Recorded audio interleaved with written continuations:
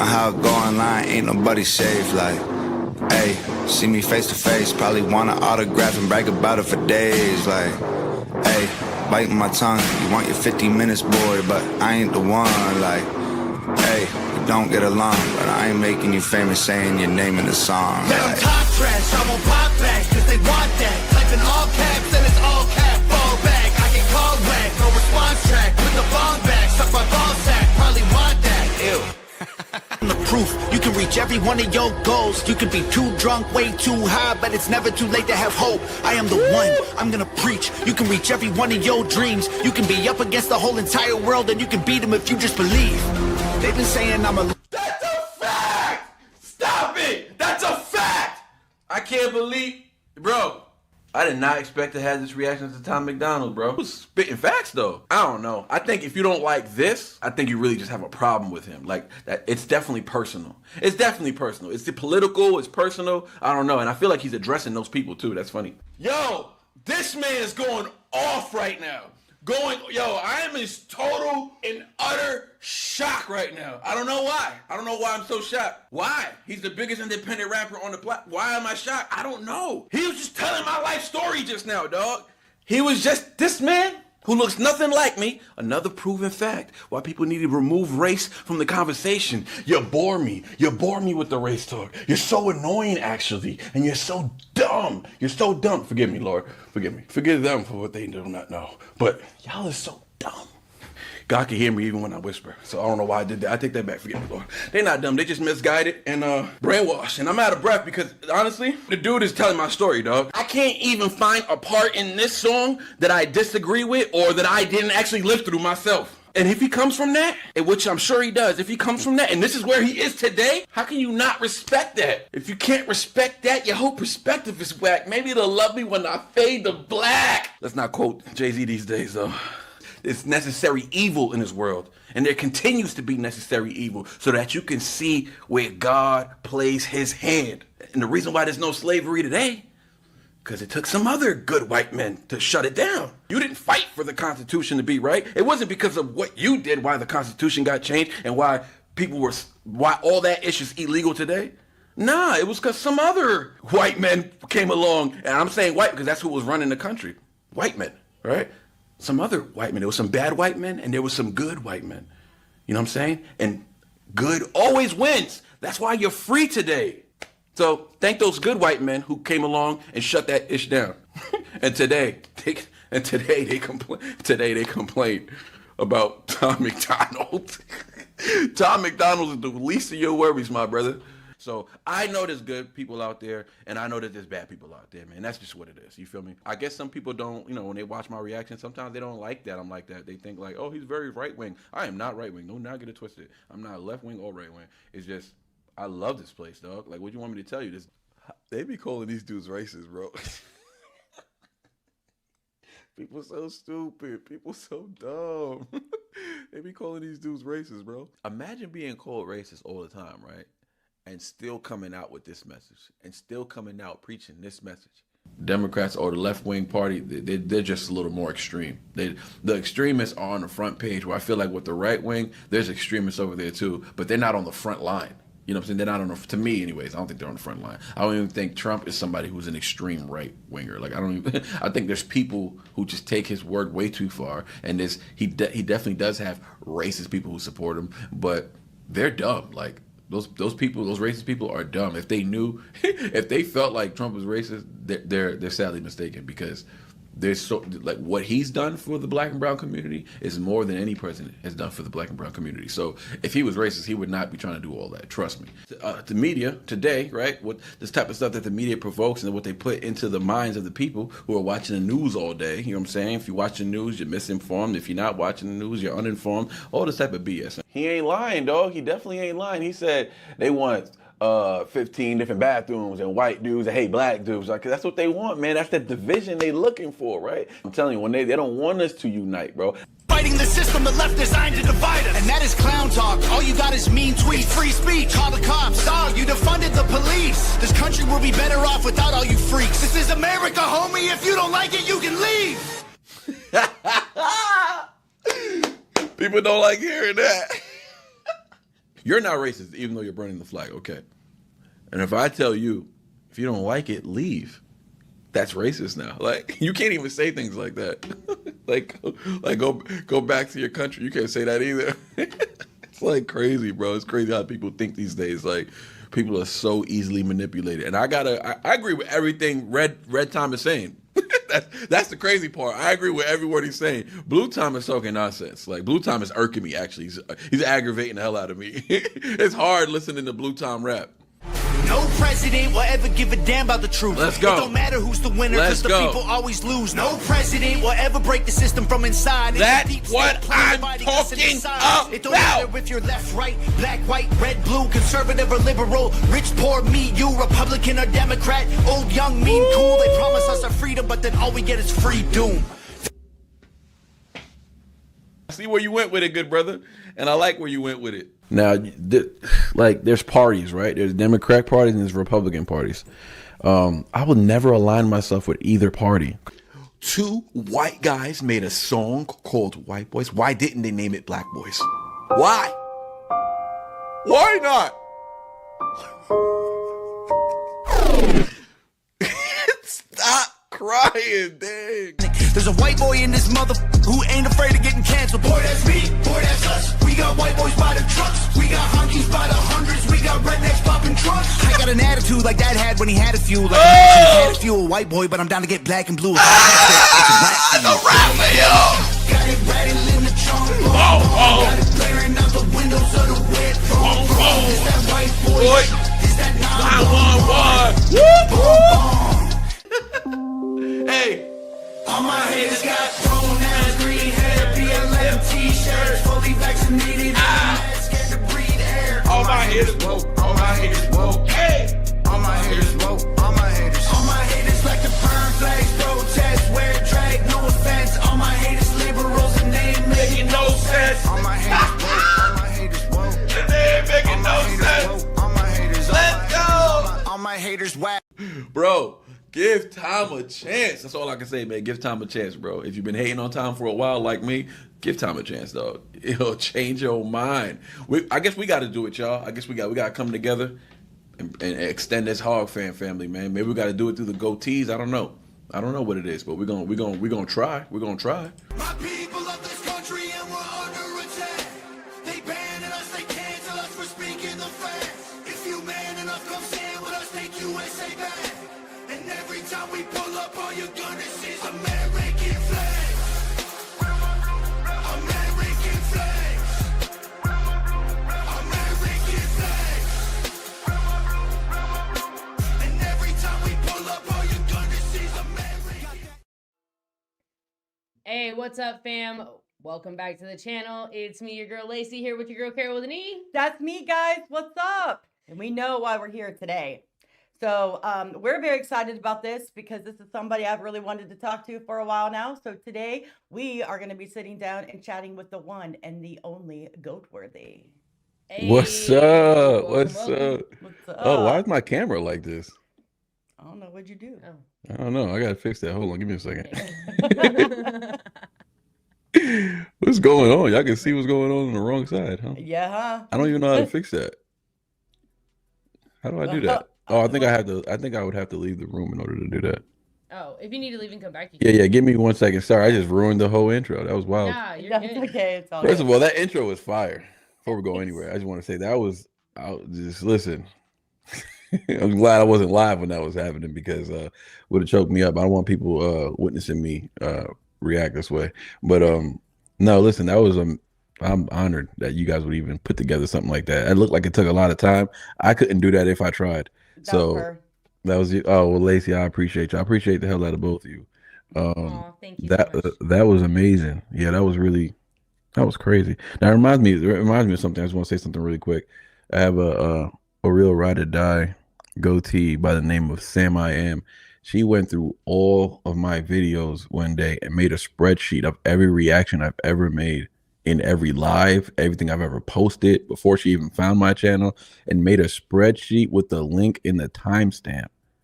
and I could just go to that link because of her. I could just go to that link and cut out a reaction and just post it because she made a timestamp and the link for it. It's just amazing. I don't even understand how she did. No, she did that. She did that in like 2 days. I was just like, wait, how did you just do that? That's a lot of time. That's a lot of time. Yeah. So the dedication. That intro probably took me about 8 hours. Damn. What I owe you? No. It's my thing. I love making videos, and I love piecing them together and creating something out of many things. Like, well, thank you. I appreciate that very much. Let me fix this somehow.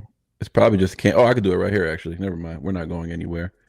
Here we are. Let's get it. There we go. Hey. There you are. I know a little something. I know a whole lot of nothing. I'm learning. Listen, I'm like you guys. I'm learning on the wing. People really, not that I do anything cool, not anything too fancy, like as far as like computer stuff, because I don't. But from what I've done here, literally, no one has shown me anything. Like I never even owned a computer. Like the only computers I've ever owned was from work. Like I had no desire to go on computers. I had nothing to do on computers.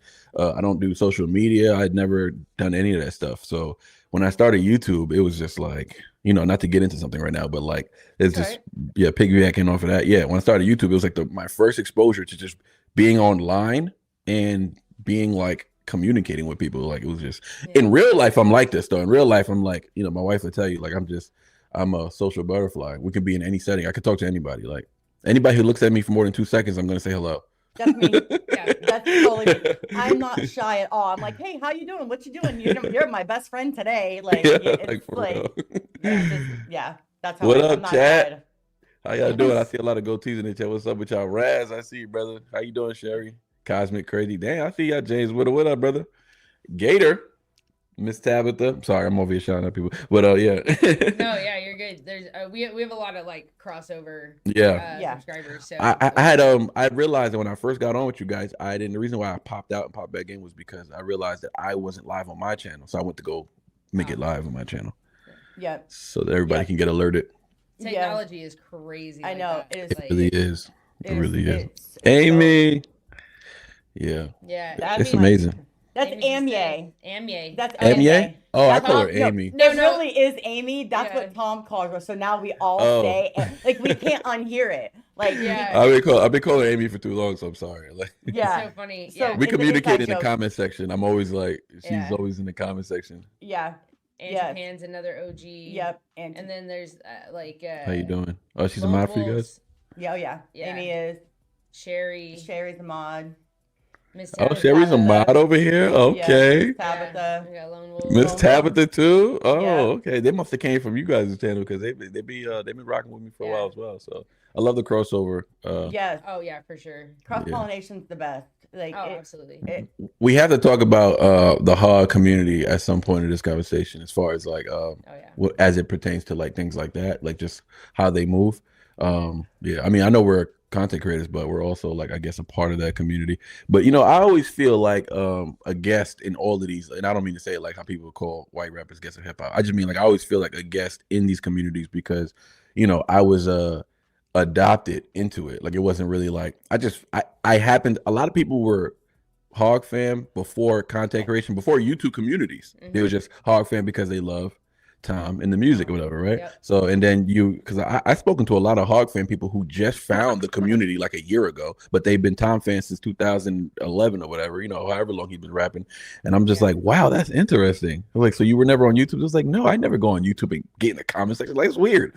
I don't like know people. She was like, and now I talk to people every day. Like, this is my family. It's like, I love that. I love that. We say like Hangover Gang is forever and Hangover Gang is family. We actually have a best friend tattoo that says "Blood don't make you family" from my fans. I don't know if you've done Tom's my fans yet. I don't think you have. My chat would have to tell you. I'm not sure. I'm burnt out. I'm burnt out so much time. I think if he would have seen, I would have totally. Because I watch almost every one of your Tom reactions. Yeah. So I think I did my fans on a live though. I think someone someone actually put in for my fans, and I think it was like a long video. 18 minutes. Yeah, we did that on a live one day. I wasn't even mad after a while because I try to set like some type of rule. Nobody follows my rules, but I try to set some type of boundary. Like I was like, yo, 5 minutes. and like we gotta let's keep it at least somewhere in that range. Yeah. Every once in a while, somebody would be like, "It's 6 minutes," but I'm like, "All right, fine." Yeah. And then somebody snuck in an 18-minute. I was like, "What is No, this?" yeah. Well, it goes So- by really fast when you're watching like the fan videos and stuff. And Yeah. the cool thing about that was when they told people to submit them, and they had so many, and there were so many good ones that they didn't want to leave anybody out, so they just. I know. You know what? That would be me. Yeah. That would totally be me because, like, yeah, how do you cut anybody out? I mean, unless it's bad audio, that would be the only reason. Like, you know what I mean? But Right. Yeah. Yeah. Absolutely. decent audio, I'm gonna let it slide because you Yeah. know they took their time out of the day to make a message, and I asked them to do it. So yeah, you know, I feel and that kind of just speaks to like Tom made that video. He requested those videos, or Yeah. yeah. So on like Facebook. that just speaks to his character, like how he Yeah. you know. Yeah, it's just more Yeah. proven grounds on the type of person he is, and people get that twisted. People always asking about. Oh, I'm sorry. 1 second, guys. Wife is asking if I want mac and cheese. Yes, I do. Yeah. Yes, we do. Okay, go ahead. Absolutely. We will take some as well. Thank you. My daughter never finishes it. She can't finish a whole box, so I'll jump in there, Hell clean it yeah. up. Yum. But yeah, Yo, cheese makes everything better. yeah, absolutely. Listen, we need to divert. Like, Oh, I know. We can talk about mac and cheese forever. yeah. Well, it's so funny. I'm glad Carol's she's gonna keep us in check. Because I think me and Lacey are gonna go off of a whole cheese tangent. Next thing you know, we're talking about government cheese, and it's just like I like 4 cheeses in my mac and cheese. Thank you very much. Flood in the house. Flood, what up, big homie? Whoa. Flo, what up, dog? That We guy need- right there is like my favorite reactor ever. Mm. I have He- like I was watching him before I was even thought about doing a reaction. Me and my Same. wife used to watch him and his wife, and like Yeah. they used to go live, right? They used to do the thing, they go live. I haven't seen them do it in a while, but they created a bracket, you know, and not for nothing because they was killing it. I remember one day they created a bracket and they were killing. I mean, like there was so much.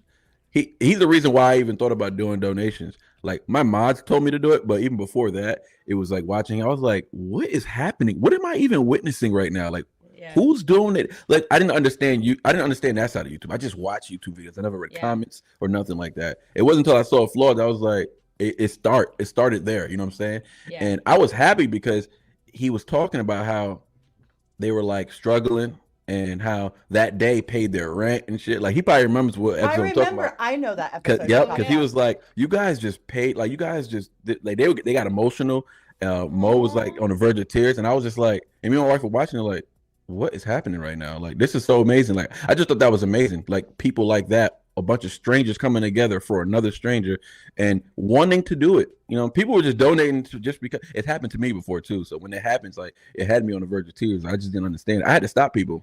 Yeah. I literally because I couldn't handle it. Yeah. No, I almost. No, my wife was like, "What are you doing?" I was like, Yeah. I was like, "Babe, I cannot do this. Like, I could not do this right now. This is too much." I remember you were doing that one time. You were doing something for like some kind of, I don't know if it was like you were doing it, you were trying to gain money for something, you like get requests for something in particular. Yeah, And, raising money for something. Yes, yes. And it was like almost like you reached the goal. You're like, "Grace, okay. Oh yeah, it was for the rent. It was for the my girl Lisa had a whole Yes. thing going on. Yeah, and we was trying to hit a goal. I didn't want to stop him because it was for Lyme disease, but I kind of wanted to stop it on my page for some reason. It didn't work, but I was just like, we hit the goal. Now let's just do free reactions. Like you guys don't. That was the whole thing. We're gonna hit the goal, and then we'll just do a bunch of reactions, unlimited for like 10 hours. And they just kept donating the whole time, and it was for the whole Lyme disease movement. So I was happy. Like Yeah. we raised a lot of Yeah. money that day for them. That was probably the highest we've ever raised. Actually, the highest we've ever raised was for a buddy of mine who's homeless, who I found out was homeless. One of my best friends, and I didn't know he was homeless for 2 years.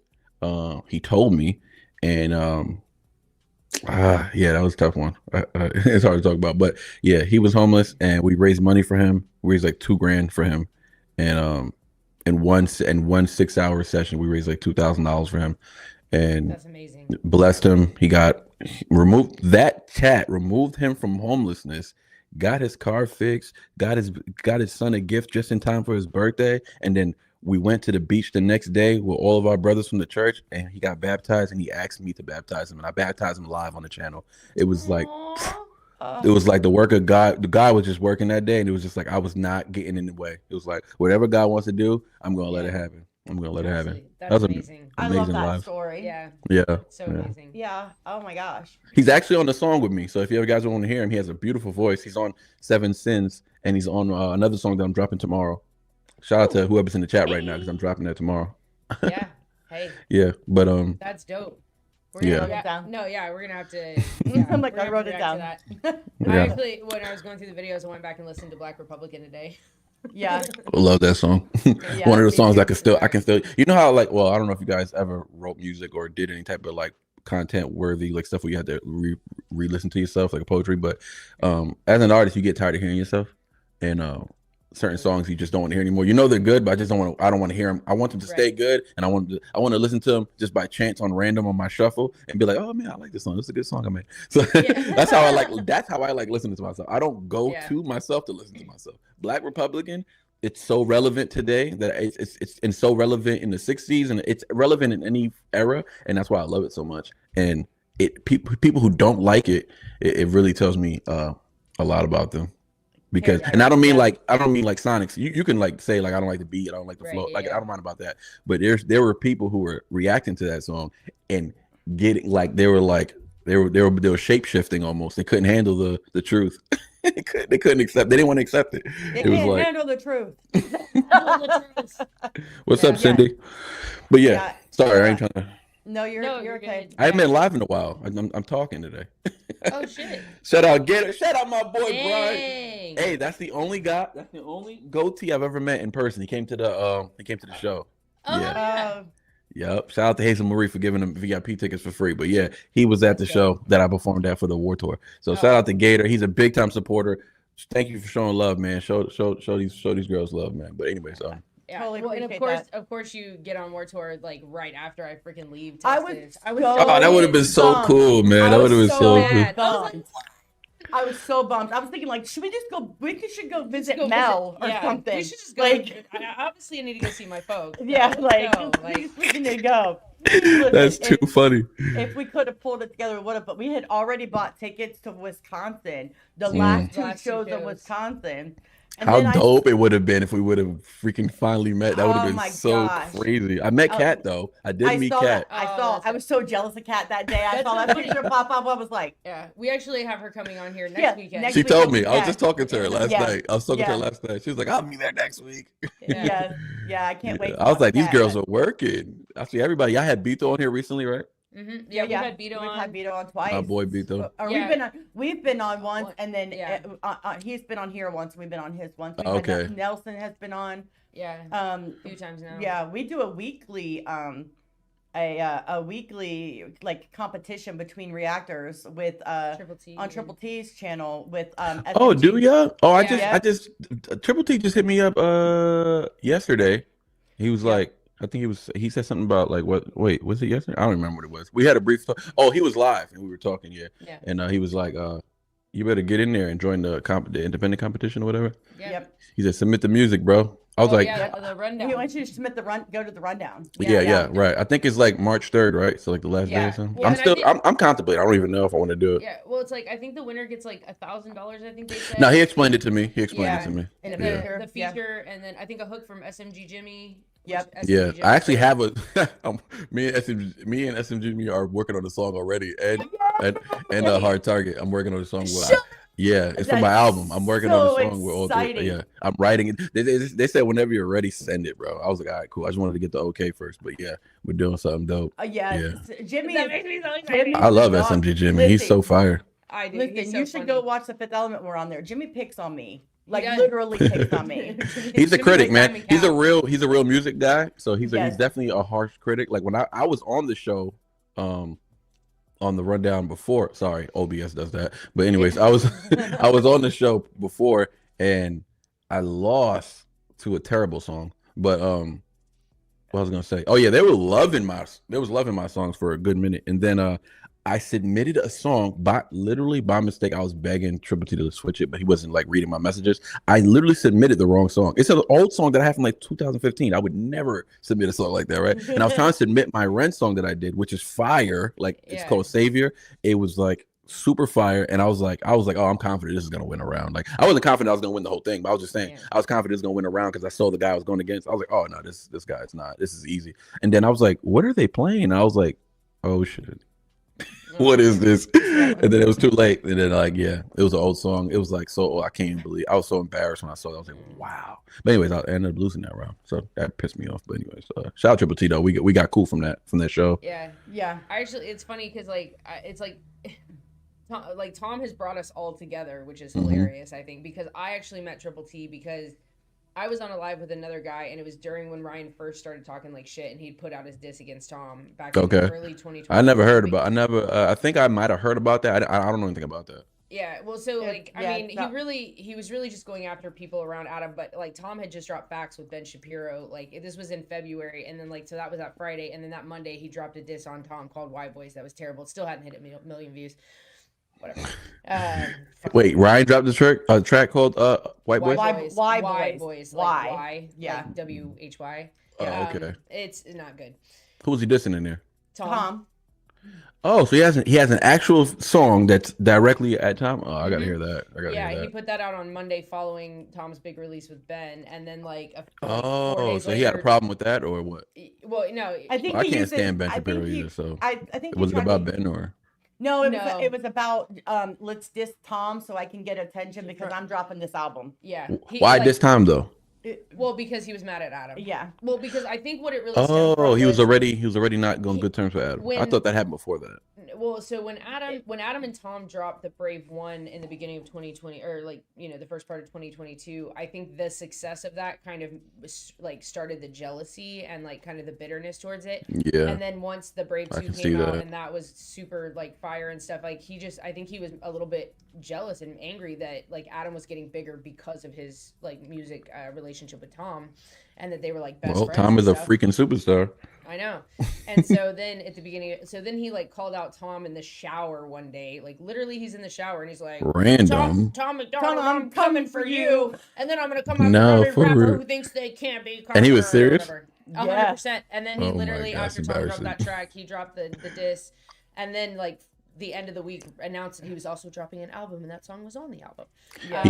I've heard his raps, man. I've heard some other country songs that were pretty dope. I ain't gonna lie. Yeah. His raps suck. I'm not gonna lie, man. They're not good. No, his rhyming is not good. No, his flows are off. He doesn't rhyme good. His bar structure is not good. He can't. Oh my god, he sounds like an amateur rapper. Mm-hmm. This is bad. But then I go listen to some. I heard another song. It was like a country type song. I was like, this is fire. He had some fire going on with as far as his singing and stuff. He doesn't have the craziest, greatest voice, but I do like his singing voice. Yeah. Sounded pretty dope to me. You know what I'm saying? I know a lot of people don't give him, he catches a lot of smoke from most people I react to. They don't like him, but I try to be unbiased as possible. His raps suck. I'm not gonna lie about that. But as far as music, he's got some. I heard 3 songs. I don't react to them because type of person he is. I saw too many wild videos of him talking. I was like, I don't want to promote anybody like that. Yeah. Not that he needs my promotion, but I'm just like, nah, I'm good. That's not the kind of energy I like to keep on my channel. So I never really put it out. Yeah. I've reacted to his stuff and then just ended up not putting it out. I was like, you know what? This dude says some wild stuff. I just couldn't and it's not even anything of integrity. Adam says crazy stuff, but he's saying a lot of things off integrity. You know what I'm saying? Right. Adam just has a vulgar mouth. I don't feel like his messaging is ever really heinous. Right. Yeah. But anyways. Yeah. So, so when all that happened, so this was before Triple T and Adam were friends, and he was actually on more Team Upchurch, right? And so he was kind of defending Upchurch, and I came on his live. Triple T.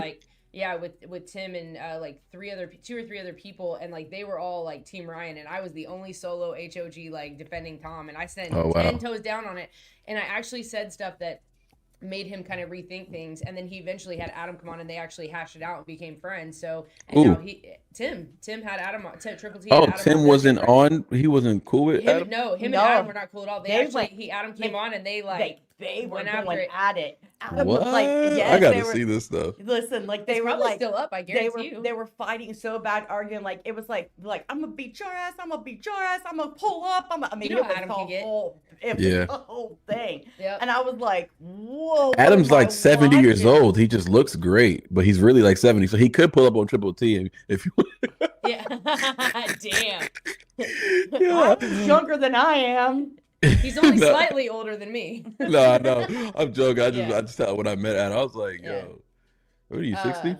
But so like that's how we got to know Tim basically, and then we Interesting. became friends. And Interesting. we had a whole thing with kind of took him through Tom stuff, and we answered a bunch of questions, and now he's kind of more of a fan of Tom too. Yeah.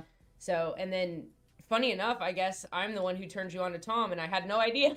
Yes. I forgot. So speaking of that, yeah. So this is what happened.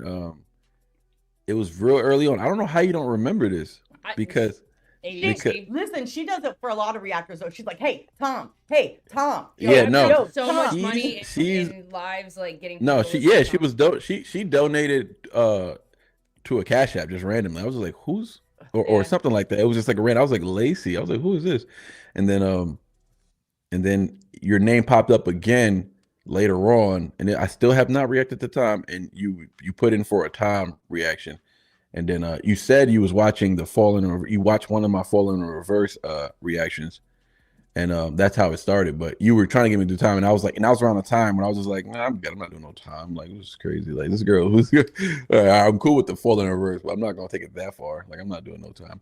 But because the funny thing, the first time I ever heard Tom, well, the first time I knowingly heard Tom, well, I wasn't even doing reactions. I was just watching a Stevie Knight reaction, and this is before he was good on Tom. He was like, "This is." He convinced me it was terrible. He said, "Listen, the rapping is decent." He's like, "No, the rapping is good." He was like, "But this hook is terrible. Like, I can't listen to it. It's not listenable. Yeah. It's not listenable." No, he actually turned into a fan because I remember watching he was never a his. fan of the hooks. He wasn't really a fan of the hooks much. Yeah.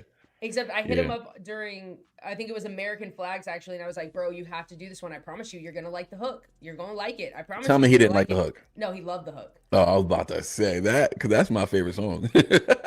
Yo, Like from them two, that's my favorite song. Yeah, Carol got drunk Easily. one night and literally hung out my window while I was driving, singing American I Flags. at the scream top of my singing lungs. it like really badly. And there is a clip somewhere out there in the YouTube realm of Carol I'm gonna have to go screaming, find it. singing drunk out of a window. But I don't drink, so Oh my like, lord. let me just make that very clear. Like, I'm not really a drinker, so when I do drink, it doesn't take a lot. Yeah. Oh, did I just freeze up or what?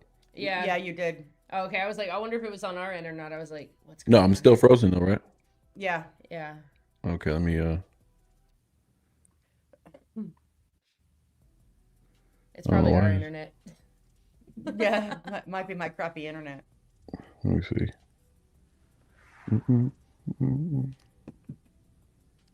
See, why does it keep saying this like Auntie Panda hasn't locked? Why is she? Oh, that's not locked. That's coming from. I think that's when it's on a comment from his channel. Oh, like It's like a link. he- It's with yeah, the okay, ball on because she there. must. I have don't know why it's like not. I'm on frozen. I don't know. Is it frozen on? Let's see. I'm going to close this OBS and open it back up. No worries. Oh yeah, I guess it is frozen on there too. Good old technology, y'all. Please hold. I still used to watch Stevie Knight's like reactions though, because like I was so determined that eventually he was going to like love a Tom song. There you are And again. So I'm trying to get it to the OBS. Yeah. Can y'all still hear me though? Yeah, Uh-huh, I can yeah. hear Oh, you. okay. yeah. Yep, Sorry. I hear you. But also like but like Stevie wasn't ever really like, I don't feel like at least the ones I watched, he was never super disrespectful. Like I'm okay if somebody doesn't like how it sounds or the music or whatever, but like it's mostly like I don't like when people Yeah, attack I Tom's never character, seen him be disrespectful. but I've never seen, and so I would still watch his reactions anyway, just because I wanted to know what he thought, because it was so much more satisfying because he was always so kind of like critical in a sense that Yeah, I that like I- that too. Like the yeah. honest people. Like yeah, no, I love that. I do fuck with that. Like, but when people attack his character, that's kind of when I start like cutting it off. Like, I'm not gonna talk shit about you or anything like that, but like I'm just probably not gonna like fuck with you anymore. Or, Yeah. like, very much. Or I mean, mess with you. Sorry. right. Potty mouth. I'm the same way. I wasn't really feeling the at first I was just like I just always noticed he was super honest. Sorry, Yeah. I'm doing the most right now, but I No, you're good. I had to fix it. Yeah. This is what I have to go through every time that happens. That was actually on my side. That happens every once in a while. But yeah, with Stevie Knight, that was another person. Actually, hold on real quick.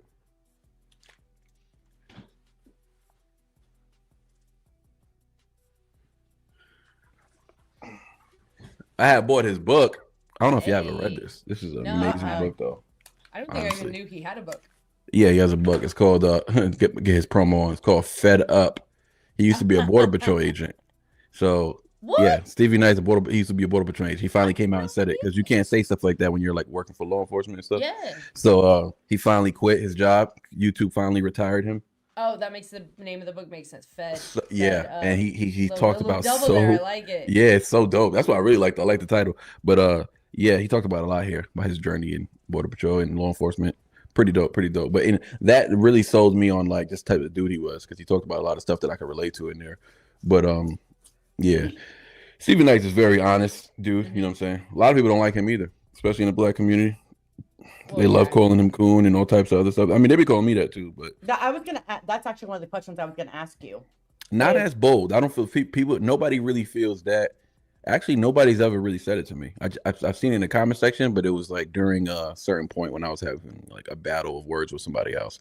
So that's the only time I've ever seen it, and it came from his, his fan base. But as far as just like people, just not really. I mean, because you know what? I think that Stevie Knight comes off a little more brash, so he upsets them a little more. He'll upset the black community a little more. I think the way I come across is not as brash, and it's more like this is just my understanding of it, and people go like, even if they disagree, they kind of like respect it, but they completely disagree, but they'll just, no one comes out their face and just says something crazy like that. But I wouldn't care if they did. It wouldn't bother me none. But yeah, but I think a lot of times your words though are a little more I don't want to use the word, they're not, so you're still to your point, you know what I mean, you're still direct about what you want to say, but it comes across more educational.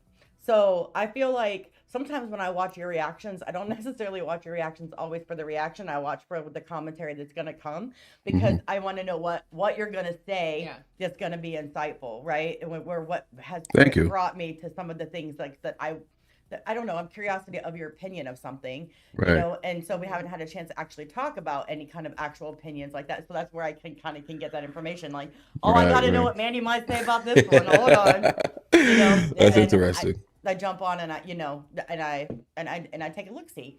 So that's what I did today too. I was like, hold on. He said something in the last drop that Tom had in Pray for the Left. What did he say that made me want to ask him this? Like, that's exactly what I was watching when I told Lacey. I was like, hey, we need to talk to Manny. I need to talk to Manny. That's amazing. I appreciate that, because honestly, that's kind of I wish I can just do that. Well, I'm starting a second channel. Like I've had enough. So I don't like overflowing my channel with this kind of stuff. But I don't mind it when the music comes up, when it's relative to the music. I don't mind talking about it. But I'm starting a second channel. It's called Politics as Usual. And so it's kind of just talking about like usual politic bullcrap that they're on today, right? Trying to remove. It's a little more spiritual, because it just has a lot to do with this system that we're up against that's trying to just completely remove God from the picture. And I have issue with that. And scripture says that we have to be bold and claim God, to the world, and spread the word of God, spread the word of Christ. So I really feel like, because I was thinking about not doing the channel, but then I realized, you know what, I'm supposed to do it actually, because I have to speak up, and I have to represent. But I love that. I'll be tuning in. Yeah. I'll definitely be tuning in. We don't do a whole lot of politics. This is actually, for like some of the questions I want to ask you, is probably a little bit more like political realm than I usually would ever touch on much. Shout out to Gator. What's up, brother? Yes, and thank you for all the love. He also said this on Video for White Boys Don't Dance featuring Manny dancing. Yo, for real. Listen, I've never seen, honestly, and I've never seen a black guy get so hyped to white boy shit in my life than your video. Holy crap. Good. So fun. Which one? I was like, white boy shit. Oh, boom. Yes. I was sitting there like, that was the day. He's got his that was the day I met him. Yeah, I got my white card. You didn't hear me in the video? Yeah, he's like, my wife is white, my girl's half white. You my said kid's half white. Yeah, my kid's white. I got a white card. Sides. She was like, she got the struggle going on over here. She got it on both sides. That's so funny. My girl, my little daughter has a little black baby and a little white baby. And she calls the babies the black baby and the white baby. I don't even know where she got that from. I'm just like, they got to my daughter already. Me and my wife were like, what the hell? Who told you that baby was white or black? Like, she's never heard that before. So I'm just like, she heard it somewhere, obviously. But I'm like, she's 3, like she's always with us. Like, who told her? But it was just funny. But yeah, she was like, I want to take my black baby today. Today she took her white baby to the mall. She's like, I'm gonna take my white baby to the mall. I'm just like, you don't be bringing your white baby out the house. Like, you being hella racist. Like, we'd be teasing her all the time. But yeah, she loves her little black baby. I think just because it looks like her, that's why. But today she brought her white baby out to the mall. We were so proud of her. We was like, wow, she's growing up. Yeah. Poor little white baby does not see the light of day. Gets no sun. It's gonna stay white. Get the baby a tan. Listen, dude, the struggle is real. Yeah, it is. Yeah, it But, is. Listen, spray tan, here I come. Summer's coming. I'm just saying, the struggle's real when you're minimally pigmented. Yeah, yeah. Well, I have embrace it. We definitely have. Oh, Triple T, what's up, buddy? Triple T in the house? Yeah. Triple T, what up, dog? It's delayed, but yeah, shout out to Lacey and Carol.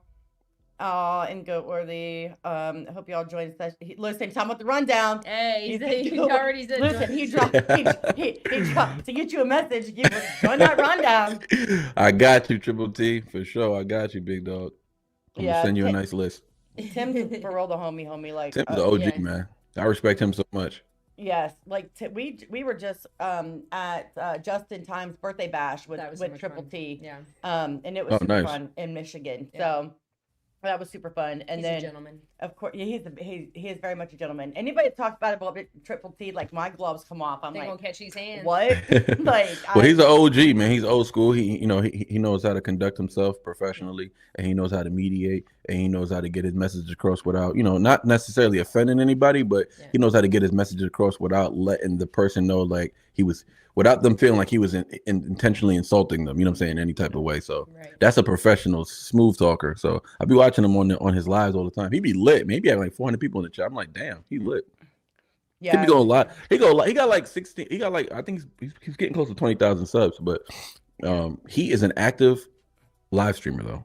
Oh no, for real. Like, I don't know how he does it. Real community stuff. He has a bigger channel too. So, I don't know the other channel. Yeah, he's got another channel called Dog Pound, and it's a bigger channel. But Dog Pound Reaction. Yeah, but yeah. Okay. He be getting. I need to get on it.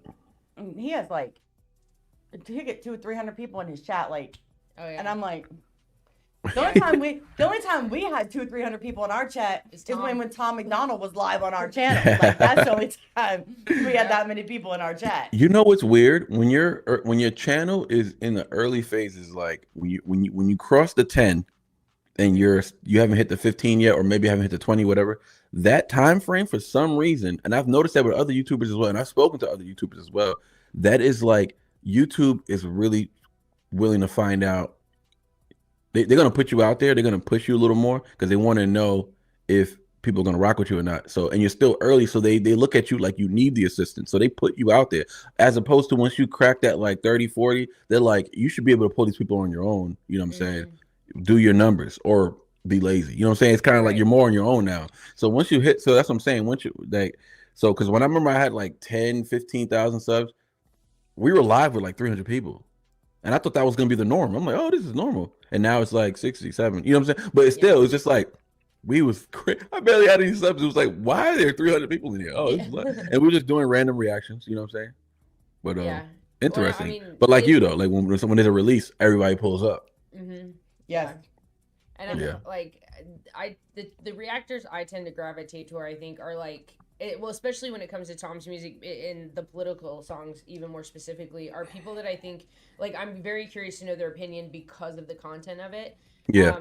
And that's how, like, I'm not gonna lie, I gravitate towards male reactors, and I'm even more intrigued when it's like a black reactor. Or if they have something on there like liberal reacts to, or something like a Democrat reacts to. Yeah. Like, because I'm part of me is like, I want them to agree, but also I'm just genuinely curious how they feel about it. Yeah. You know, there's always mixed reactions to it for sure, but I love when people are, well, yeah, I mean, that's facts. He's really just saying that's the truth. Like, you know what? Sometimes when that happens, when you're when you're having the thing about, if we're gonna get into it, right? But Yeah. the thing about politics, and when it comes the thing about politics and race, it's very interesting because it is a relationship. It is not to be ignored.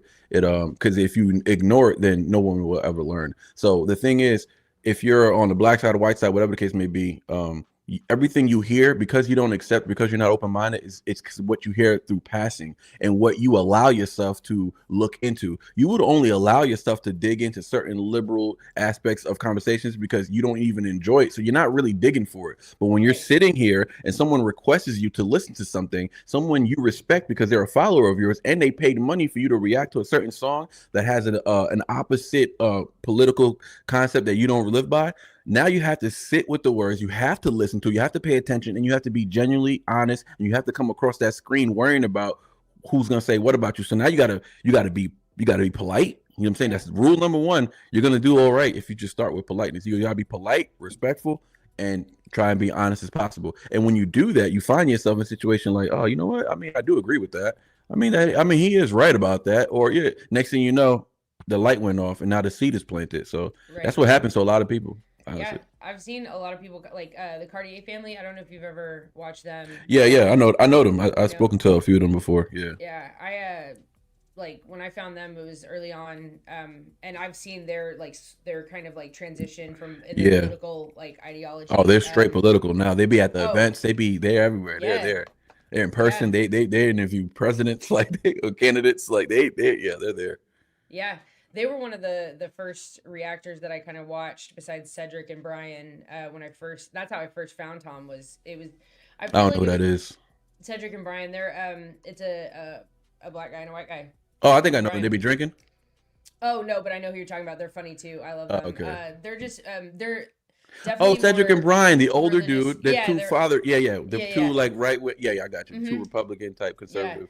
Yeah, I know. And that's kind of how Tom's like song kind of came into my feed because I watched. Oh, you found them through that? Mm-hmm. Yeah, because I heard Kid Rock's "We the People," and that was the first like political song I think I'd ever heard, and it was in the beginning of towards the summer of 2022, and like I wasn't really political up until that point, but when 2020 happened, obviously like it was like pushed into our face. So it was like you couldn't ignore it anymore, and so I like went deep down the rabbit hole and like. I had a lot of shift on how I thought about things and everything. And then, We the People came out and I was like, oh, so like somebody else does feel like I do. And then that's how Tom, like I saw the reaction come up for The System. I was like, what the hell is this guy? Like my favorite Tom, this is my second favorite Tom song. It just recently got knocked off #1 after he put out, what's the name? Man in the Sky. Man in the Sky last year, yeah. Once he put Man, I was like, okay, this is my favorite Tom song. But my favorite Tom like rap side song, it's still The System. Yeah, it's still The System. The System used to be mine, but The Machine is probably like my favorite. Well, my favorite. I love The Machine too. But the only reason why, and they're the same song to me, honestly. They're literally the same song. But the only reason I had The System over The Machine, even though in The Machine he says more. You know what I'm saying? He says more because in the System he taunts a little bit, he trolls a little bit, a very little bit, and he's serious for the most part. And in The Machine, he's not trolling at all. He's very serious. He's very fair, and he's very honest. I love the messaging of The Machine. I love more, but sonically, because they're almost the same song, The System still sounds better to me. Welcome to the system. Everyone's a victim. No, that hook is stupid. That's his best hook too. By the way. And that was the very first song I ever heard. No, a lot of like if you ask me what my actual favorite songs are, like most of them are unreleased. I feel like almost all of them. Oh, really? A lot of his best songs are unreleased, which. Well, I already go ahead. You keep talking. No, yeah, she knows what matter of fact, sometimes my chat probably might even know like my favorite song. Yep. Trust me. What's your favorite song, Kev? It's called Average Boy. I love Average that song. Boy. What album is it on? I think it's off the Renegade. I think it's Renegade. It's Renegade or Revolution. It's one of the two. I'm almost certain it's Renegade, but like only like 90%. Yeah. Because when I finally put that stuff in my phone, like it all just goes under like. Well, I have every album here, so if I need to. I saw that. Yo, that whole table back there is nothing but albums. Yep. CDs, like. Yep. They're everywhere. They're actually all over the floor. I know. Yeah, they're all signed. I own more CDs now than I think I ever did, like actual CDs as I did as a younger person. Yep. Oh, love it so much. Love that. You know, album. I have all three of the album covers from that one. I got the alternate Oh, really? cover, I only the have gold, that one. or I guess I got the gold, the silver, and the alternate cover. Yep. And then I got wild ones too. Yeah. Yep. Um, But when you get a chance, take a listen. Average Boy, that's my favorite song. Average Boy. Okay, you said it's on the Revolution. I think it's Renegade. Renegade. I think it's Renegade. I think it's at the like towards the bottom of Renegade. If I'm maybe. Okay, yeah, it's not on the Revolution. Okay, so it's probably on the Renegade. one. Renegade. Yeah. Yep. Yeah, I want to Yep. say it's like one of the last 5. Yeah, number 13. Yep. Mhm. Average Boy. Yep. That's my shit. I love that song. It's still probably like one of my favorite songs. And then my new favorite song to listen to all the time is Denial off of one of the 2 new albums. I'm so I bad think at the that's off album. of the I'm second one. so bad at the album I think names. it's No Lies. Because I literally upload everything to my phone. So like once it's on my phone, it's just under like that new release, and I just put like Renegade / whatever. Yeah. So whatever these albums are. So I have no idea like I have a whole playlist now that's like Tom's 2 new albums and Adam's, like, and it's all like in one. So I just shuffle through them because it's no secret Tom MacDonald, Adam Calhoun are my favorite artists. Yeah. So Ditto. which is so funny. You know how you talk about Adam's flows, right? Yeah. So everybody knows that Tom is my favorite artist. Like if you're gonna give me a favorite artist, like Tom's my favorite artist. He's like one of my favorite people. You know, it's different when it comes to Tom. Adam is my favorite rapper. I got you. So and it has I to got do you. with that more East Coast like flow, like what I'm Yeah. used to. Like I say the same thing. Yeah. I'm literally with you as far as like the description of the both of them. Like yes, yeah, I say something. So I mean I said it to Adam when I spoke to him, but he said something. I don't know if you guys watched the whole interview, but yeah, he had said something funny. He was like, he looked in the camera. He was like, I gave you your flowers, dog. All right. He's like, you rap better, but I sound cooler. Let's be for real. I was like, I wanted to clip that. I was like, but I don't want to start no drama. I was gonna clip that and put it on. No, I think Nah, Tom would love that. Tom would find that funny. Yeah. Yeah. 100%. Tom would find that funny. It's probably some just shit saw you some- said to him. I know, I'm Adam's sure he given has. Tom his flowers several Over and times. over again. No, he does, man. He's giving big praises. He's Yeah. giving big praises. Which I think is really cool because they started out not friends or like not. So cool I still haven't dug into that story. The only reason I haven't dug into that story is really because like I have, you know, well, we've been gearing up for this interview with Tom, right? Mhm. And we're just it's the dates. It's like something is always happening. Something happened Yeah. on my side one time, then something happened on his side. His dog was sick. Like it was a bunch of stuff Yeah. happening. And I'm Yes. just not forcing it. I'm just like waiting for it, right? Because Right. I want to do it in person. Yeah. I told him I'm flying over there. So Yeah. so whenever it's right, that's when it's gonna happen. You know what I'm saying? Yeah. I don't want to force it. Until then, I got work to do. You know, everybody got work to do. So, but I really want to ask him about that kind of stuff when I speak, because I was supposed to ask Adam about it. I wanted to get both sides, but we were rushing. I had to go hit the stage. Like it was Yeah. so much happening that day, mayhem on that tour. But yeah, I don't know much about that. I don't know, and I don't ask either. I don't ask. Yeah. My followers try to tell me all the time. I don't read into it. I don't look it up. Yeah. I kind of just want to know, you know, what it is. You know what I'm saying? Yeah. From the horse's mouth or Right. horse's yeah. mouth. As I said, Well, I've literally told that story so many times. Like I could tell it up and down, but I'd rather you just like hear it. From Yeah. him. Yeah. I like your shirt though, Carol. Simple Man. Oh, Simple yeah. Man. Dude. Yep. You should see Yep. this one. What is Yeah. that? Respect is Respect this or express this.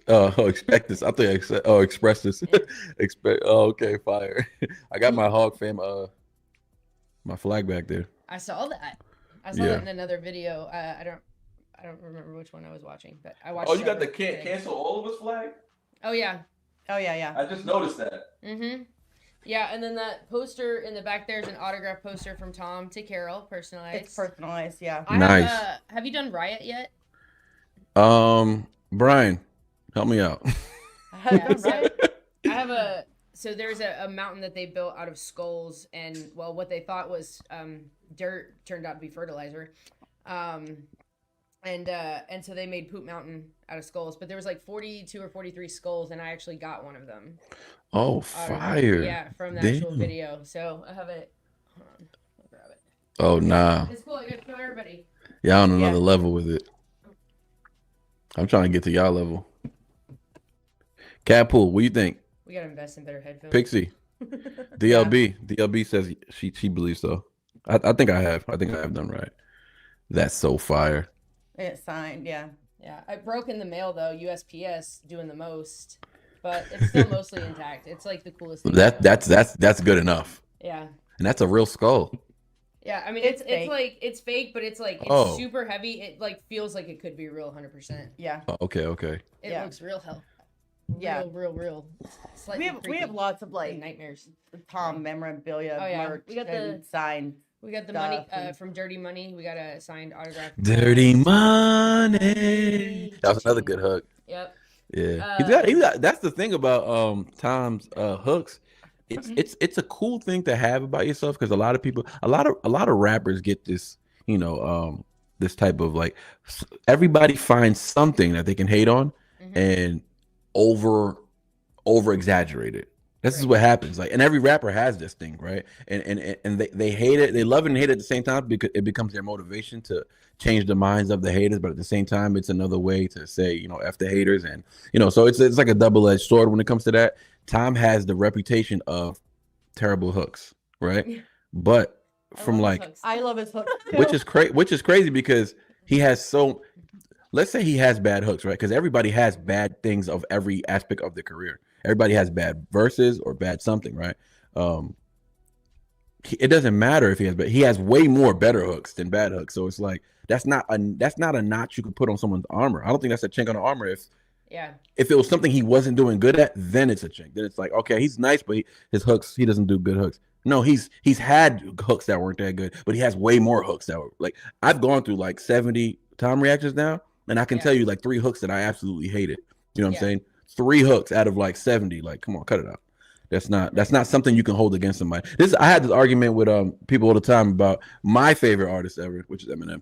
But people say he raps fast. He just raps fast. He's rapped fast on like 4 songs in his whole entire career. Yeah. And meanwhile, he has, just think about, over 1,000 verses probably in his whole 33 years of rapping. Right. And he's rapped fast maybe like 4 times. And they were all on singles that were like commercialized. Yeah. So that's all people know, Right. So if you don't dig deep into the music, you won't know that he doesn't rap fast. That's not even his thing. He doesn't even rap fast. That's the crazy part. Yeah. That's the crazy part. But they will use that against. So every artist has this thing. They do it to Jay-Z. They do it to everybody. Like, oh, he doesn't talk about rapping about drugs or something like that. I don't know. They do it to everybody. So I mean, he literally says it in Don't Look Down. He says, I don't have to rap fast to impress all my fans. I am a superstar. yeah, that was hilarious.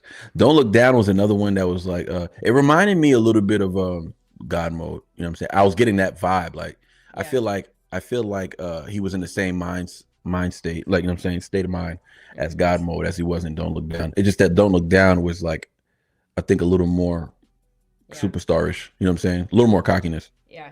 That's He was hella arrogant and Don't Look Down. yeah, and that's how he responds to like haters. He'll never do it like directly. He doesn't say names. He's not gonna give out that clout. But like when those songs like No Response, I'm Sorry, This House, God Mode, those are all like when he's finally had enough and he's like, I got shit to say. Like that's when he lets it all out. Those Yeah. I actually think those are more like his therapy songs, to be honest.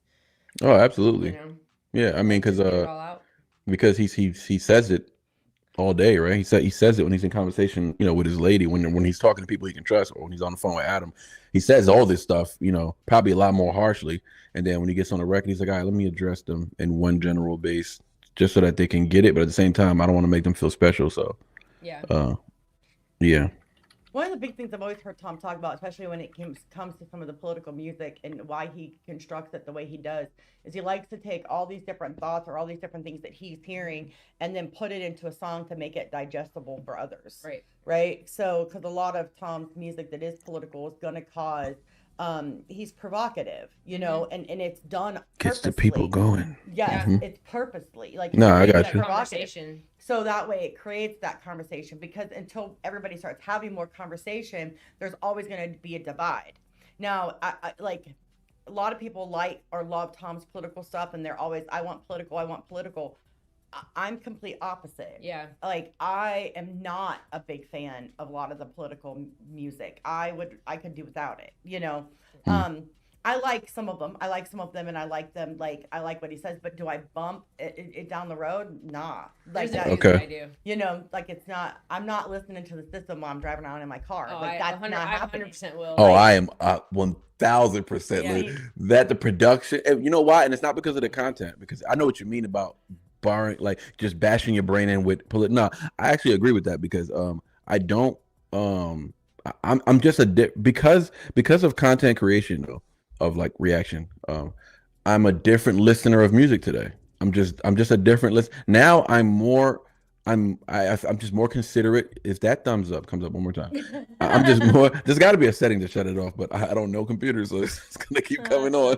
funny. But there's got lost my train of thought. Oh yeah, so I'm just a different listener of music today, meaning that I listen now more considerable. Like I'm more considerable when I'm listening to music, and I'm more thinking about the artist. Like, I'm happy that he was able to get this off. Whoever it is, I'm just saying. I can tell he wanted to get this off his chest, even if I disagree with him. I can tell, like stuff like that. So Yeah. I'm happy that people have an outlet. You know what I'm saying? It's always good to see that someone has an outlet to say how they really feel, as long as they're being genuine. As long as they're being genuine and just how they really feel, I can always get behind that because some people don't have an outlet. You know what tends to happen when you don't have an outlet. Yeah. So yeah, it's important to have a voice, man. No, it is. And I'm not against people, you know what I'm saying? But I do know what you mean. Like just casually driving to the mall or something, bumping the system. I'm gonna bump it because sonically it sounds really good. Yeah. And that's it. It's because sonically it sounds good and the beat sounds good and the hook sounds good. As far as like another song, what he just dropped recently, I won't be bumping that in my car. But Oh, Pray for the Left. yeah, Pray for the Left. That's not I something I'm was- gonna pray. That's Not something I'm gonna put in my car. But I still appreciated the record. You know what I'm Yeah. saying? I just do. Yeah, some of those songs I definitely like. I love the message, and I feel like it needs to be out there. And that's how, like, I was glad he put out "Pray for the Left" because I wanted him to kind of respond to some of the stuff that had been going on in the world. But one I actually do bump fairly regularly is "Devil is a Democrat" because, like, that's one of my favorite beats he's ever made ever. That's another one. That's like It's a sonically. banger. Mm-hmm. So Yeah. just like everything about that song is so good. Yeah, I like more of like What do you like? What do you like? Tell me what's the top record for you that you would be listening to on a casual Sunday evening? well, I listen to primarily just Tom and Adam, so like there's that. Well, what type of time are we talking about though? That's what I'm trying to get to. I would say he's a real person, Tom. Like the it's not this rapper guy Tom that everybody wants to like put him in this box, right? So Average Boy is literally that. That's Yeah. my favorite record of Tom MacDonald, and when you What- listen to it, you'll I'm understand. gonna have to listen to it. I'm gonna have to listen to it. You'll understand what I mean, you know. I'm trying to think of a song that's like that. Well, a song that I can relate to that topic would be well, I don't know. I like Castle. I like Mm-hmm. Ashes.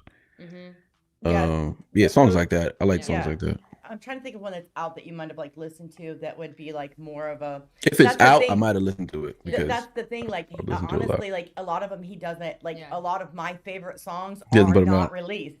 Mm. So like Terrified, like off the new albums, I love that song. Yeah. You know, that's one of mine. Denial is another one that I Yeah. really like. Mhm.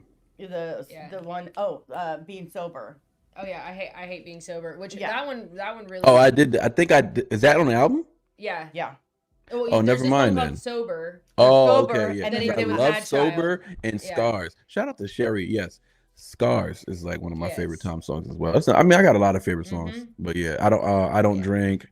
Mm-hmm. But all those songs, emo songs. I love the emo songs. Yeah, and I relate to a lot of those because I got sober and like March 4th will be 21 months, no alcohol. so Congratulations. thank you. Absolutely. And 12 actually- months. No, 21. 21 Almost- months. Oh, okay, Yeah, sorry. 21 months. 21 Yeah, months. Oh, almost okay. Tears. Yeah, Yep. getting close. So the song "I Hate Being Sober" really, really like hit me hard. But there's also a song on the albums. I think it's on. I want to say it's on No Lies, maybe. But it's called "Effed Up," and that one, like, that's a song I go to a lot as well. I think Yeah. it's on No Lies. Well, I'm not I hate- 100% on that one. Yeah, I it's hate on. being- It's on No Lies, number Yeah. 15.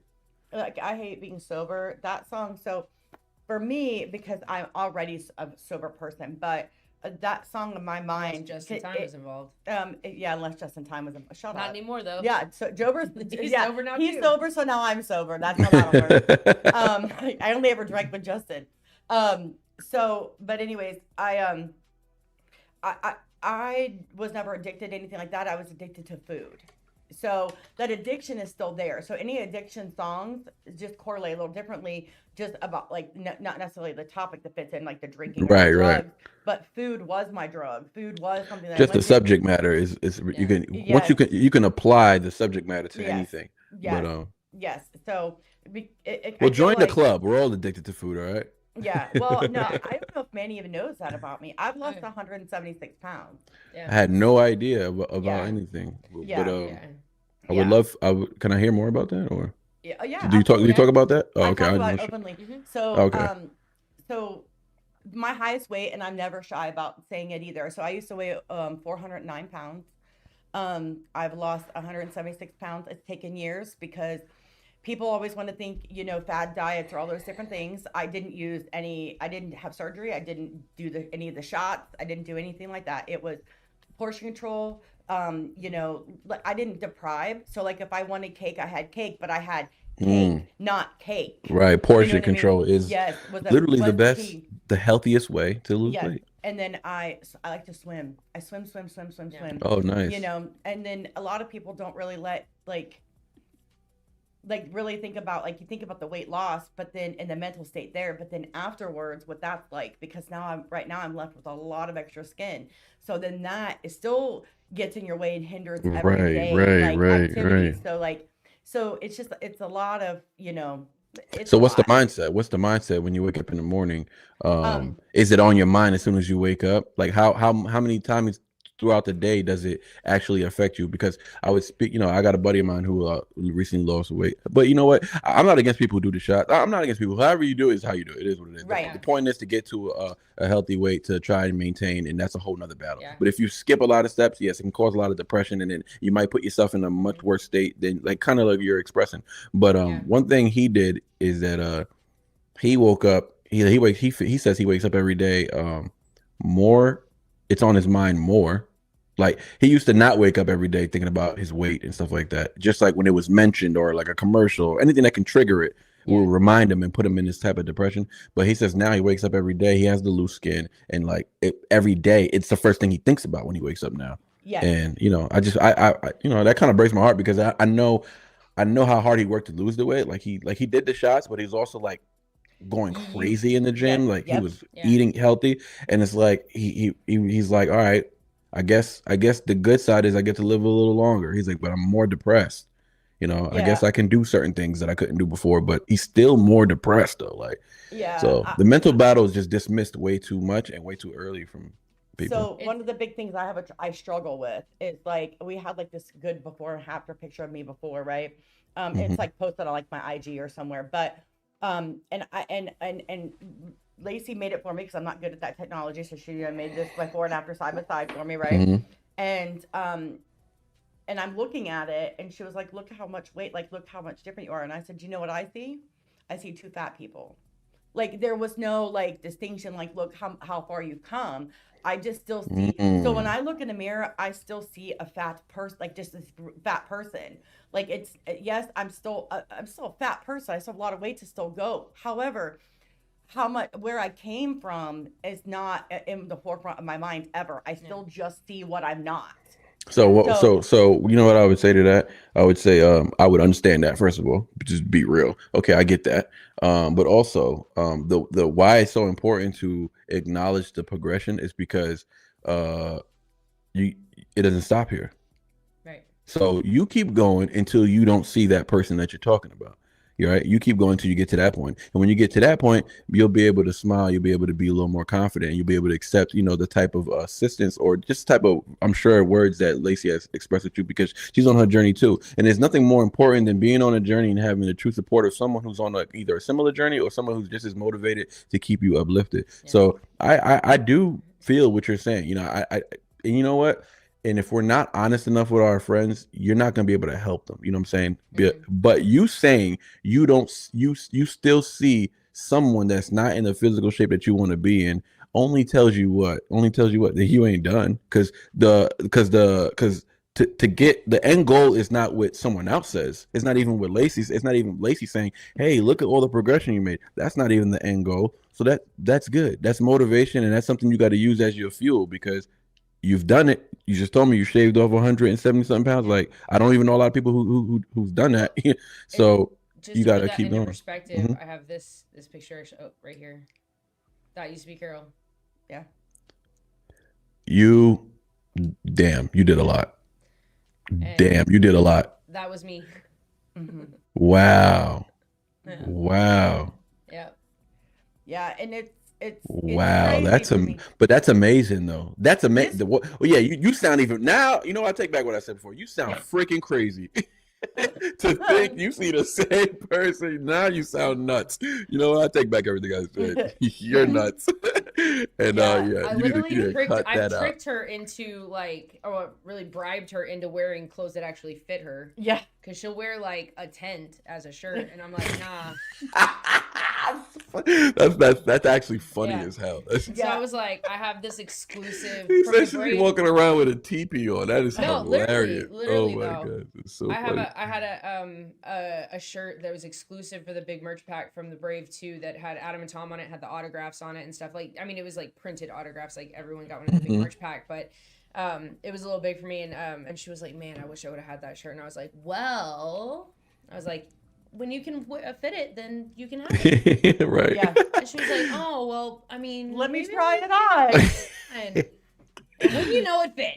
Oh my gosh. Yeah, That's hilarious. like she would be like, Carol, the crease in your shirt shouldn't be down here, Literally. girlfriend. No, Like, it shouldn't it's on be your down shoulder. here. Yeah, like this shirt's an extra large, and I used to wear 6X.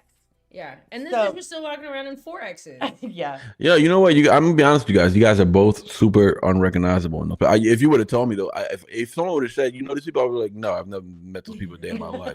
Yeah, Like, who the fuck are these two? no, I Yeah. don't know these Yeah. people. I don't know them. But yeah, that's what I would have said. So I mean, that says a lot. You guys have come a long way, and you still getting at it. You saying you're still getting at it, and like you said, don't deprive yourself, because the mental battle is just, if not more dangerous than the physical one. You know what I mean? Yeah. But yeah, shout out to Gator in the Gator's chat. the boss, man. Yeah, no, Gator's that guy. Gator's dying. He's dying to donate. I haven't been live in like 2 months. He's like, someone please take my money. Well, and he said this earlier too, and I don't know if a lot of people know, but Tom actually got a #1 Billboard for #1 rap producer. Yeah, he did. That is crazy. Yeah. And you know what's what I want to talk to Tom about as well. I'll bring it up again, but just the straight up the acknowledgement that he does not receive for just being one of the best producers.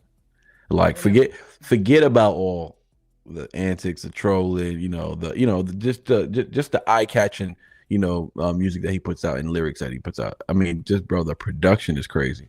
Yeah, No, Devil is yeah. Democrat is just one of my favorite beats as well. Like, that's just a knocking ass beat right there. I love Devil is Democrat, Yeah. but the beat itself is just fire. I remember hearing it thinking, did he make this? Did he, like, who made? I need to know. Like, I just need to know. Like, I need to know how to react now, because Yeah. I'm gonna act a real fool if someone in the chat tells me that he actually produces. He did produce this. I just start going crazy, because it's just like, dog, how can you be this talented? Like, this is too much talent. There's just too much talent happening. Yeah, he's pretty much produced other than the rappers. Oh yeah, he didn't do Dear Rappers because he wrote that kind of in the moment. And I'll I want you to have stuff to ask him. So if you've never heard that story, you should ask him about how he wrote Dear Oh Rappers. yeah. But Okay, so interesting. he- let me so- note that down before I forget. Yeah, there's a really good story to that, and I have so many. Oh, you know stories what? I I'm got from not so even many gonna ask him that, because I saw that chick from the I forgot her name, but the interview he did recently, she songs. asked him Jillian that. Michaels. Yeah, Jillian Michaels. Yeah, Mhm.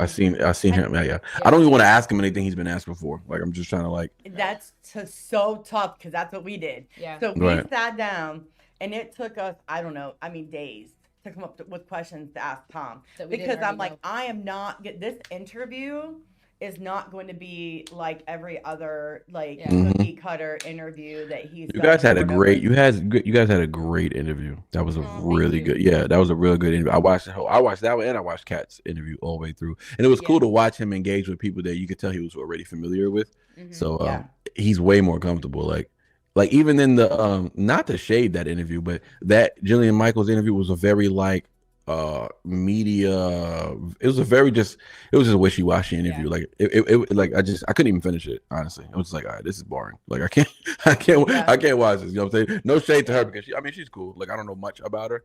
Yeah. She said things that I rock with. She said things I didn't rock with. But that's just everybody. But just the interview was just like it was just too like I don't know. It didn't seem genuine. Like it didn't seem like she was genuine. It didn't make me feel like she rides around bumping Tom. You feel me?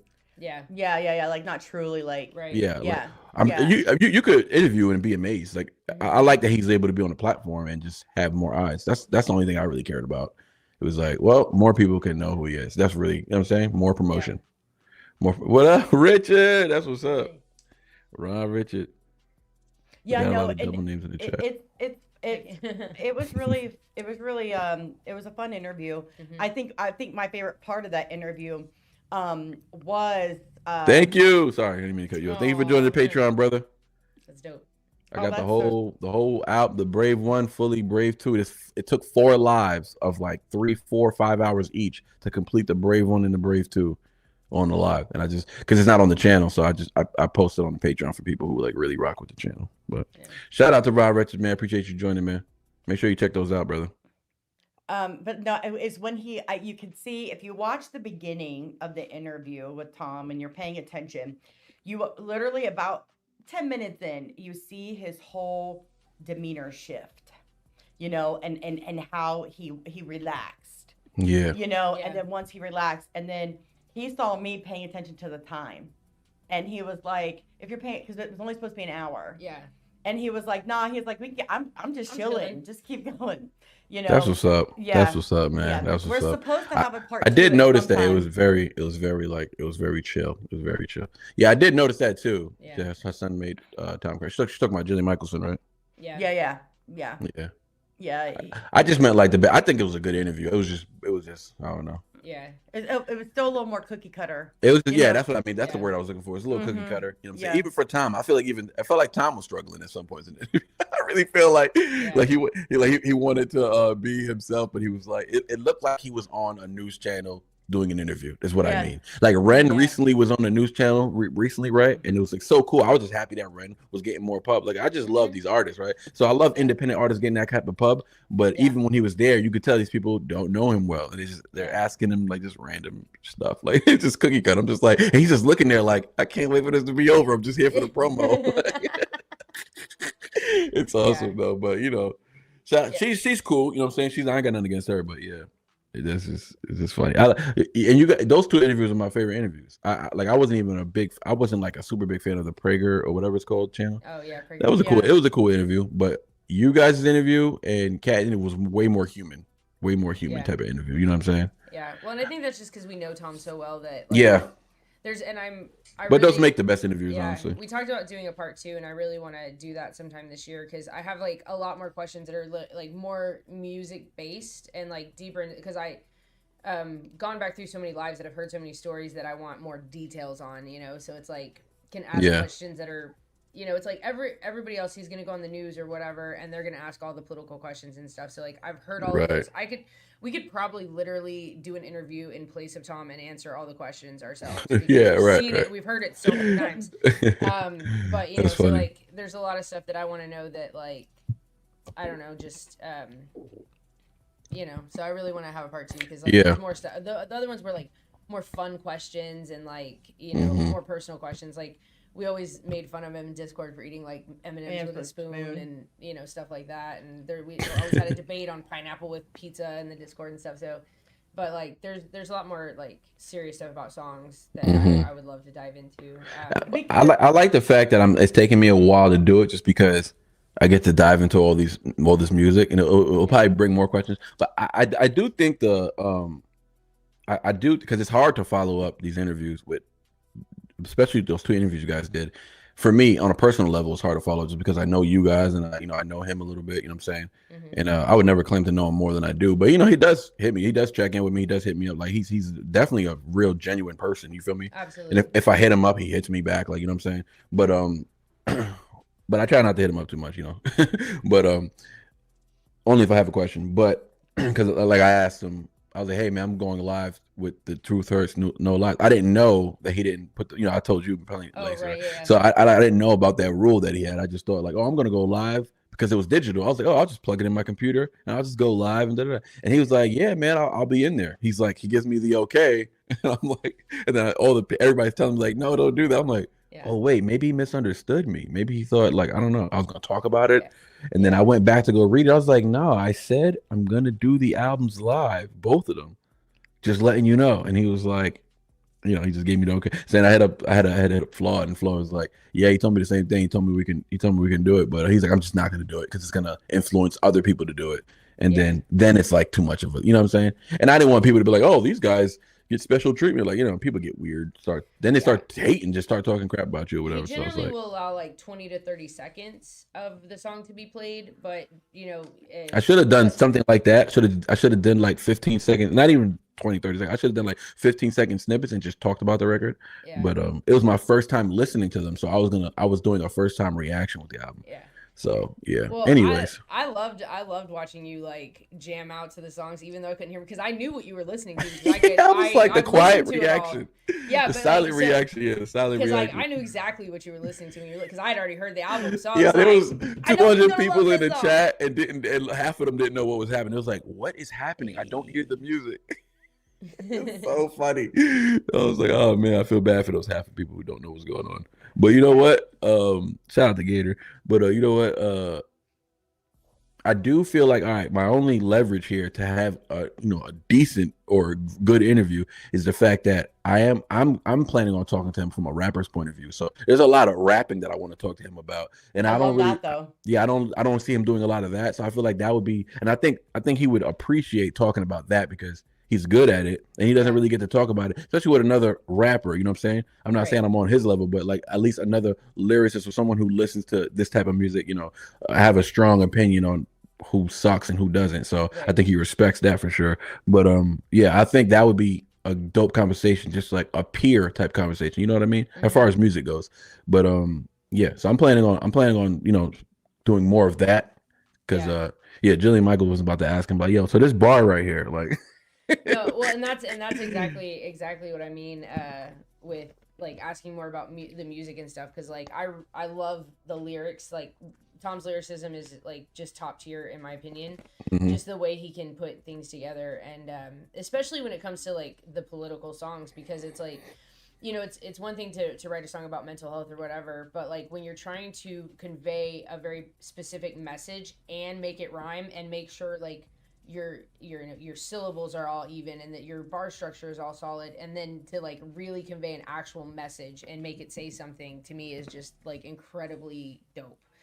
Agreed. And like just his like, I don't think a lot of, like I pay attention to a lot of like rhyme schemes and stuff, like the fact that he can make words that like, especially like internal rhyme schemes, when like you can make words that wouldn't rhyme otherwise, but like there's a syllable in the middle of the word that ties it all together. Yeah, connects it, the bridge. Crazy. And you were pointing out in White Boys how he was doing the IO rhyme scheme, which I absolutely, I love. And I love that rhyme structure is so hard to do. Yeah, it's so hard. People don't even do it.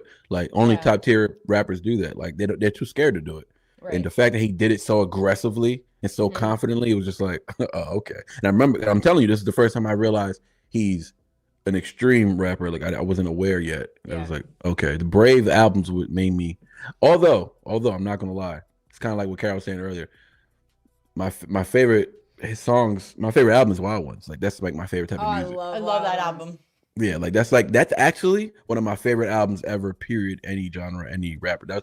That when I was done with that live, I was like, I watched that. Like, I gotta go show my wife. And I never say that. I'm like, I have to go show my wife this song of this album because, dog, and she hasn't heard it yet. So I was thinking about doing a live just for her, because I know she'd like it. But we did a few of the songs from the Wild Ones because people were just requesting it, like a month ago or whatever. And some of the songs that came up on that, and she made some wild connections. Like, and I'm just like, I didn't even think of that. I'm just like, it was you on Wild Ones. I need you. I love that song. Yeah, that right there. When we did you on the live recently, it was a review for me, but it was my wife's first reaction. She was like, "Wow!" She connected it like to Christ and stuff like that. She was just doing some wild connections, and I was just like, "Wait, I think that's what he meant." Actually, now we're going back to the song, and like Nova was mentioning like crystals and so she was mentioning them at first, like as if these are the things she relies on. These are like type of tools that she uses, and then as the song progresses, you realize she's saying she doesn't even need any of that. Yeah. So that was the dope part, and I just need you, right? Yeah. And then Tom had like a spiritual bar in there at one point. I was just like, what is happening? I'm just like, babe, I didn't listen to this song correctly. And I realized it's just a song that however you connect to it, it's what it's really gonna mean to you. You know what I'm saying? Right. But he kept it so safe that like you can literally connect that song as if they were both talking to Jesus Christ. I'm not even lying. Like if you listen to it again, and if you have that in mind, if you're like a Christian, you listen like and I think that's the line he walks on. And like I was telling like because when my wife saw this hat, she was like, oh, this is a cool hat. And I'm looking at it. It came with the package, with the vest and all that. And I'm just like, I was like, what's interesting about this hat? I'm like, there's a cross on here. Like, that's interesting. But also the thorns that goes around. It's like Jesus Christ thorns on his head. I'm just like, it's barbed wire, obviously, right? Because it's more like, modern or whatever. But it's like, it's still like symbolic as hell. You know what I'm saying? And yeah. I don't know. I just appreciate stuff like that. That's how I connect to it. Exactly. And it goes on your head. So it's like, it's a hat. He's got thorns on his head with a cross. I mean, come on. I don't know. Yeah. One of my favorite non-political songs is actually Fighter. Love Fighter. Oh my God. Love it. Love Fighter. Those are my favorite. Those songs right there you're mentioning, those are some of my favorite songs. Yeah. Stronger Version was the actual, like the very, very first. Wait, what was that on? Stronger Version is on, it was on these albums. It's on Truth Hurts. Was it? Because I've been bumped. I've heard that it's on shuffle because I've downloaded the album into my computer, so now it just pops up on shuffle on my Apple Music. Or is it on the other one, or is it? Stronger Version is on No Lies. It's on No Lies. It's the second to last song. Oh, okay. So that's Carol's favorite. Yeah, that's my favorite. That's like one of my favorite albums. It's still in my car. Anytime you get in my car, it's gonna immediately start playing unless I plug in my phone and play something else. So, but yes, and Gino, I have not even heard. I still to this day, because I really just want Tom to give me the blessing, but I still have to this day. I have not heard "Proud to Be a Problem." I've had that album before any of these albums. Oh, it's so I ordered this. It was the first album I ever bought from him, and because Nicole, who's a super big. I don't know if you guys are familiar with her. She's a super big fan of Tom. Mm-hmm. She's the one that gifted me all these albums. She's right, okay. Yeah, so that's awesome. She actually helped me get albums for a bunch of people, man. We bought albums we raised money one day to just buy albums, buy Tom before it dropped, and we just sent them all out to a bunch of Hog fan people who couldn't afford them. Yep, we sent out we sent like 32 albums out. Like it was a bunch of albums, like 32 sets of albums, like. So really like 60 something albums. Yeah. And some people got, the disc. So you got both albums on the chip. Like, it was cool. It was cool. But I didn't get to send one to everybody. Didn't get one that asked for one, but I mean. Yeah. Try, right? It's tough. Like, this is one of the most Italianish names I've ever heard in my whole life. Gino Francesco. Giuseppe, yeah. Giuseppe. I was like, I'm not about to butcher that last name, so I was like, She's Italian. Well, my wife's Italian. Yeah, my grandfather's name was Falco Joseph Carosa, and I have a great uncle Luciano. Lucky Luciano. Lucky Luciano. That's so funny. Yeah. I do have a question for you though. It's gonna be a little more political. Something. Bring it on. I feel like we're just starting the interview now, but go ahead. I know. I know. We were just chatting. This shit, it's fine. It's like it's not really interview-esque. It's just more asking-esque. If it was interview, I'd be like, so how'd you get started? How did you da-da-da? I mean, you get interesting answers depending on the interviewee, but yeah. Yeah, because we've had a lot of folks on, but yeah, I know. So ICE. So yeah. Have you seen or heard about the schools that are like these schools that are going out and protesting? Have you seen or heard anything about that? I've heard a little bit about some of the teachers luring some of the students out, protesting. Some people got hurt and stuff like that. Yeah, I mean, I think I'm completely against all that. I think it's ridiculous. Yeah. This is how I break it down. This is how I break down ICE to anyone. I had this conversation with somebody who was a strong, like against ICE person, right? And who was black as well. That's important to note. But yeah, so I'm talking to this brother and I'm just like, he's stating all the things he feels about ICE and this and that.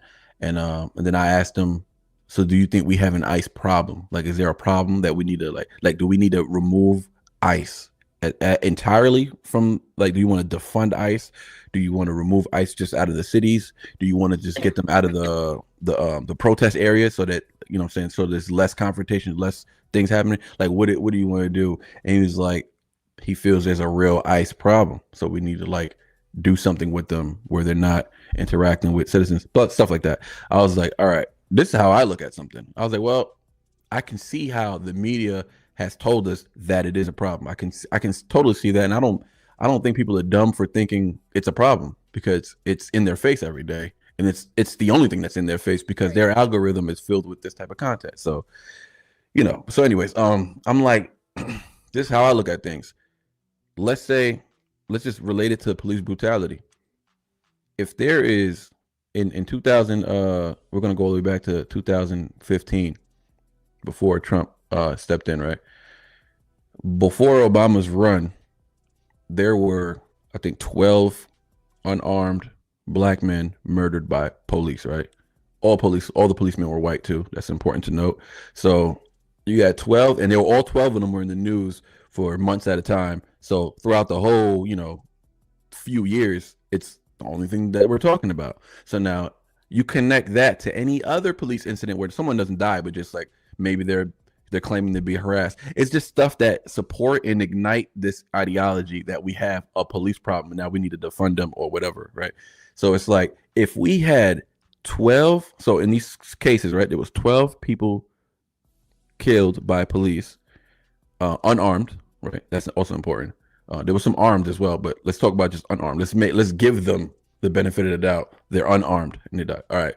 And in those 12, 7 were super resistant, like physically super resistant. So now there's a lot of context missing. You know what I'm saying? So nobody's even looking that up. No one cares, but there's context missing, so it's 7, right? Now we're down to what? How many we got left now? So it was 12. My math is terrible. With 4? Yeah. Yeah. So like something like, right? So no, 5.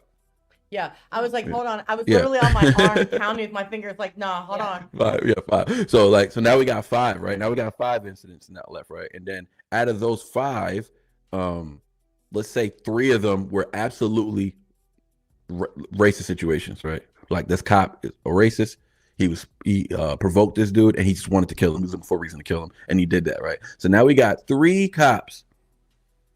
We're talking 8 years of this dude as presidency, right? And this is during Obama's run. I'm not even trying to shit on Obama, but he did ignite the black and white war. He incited this war, but he just brought it back to life and put it on the forefront. You know what I'm saying? But it's been there, but he really ignited it. But anyways, that's besides the point.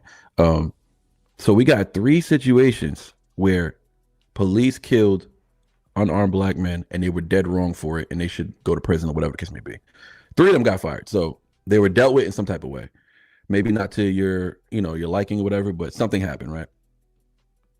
If there is 20,000 police encounters every year and less than 0.1%, this is less than 0.1% of every encounter, cops are making a mistake. They're making a deadly mistake. We don't have a police brutality problem. because 99.99.99 they're doing a great job. Yeah. But we don't hear about it. We don't. It's because if a black man dies in the hands of cops, we're gonna hear about that shit. Like you're gonna hear about it. It ain't going unheard nowhere. So if they're doing their job 99.99% of the time, they're doing it the right way or some type of way that's at least legal.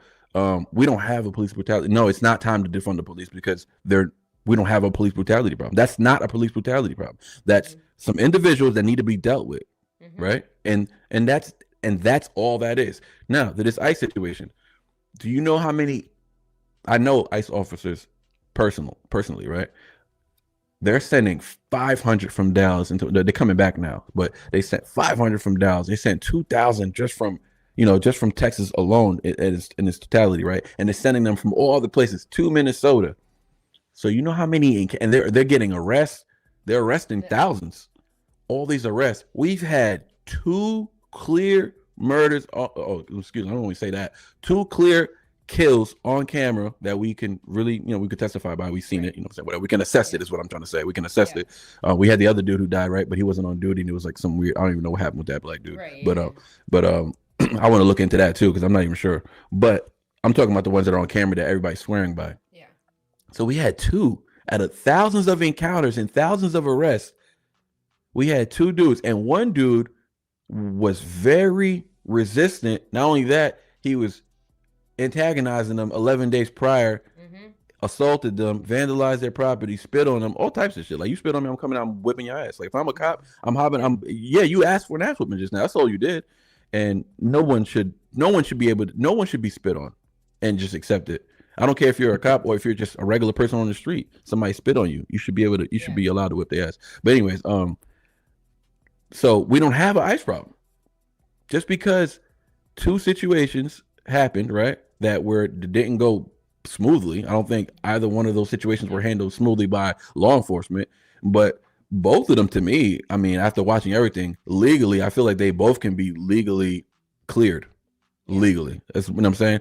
The Alex Preddy one was more so once you got this backstory on what happened days prior, it changed my mind completely on him. Yeah. Once I seen how radical he was. I was like, oh, this is the type of dude he was. And then once you see how the media is trying to twist his actual, personality and character and, framing him a certain way, you realize it's all a game. And then once you realize that, you have to step outside of yourself and you got to stop pushing whatever it is they're doing, whether you agree or not, stop pushing it because you see that they're playing, right? You see that they're playing with people's lives and you see how they're lying, right? You see how they're blatantly lying to you, right? They're changing my man's nose, his jawline, adding hair, all types of stupid stuff. Like, why are they doing that, right? Yeah. Because it's all a mental game and how you process it. So stop pushing it is what I tell the people who are out there defending it. Like, stand somewhere where you're not pushing that. You don't got to push this, but stop pushing that. Because every time you push up against me, you're pushing that. You know what I'm saying? So, so when it comes to ICE, I mean, I don't care what anybody says. I'm pro ICE. Like, I'm pro any law enforcement. Like, it's just ridiculous. Like, it's ridiculous to me. But even if those 2 situations were dead wrong, it doesn't change the fact that 99.99% of the time they're doing the right thing. Like, what do you want me to do? So now we have a nice problem? We don't have a nice problem. We had a problem with a certain officer and he needs to be dealt with. And then move on. That's it. Yeah. We also have a problem with people interfering problem. Right. So, if you're on the street, there's no way you're going to interfere. And I'm not even talking about ICE, but if I'm in the street and I'm riding by, because it's happened to me many times growing up, I'm from New York. So, like, there was certain places you will see someone who sells drugs or whatever, and you'll see him getting arrested by a DT, undercover cop or whatever, and you'll be like, damn, they got him. You know this dude because he hangs out with your brother or whatever because maybe he deals drugs. He's a dope dealer, and he's getting dealt with, right? We're talking about a citizen getting dealt with by an undercover cop, getting manhandled or whatever. Do you think, I say this to all the people who are like from the hood or any black people or brown people who are out there protesting, doing all this nonsense or speaking up for these type of situations. Why didn't you, like, would you ever step in the middle of that? You can't do that. If you did, you'd probably get killed. You would never step in the middle of an arrest of a dope dealer, right? A citizen, by the way, someone who has more rights and reason to be here than an illegal alien, right? So we're talking about a dope dealer, someone who just sells drugs in the community and, he's harming people. He's a dope dealer, you know what I'm saying? But if he's getting arrested by a DT undercover cop, you think anybody would step in the middle of that? Who would step in the middle of that? And if you were to step in the middle of that, would you get physical, knowing you had a gun on you? Would you get physical? Because part about having a gun permit, you are to be a de-escalator. That's part of your rules as being a gun owner. Everywhere you go now, you are a de-escalator. It's kind of like a UFC fighter or a boxer. Everywhere you go, you have to de-escalate, or else you could be charged, because your hands are weapons, and you have a weapon on you. So you have to be de-escalated, because if you're a provoker, you lose your license and you can go to jail just for installing yourself physically inside of a.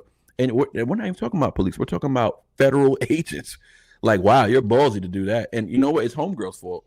She stepped in first, and he came to save her. And he would have found another way to step in anyway. He's an aggravator, so he wanted to step in. Yeah. But it's stupid. Like, you're dumb. Like, you physically inserted yourself in between a federal agent. Like, what? That is just insane to even think about. Like, people really putting their hands on police. That's just nuts to me. That's something you would never see in the hood. Like, you would never see anything like that. You run from the Fed. You see them, you run. Yeah. You feel me? Like, yeah, that's my idea. Yeah. If they let ICE in jails and sanctuary cities, they would not need to go into community. That's funny. Yeah. See, yeah, and it's so funny with me because sorry if I just long stretched your question, but no, yeah. You're okay. The whole situation with ICE has become something that's been very where I get conflicted, right? Mm-hmm. So support ICE, yes. Do I think you should stay out of the hell out of their way? And if you're not interfering with what they're trying to do, then no one's get out of the way. Nothing's gonna happen. You're not getting hurt. Nothing's gonna happen. You put yourself there. Right. You put yourself physically. Not just there, physically though. Yes. And you grab this man from behind. You grabbed his shoulder from behind, and because I don't know if y'all saw the angles. He slid his hand under the vest shoulder just so he got a good grab, pulled them up. You know what I'm saying? Yeah. And then he got dealt with. But it's just like, are you insane?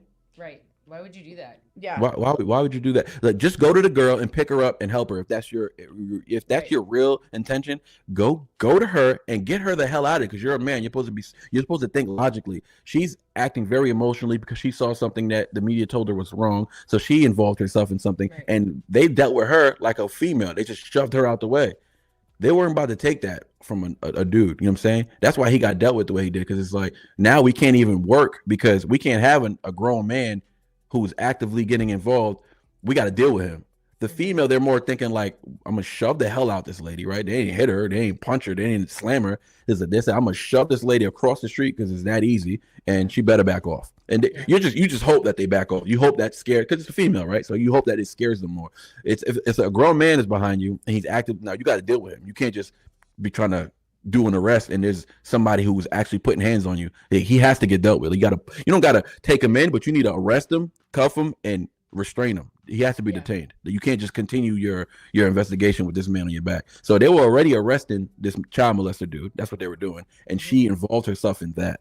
So it's like, lady, you don't even know who you're protecting, who you're. Right. That is exactly my point. Like, if you I think it's only gotten to the point, to where people want to protest this or want to do whatever because the media's told them that Trump has done this or Trump has done that. ICE has been around long before Trump. Okay. Mm-hmm. It's been around since like 2003. Yes. Like right. long before Trump. And I feel like because so many people hate Trump, that they just want to push their narrative that the ICE agents are bad, or they're doing this, they're taking people, put them in, locked cells and this and that, blah blah blah. No, you're going back to where you're being deported. Like that you don't belong here. But you know what? They're not even being so this is the other thing about it. They're not even necessarily being deported automatically. Like, if you got no record, you got maybe some citizen children, but you're not a citizen.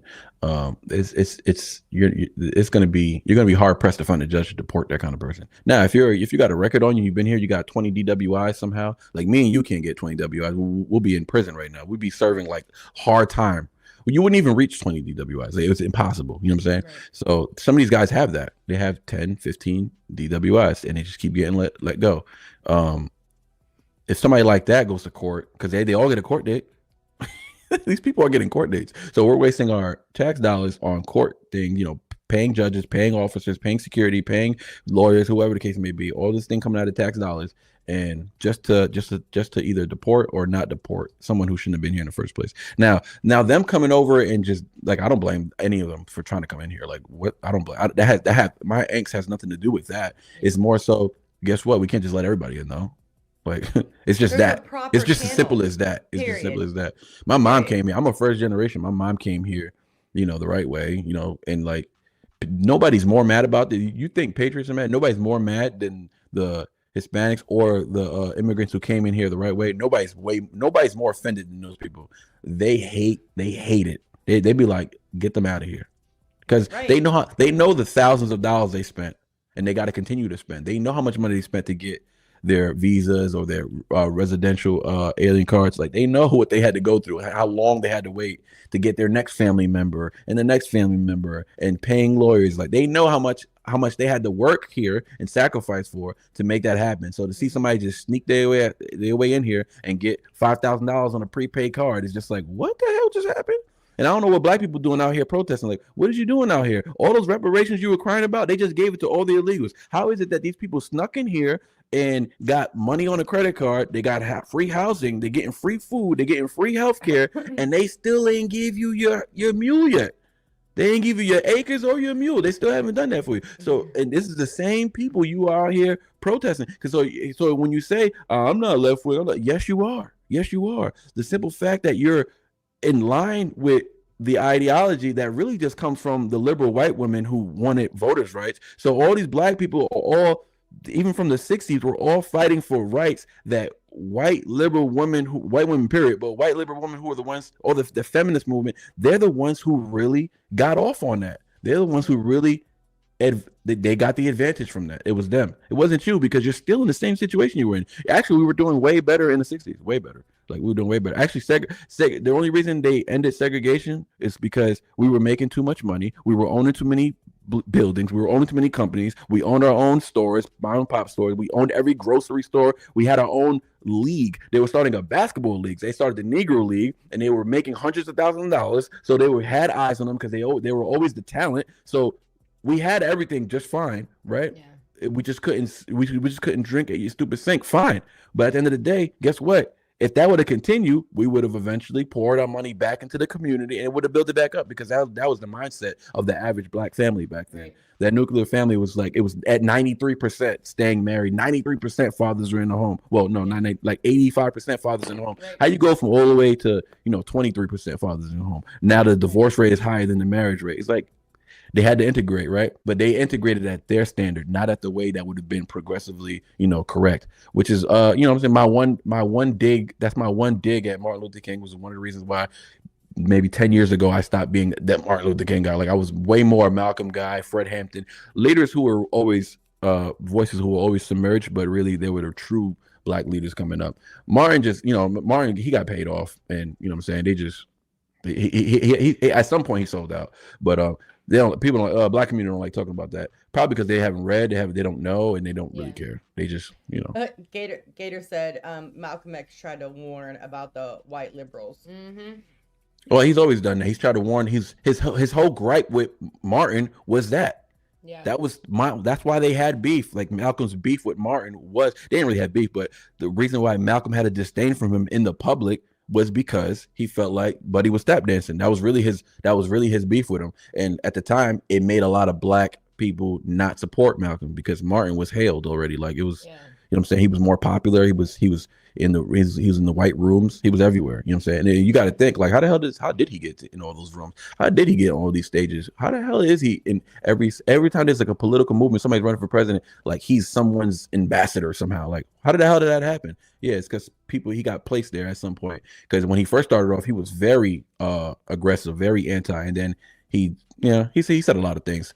We can talk about that another time. Blowing my mind right now. Right, there's a lot of my mind was blown 10 years ago, and everything changed, but all this stuff just makes sense now. You know what I'm saying? Just makes sense now. You know what I'm saying? But right. Well, and Lyndon B. Johnson, when he removed the restrictions on welfare and like made it so that people like oh man, gonna have you especially niggas black voting women, Democrat for the for next. 200 years. Yeah. Hmm. Well, and I mean, virtually he did, because then he forced the man out of the home because then women married the government, It basically. was a They were supported. it was a bribery game. Yeah, I mean, black people know this, but I don't know why they know it and they just ignore it. Like, so this is one of the things they can't ignore.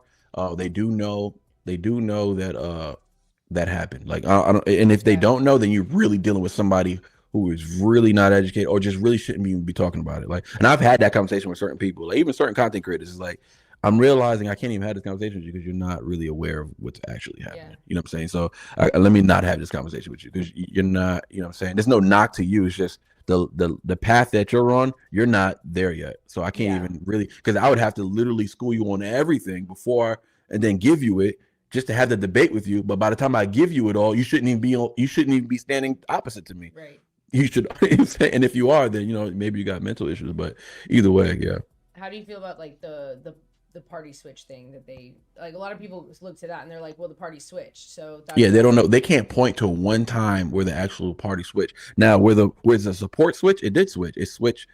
Literally, this is what I'm talking about. It literally switched with Martin. You know what I'm saying? It literally switched with Martin. So Martin was the one pushing for all these healthcare situations and all these things that were really just in the long run just going to handicap the black community. And I honestly believe that was the plot, because he was a bit of a he was in a way like how the media did with Alex Preddy. That's what they did with Martin as well. Like, they propped him up, they made him be the poster boy, pretty much.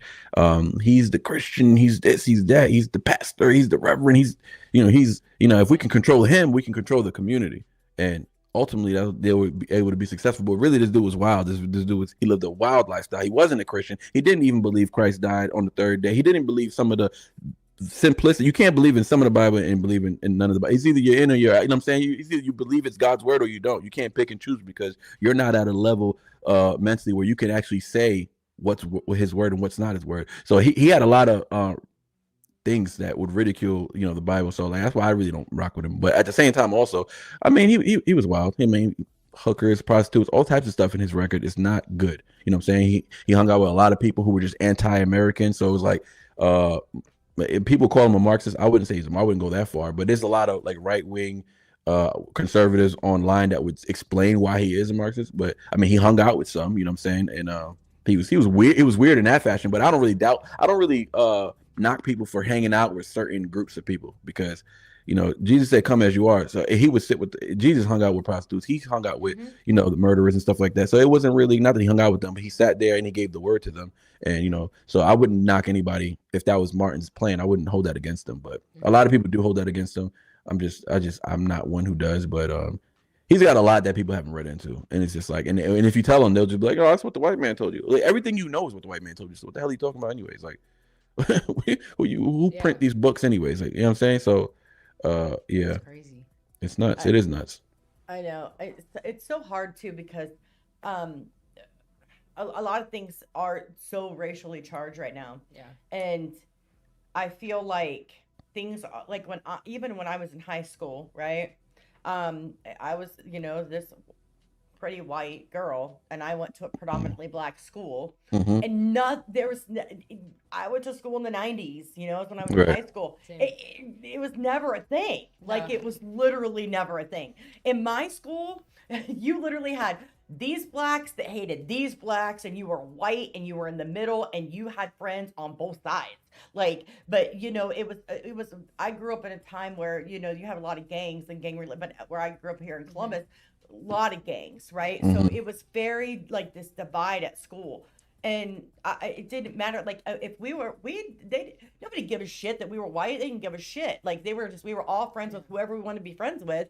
And that was the end of it. Yeah. Like, it was really the end of it. That's definitely true. Even for me, I mean, I'm not too far behind you guys, but yeah, even for me, like early 2000s, I was in high school and stuff. But yeah, even for me, it was not.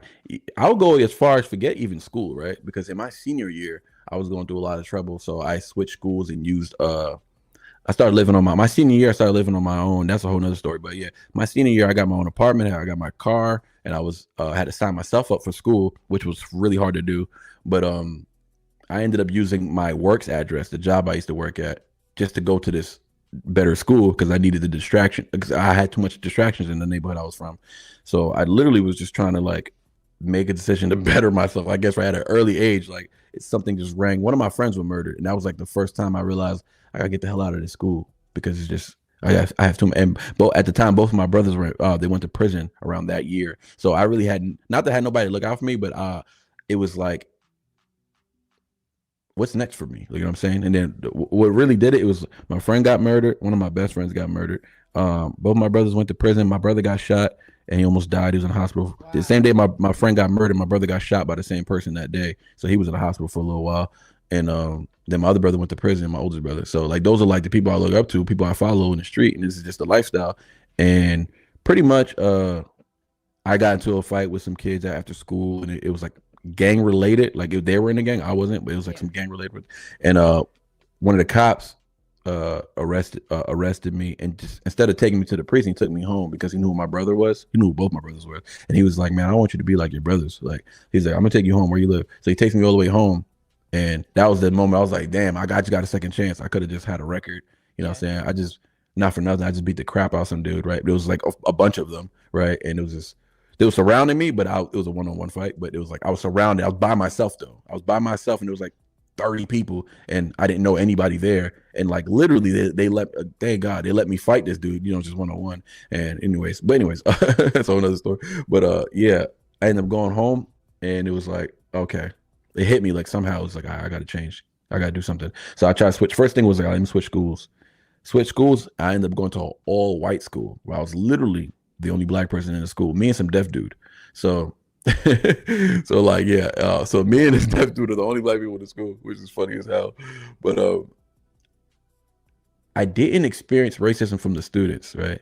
But it was my first ever, like I'm 17. It was my first take, like running the streets, dealing with police, doing all this, never experienced racism. Not that I didn't call it racism, right? We knew the police was harassing us because we do dumb shit. We knew we were running the streets doing dumb stuff. We knew we hung around a lot of dope dealers and gang members or whatever case. And if you're on this block, this is where the cops come to, you know, when they're bored.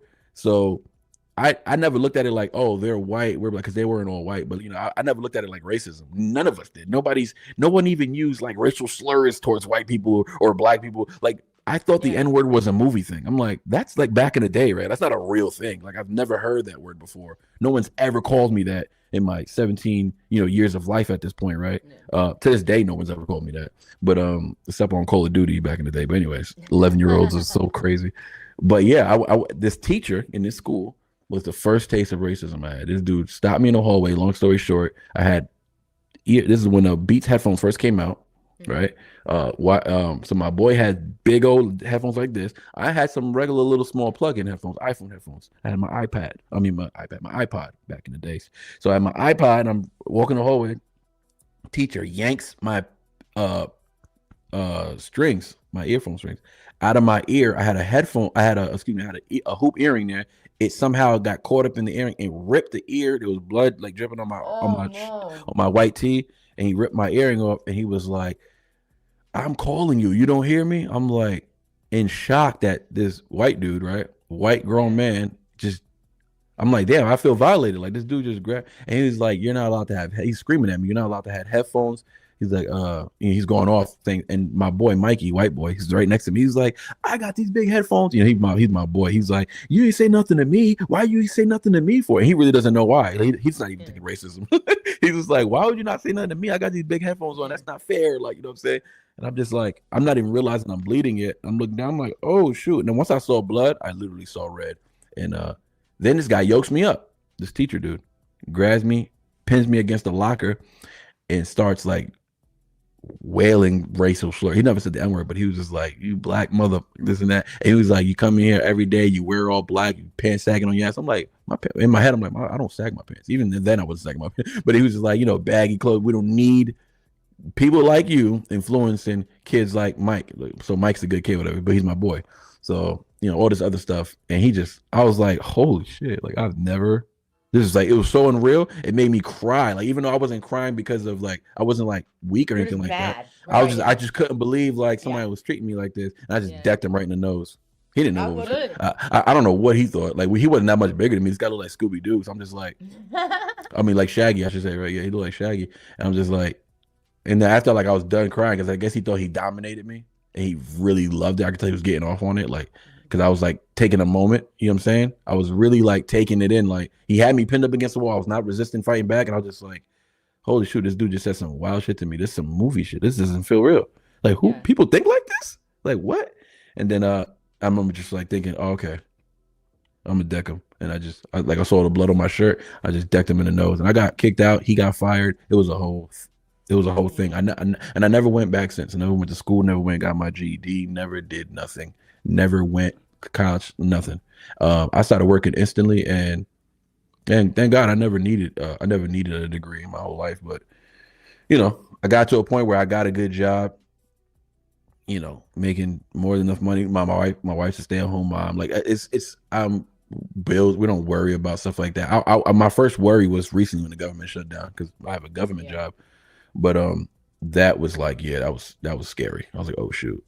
And I wasn't even going live like that. People were like, go live. We'll donate. I was like, y'all don't really get it. Like this is not even why I go live. It's not even why I really, do content. It's like so much fun for me to do content. You know what I mean? Yeah. And it wasn't fun. It just wasn't fun anymore that time because I was like going through like some financial issues, but everything got resolved. But yeah. I kind of went on the monologue, but that was my first experience of racism, and that was my last real experience of racism. So my first experience with racism in general, not towards me, but like it watching racism. It, like seeing it, Yeah, I was 5 years old. 5. So context for you: I lived in a trailer park in Pennsylvania, and back then in the don't make that face, Lacey. 80s. No, I lived in a trailer too. Lacey was like. Trailer park. No, I lived in the country. So our community, like back in the 80s, like we, it was just my mom didn't call me to come home, or I mean, my mom didn't come get me from the babysitter. She just called me, and I walked home. It wasn't very big, you just walked home. Right. And so she called the babysitter to tell her to send me home. Now, mind you, here more context. My babysitters were black. Okay. Shirley and Teddy, I would say babysitters. He worked, but she was that. Anyway. Yeah. I love them both. Like, and I was 5 years old. So this new family moved in next door to them. Okay. So she walks me out the front door, telling me bye. She gives me a hug and a kiss or whatever. I'm 5, and this little kid's 9, and he calls me an N lover. I didn't know what that was. I didn't know what the word meant. I never heard it a day in my life. I go home. I tell my mom what was just said to me, and my mom blows the gasket. So my mom's traveled, lived all over the country. Like my grandfather was in the military, like, so she's all walks of life type of person. So she of course was like, who, where? So now she goes marching back down there. She's banging on the trailer. Of course, I'm 5, so I follow her. Like, I don't know, my mom's in a huff. I didn't know what I said wrong. I didn't know what just happened. And so I think what broke my heart, and always remembering this moment too. So my mom's banging on the door. The dad answers the door. My mom's now telling him off and how his race is bullshit and blah, blah. I can't remember. Shirley hears my mom. She tries to get me to come in the house, and she's trying to calm my mom down. She's like, Debbie, it's okay. We're used to it. That's what she said to my mom. Yeah. And my mom was like, used to what? Because remember, they're older, so of course they're used to probably the 60s, all their, Yeah. So, we're used to it. My mom's like, no, we don't get used to none of that. Not here, not where we live. Because I lived like in Carlisle, Pennsylvania, is where we lived, and that's where the military base was. Yeah. So that my dad was in the military. Okay. And so my mom's just like, no, not here, not ever, not happening, not around here, so, but that was I was 5 years old. That's crazy. You could remember that. I mean, I would remember that actually. That would be something distinctive. Yes. It's because of because I thought I did something because I didn't know what I said, that my mom just went off. And then of course I've listened to my mom talk about it, through like as I was growing up too. But I remember the anger. I remember her. Oh, you mean like she would reflect on that story? Oh, okay. Yeah. Yeah. So, but I mean, I just remembered the anger, and I remember like. You know what though? I bet you that wasn't most black people's experience. I bet you, because I mean, I've known, obviously I've grown up in a black neighborhood, and like I've known all types of people, and they would never. It was never even a conversation. So most of us don't experience it. Like, Yeah. first of all, it's to be openly racist. It's too ballsy. Like, I'm sure there's plenty of racist people, but they're quiet about it, and they should be. Yeah. Yeah, good. You Yeah. should be quiet But then about that also shows you where it's taught, because this child that said it to me, and I'll never forget, his name it. was Yeah, it's in the Danny. house, of course. He's 9 years old. Yeah. To say something like that, what do you hear? You know what I mean? Like, Yeah. and I think that's the scariest part, like looking back. So, like, my daughter is very similar to me now, right? So she's literally, like, where you're talking about being the only black kid in their school, she's literally the only white kid, like the only one. And and I remember at one point, like, I think it was ninth grade year, I don't remember, she had a boyfriend. So of course, if she's the only white kid, he's probably not a white kid. Right. Okay. So, And if she found the white kid, then she'd probably be racist. right. Well, but some of the black girls didn't like it though. They would call her names and this, and I mean, Yeah. it was a whole thing. Me and my wife can't walk through the mall without black girls just sculling her down. Like, they be grilling her. She be feeling it too. She be feeling the sun rays just like beaming through her. Like, they be Yes. looking at her like, who No the hell is money, this? blah blah blah. Yep. Like, yep. Oh, he got a baby with her. They're married. Oh my God. Like, they don't like it. They don't like it. They Yeah. get mad. But you know what? It is what it is. I mean, it's the other way around too. Like, Yes. white men don't like it either. You know what I'm saying? They look at you like, oh, they get like this jealousy factor that black men's, that white women love black men, and they don't like that either. So you get it from both sides. So Yep. Yeah. Exactly. But it's just so funny, like, where, like, different parts, like, different people experience racism, not necessarily towards them, but what they see. Yeah. And or their first experience. And Yeah. I it's just crazy. Like, with my daughter, when that stuff happened with her, I was like, for one, I don't know how to how to even explain it away, other than, like, just ignore them. Like, I don't like, I don't know what to say. Like, did you tell on them? Like, that was me. Like, I mean, like, I don't know what to say. But some of these people are aggressive though with her. I think these days it's way more apparent, way more aggressive, and way more open. And you know what? Not to get back on politics, but I mean, that's kind of like that's kind of like Trump's, like, it's kind of like his Achilles heel, that so many races actually support him. So, like, the way other people look at it, they're like, okay, if there's something that those people see in him that it gets them excited, he must be doing something, signaling something to, I can't get with that, because those people are getting with it. I can't be on that side. So more so, people are picking sides, not specifically on the candidate or their policies, but more so who's on that side with that candidate.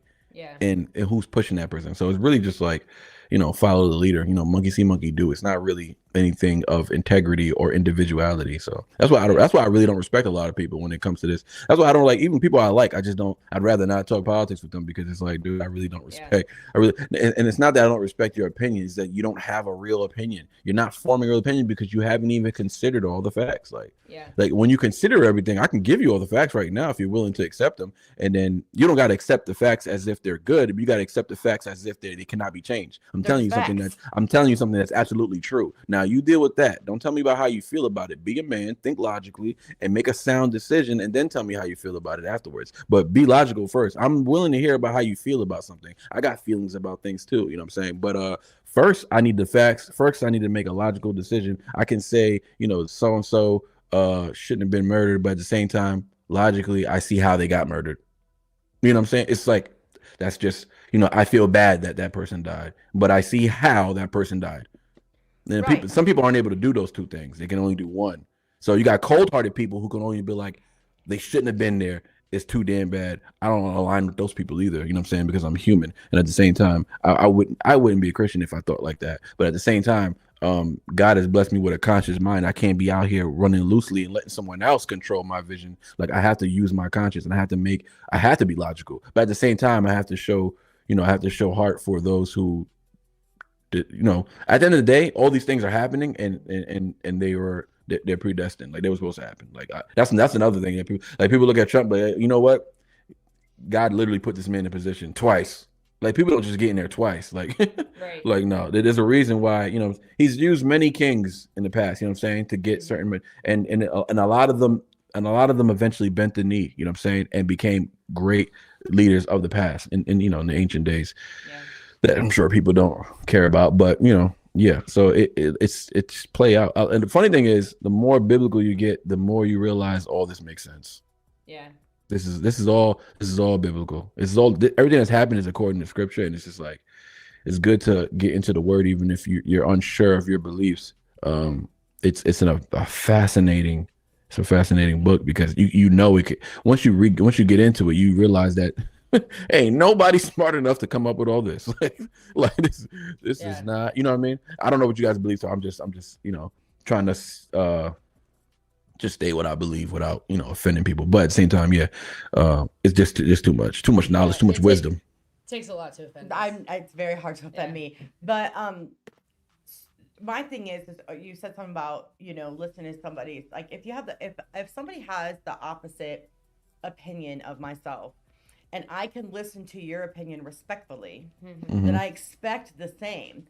The problem is like you talked about, emotionally charged people. Yeah. They can't do that, though. And I have a friend of mine now who we are not speaking because we are on opposite ends when it comes to a lot of things. And one of the biggest things that we blew up about was ICE. Like it was one of the biggest. Like it blew up, and we haven't spoken since. And she's very, very, very, very left leaning, always has been. And the problem is, she even said, "What happened to you, Carol?" Because I used to be very left leaning. How dare you think for yourself? So, oh my gosh, you are a disgrace. I know, and gosh forbid, like things change in the world, and then your opinion evolves, because that's not allowed either. My wife is going through the same thing right now. One of her best friends from back home literally messaged her and said, "You support ICE?" That was her first message. My wife was like, "What the hell?" She's like, "I thought she knew," because she's always been, my wife's always been conservative. You know what I'm saying? I guess her friend didn't really pick up on that because there wasn't a lot of ish popping off just yet. You know what I mean? Right. But the media is more out of control than it's ever been. Yes. But so now she's going. Same thing she just said to you is what she said to my wife. She's like, I can't believe we lost you. I'm sorry. That's what she said to her. She's like, "Oh, we lost you. I'm so sorry that they got to you." That's what she said to my wife. My wife was like, "What?" Like, this is insane. Like, they got to you. No, they got to you. Yeah. Right. Well, politics is why me and my ex broke up, because he was very, very liberal and got to the point where he was rather obsessed with it to an extent. Like, I'd wake up to like a whole novel of a text message because he worked like nights, like third shift. I don't know why that men who are super liberal like that really irk me. It's like, man, you're not a man, bro. You're not a man. Yeah. You don't even know. You never grew up. Yeah. You have no idea what it's. You have no idea. You have no idea what it's like to be a real man with a strong spine. Like the way you're talking is just like. But anyways, I'm just saying, like, this is what I think about when men talk like this. It's just like, please don't have kids. Like, jeez. Well, it came down to like his opinion was the right one, and anything I had to say was obviously wrong. My opinion was always wrong. My stance was always wrong, and it came to a head with the Charlie. Was he black? Yeah. Yeah. Okay. It came to. What else is new? How did you know? But when Adam kind of nothing disgustes me more, but go ahead. When Adam popped off kind of about the Charlie Kirk stuff, like he was really angry. He really liked Charlie, and he was angry, and he made some posts and stuff, and because I said that I could understand why he was angry and where he was coming from, because like Adam is emotional, like he is very passionate, and he said some things like, he was talking about a very specific group of people, but it came off whatever way it came off. Whatever, he talked a little out of pocket. I'm gonna say he but did. And I love that. He went a little crazy, but I was like, but I understand that anger. I understand where he's coming from, and because I had that empathy, I was now a bad person, and my morals were called into question. How dare I be empathetic toward anybody or understanding? But because I didn't condemn him completely, like that was pretty much the end for us. So I guess and that's it over Adam Calhoun.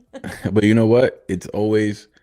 But why is it this though? This one, I had this conversation with a buddy of mine, right? I'm like, He's like, nah, Spoiler alert. Oh, man. because he literally said, nah, because I keep seeing there's people, like us or stuff like that who, who switch sides and yada yada. And hold on one second, because my phone's dying. Oh yeah. I was like, man, don't you find it interesting that people who go from liberal ideologies to conservative, it is happening every day, right? I see it all the time. I was like, why isn't it the other way? Like, I don't know one conservative who went liberal. I don't know any of them. No, yeah. I So heard you say that before. Because it literally doesn't happen. I had to tell my boy that, and it really hit him too. It really hit him. He was like, you know what? I don't know. I was like, you don't see it online. You don't see, because if it existed, they'd be posterizing it everywhere. They'd be like, see, people are switching every day. They're flopping. It's not happening. They have a whole you've seen the walkaway campaign that they do. Have you seen those videos? No. Hashtag walkaway. Yeah. No. Look up walkaway campaign. There is a Who's whole that? channel. So it started by Brandon Straka, and he was a liberal guy who, through a series of events, became conservative. Basically, he started this whole movement, educating people, and it is a whole there is so many videos.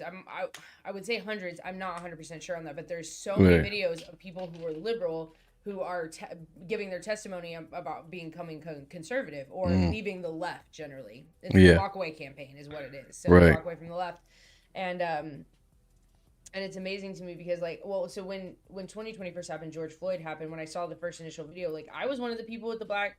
Changed my profile picture to the black square, right? I was disgusted, and then the more information came out, I obviously don't think anybody deserves to die, but when I saw the police, the actual body cam footage of him, them trying to get him in the car first, and him putting himself on the ground, and all of the context, that kind of started me the rabbit hole of realizing that I was one of those people who I thought the news was the truth. I thought they were always being honest and biased and or unbiased and unbiased, and I realized, and now it's a little disheartening to wonder how long have I been lied to? How long has it been just a propaganda machine? And the more I would hear something and then I would go look it up, or the Charlottesville thing with Trump is one of the the most the hoax of good people on both sides. Did you hear about that? So of course, the two things that they spliced up that were literally hours apart from each other, and it was literally that's literally where it started. People on both sides, and then in the next, but they cut it there. But the next breath, he's like, and I'm not talking about the white supremacists or the neo-Nazis. They should be condemned totally.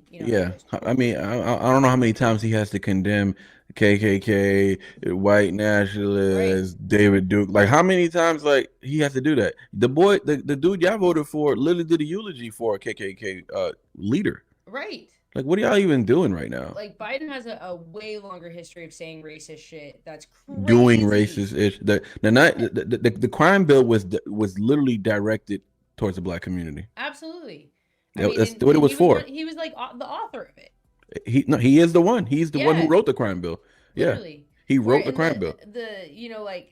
One of my favorite ones that cracks me up. Not my favorite, but that people. It's nobody gets mad about it. Is he's poor kids are just as bright and talented as white kids, and I was like, wait, what?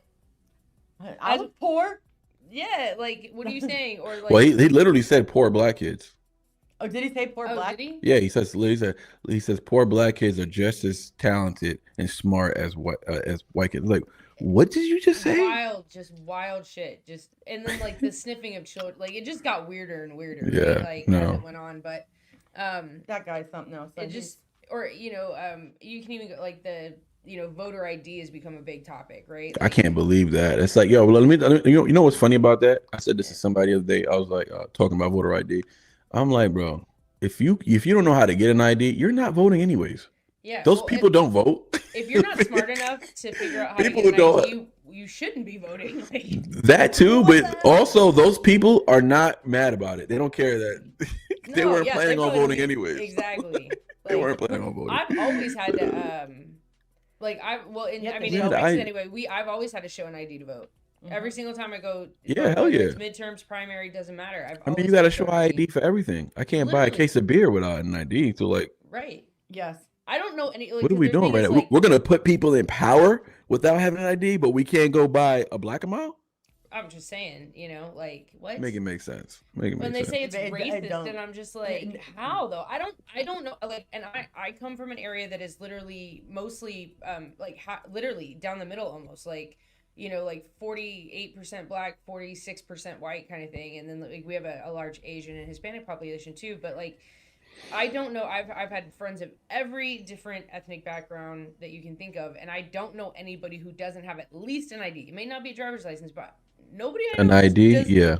Unless they're like maybe a child, but like even some kids I know have IDs. Like I don't know anybody who doesn't have an ID. Yeah, I just want to talk about what Brian just mentioned. Yeah, the 300,000. It's really 500,000 though. That's the thing. It's the number is really 500,000, Right. and 300,000 is what's definitely accounted for. But it was really 500,000 children found. They just don't know what those other 200,000. They have yet to investigate what their experience was. They don't know if they were panhandlers, like used them to lure more kids. Like you might have to put cases on them too. All this stuff. There's a lot of weird stuff happening with the other. But yeah, they won't talk about that. They won't talk about that. Yeah, they're not gonna talk about all the support Trump gets from the Black community. It's just it's a lot, and it's like, you know what? That's why I said, you know what? I'm starting my second channel because if you got smoke for me, come holler at me over there, because at the end of the day, it's not that I got a lot to say, because it's not like I do. It's just more so. I have something to say, and I just can't say nothing. It's really just that, you know what I mean? It's just that. Yeah, so like that. and the channel, that's kind of what it feels like. yeah, and the channel will do with it. You know what I'm saying? It will. There's a lot of trolling and clickbaiting that goes on in that field of content. I think my content will stand out just for not doing that. You know what I mean? Just for not doing that. And if it doesn't, I really don't care. It's just somewhere I can actually get the stuff off of my chest. You know what I mean? Yeah. And I was like, I don't ever mind like what I call like honest clickbait, whereas like it's a or I don't even like the word clickbait. But no, it's I know like what you mean. Engaging title, like it's. I did it with my first time reaction.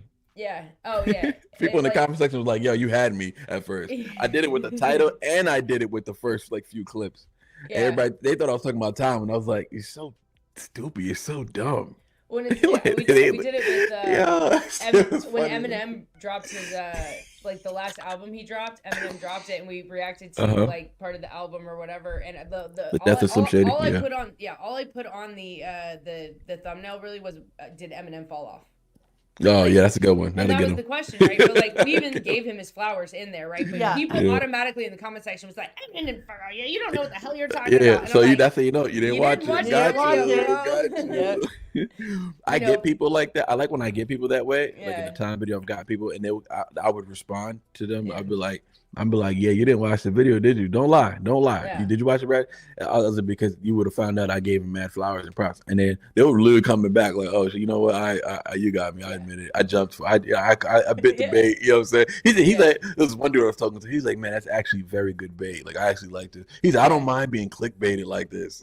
Right, yeah, and it's but So like it's the pretty ones funny. who do the clickbait and then like they'll say a title, but they actually don't answer the whatever they say. They don't address it, and it's like it has nothing to do with that. Or they'll use a fake picture. They'll be like, "Oh, so and so, like the celebrity, whatever." Said so and so, blah, blah blah, and they'll have certain pictures of celebrities up there, but those celebrities are not included in the entire video. Like I hate that so much. Like Oh yeah, that's literally clickbait. Yeah. I don't plan on doing that. I've actually been switching up. First of all, I caught the rock bug, so I've been doing a lot of rock music. Well, I've been doing Leonard Skinner recently. I saw that, and not to interrupt you. Yeah, go ahead. I saw your Simple Man reaction. Oh, well, I love that. So I love that song, and Leonard Skinner is the first band to do it. But my favorite, cover or who did Shine Down. Shine Down. I did that Love one their too. version. So I did that one on the same live. That's from a live that I did like almost like 10 months ago.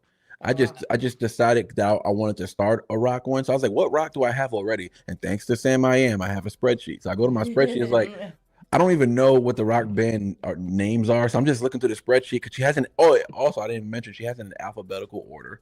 She has the artists in alphabetical order and all their songs that I did in chronological order as far as like when I did it. So it's like, it's amazing. But anyways, thank you, Sam. So yeah, I went down, I saw Leonard Skinner. I was like, yeah, they're a rock band, right? I literally don't know what they look like. I don't know. I don't know anything about Leonard Skinner. So Yeah. the funny thing is, Simple. I didn't know they sang "Sweet Home Alabama." So in Okay. the reaction of Simple Man, I'm like, someone said, somebody put in the comments in the chat, "Sweet Home Alabama," and I'm just like, in the middle of me doing Simple Man, I was like, they sang "Sweet Home Alabama." I was like, I don't even know that song. I just know Eminem did it in 8 Mile. I was like, so I live at home in the trailer. Yeah. So that's Carol's theme song. Oh, yeah. I ain't got no place to go. Oh my That's so gosh. funny. I love that. Yo, that movie is a classic. But yeah. So I was like, that's as much. I don't even know the real "Sweet Home Alabama" lyrics, but I just know. I know the Eminem version. So they was killing me in the comments. It was like, oh my gosh, you and your freaking Eminem. And so I ended up doing it that day, and I was just like, wow. So I didn't do "Sweet Home Alabama." I just did that one the other day. I did the live version, so I'm able to like have a different kind of reaction for it. But yeah, I've got a whole bunch of suggestions, a whole bunch of donos. They were just like, it was like Eagle. I never heard. I never even heard of them the before. Eagles, yeah. Yeah, I don't even know who the Eagles are. You Most names I've probably- heard. you What's probably their actually- song? You know what? I don't even want to know. Hotel I'd rather just- California. I don't know. I don't know that song. That's but one of the maybe most I heard it popular. though. Maybe I've Yeah. heard. But either way, I've Yeah. definitely never sat in because I never sat and listened to rock. You know what I'm saying? Right. Yeah. No, I As saw- much I actually as saw much as I know Skinner live. Elvis, and I've seen Elvis movie. As Oh, much as right. I know Elvis, Yeah. I've never listened to it. I mean, I've heard. What's the song? It wasn't even his song. It was a cover he did. So I know Oh, some probably, Elvis songs, but I know what you're talking about. I forget what it's called. That's so funny. On the tip of my tongue. That's all right. You know what? And I only know it because The Rock. Can't help used to- falling in love with you. No, not that one. No. Oh, It's you did cover that too. a hotel drive Oh. or something like that. Because I only know because the Rock, Dwayne Johnson, Yeah. my favorite wrestler growing up. He did a remix to it, but it was how'd it go? Because it's at the end of Jabroni Drive at the SmackDown Hotel. Blah, blah, blah, blah. So the real lyrics are I don't know what, but yeah. So that was like I think it was called Hotel Drive or something like that. I forget. I don't know that I never listened to Elvis. So Yeah, so I don't listened to know. A lot of Elvis, actually. Really? And that song is not coming to me. Okay. I'm gonna have Yeah, to- 'cause I'm probably butchering it. That's why, definitely. I never. You know what? Eminem did a song called "The King and I," because he did a song for the Elvis movie, and it's a dope song. I don't think I've heard it. And so Heartbreak Hotel. Heartbreak Hotel. Okay, yeah, there you go. Yeah, Heartbreak okay, Hotel. yeah. That one I do know. Yeah. Yeah. Yeah. But I used to, and I use the word used to be, a huge Eminem fan. Like huge Eminem fan. The joke in my house always wasn't even to this day with my husband. I'm like, you know, you're only my husband until my real husband comes home, right? And he knows I'm talking about M. Like, That's foul. like That reminds me of the Run Effect. This is how women do who are if you're part of the renegade community and you're a woman and you're yeah. married. I feel bad for all the men who are married to renegade women because they Ren just is like so fucking hot. Yeah, Nice language. He is Sexy. so hot. Yo, it's hilarious because I see how they talk and I'm just like, damn. I'd be You should damn see if my how wife was we in the talk chat. when we react to it. Dude. Nah, Yeah. Ren's a handsome guy. And he's He brolic as hell. I love how skinny he looks with a shirt on. You take his shirt off, he's just He's just cut. Mm-hmm. stupid cut. And he's got like, all right, pause. I'm not gonna jump on that train, but yeah, I hear you though. You have every right, to say that. But, Yo, I'm single. I can say whatever I want. Listen. Damn. So you do go back after Black. Then she's gonna Ren. That's wild. I mean, no. Well, funny. Well, no, actually, I have not gone back yet. To be honest, I had one, then I had another, and then I was like, well, guess I'm staying here. Sayonara, suckers. I'll just find another one. Yep. Fuck yeah. That's so funny. No, That's listen. hilarious. Even Um, my husband's one of my husband's best friend was immediately all over her. Okay, and Oh yeah. he's Yeah. he's a black guy. Yeah. Okay, so Well, and immediately he was really cool and good looking, but like then he said some stuff that was like, I know Trump is a racist, and I was like, oh well, we're not yep, gonna work out. triggering words. Yep, and so she was like, yep. Well, that's just because it. like I still have like PTSD from that last relationship I was in. I was like, I'm not Yeah. doing that. I'm not doing Yeah, that yeah, again, where I we can can't- see that. Where I feel like I have to walk on eggshells and not be able to. But it's speak my not. You know mind. what? It's not. But you know what? It's a touchy topic. You know what? The thing is, it's. I get it. So I won't speak for you, obviously, because Yeah. if it's something you experienced already, you're not trying to experience again. Totally get that. anyone who's a decent human being outside of that, right? Yeah. No, he's a cool guy. He's this and that. Anyone who's a decent human being can see the light. They can see the light. So sometimes it's not so much. This is the thing. If you're going into, and I'm not saying this to you, but if us as people, if you're going into a situation and all you can really see, or you're making every move you make is based on what you can get out of the situation, you got to consider yourself a selfish person instantly. And it's hard for us to do. It's hard for us to look in the mirror and be like, damn, I really just care about myself. Not to the, further extent, not extreme, but like when it comes to relationships and stuff like that, because if someone's decent and can do all these other things, let's say they're 80% solid, but that 20% is like, damn, this guy is a super liberal or whatever it can be, right? Yeah. Man, you're going to be hard pressed to find, someone else with that 20%. They might have that 20%, and that might be all they got. Yeah. And it's like, all you really needed to do was, enlighten someone. It might have been you. Yeah. To, show someone, I don't know, the other side. But it's not always worth it. I'm not saying that. Yeah. But what I'm saying is our intention should be there. You know what I'm saying? It should be like, okay, he just said some wild trigger and stuff. I was like, but you know what? Maybe if I give him some of this information, and if it doesn't work, at least I'm out of here. It's not gonna work. And that's like you can kind of pregame the relationship with that. Yeah, and that's where like it gets iffy because like it is her husband's best friend, like one of his best friends, and so it's like I don't want to start an argument and then it be awkward later. Yeah, because we've hung out before, watched football, that kind of stuff, and and so like. It's one of those things. I'm like, do I? Really that damn Trump, man, just ruining interracial relationships. Well, actually, he didn't say he was. He was like, I already know Trump hates all blanks. Fill in the blank. Oh, really? Monica's. Yeah. Say Monica's. Knickerbockers. And I was like, oh man, and I was just like, well, and I guess his former relationship. I wish all white people would just say it. That would really bring me so much pleasure. What? Knickerbockers? Yeah, no, I wish everyone just like started saying it, and then there's nothing anybody can do about it. Because it's so, to me, it's so ridiculous. It's like, yo, I won't even say. I don't even say it anymore. But what I'm saying is, you don't even say it in songs when songs are playing. Mm-hmm. That like, see, you have. Yeah. No.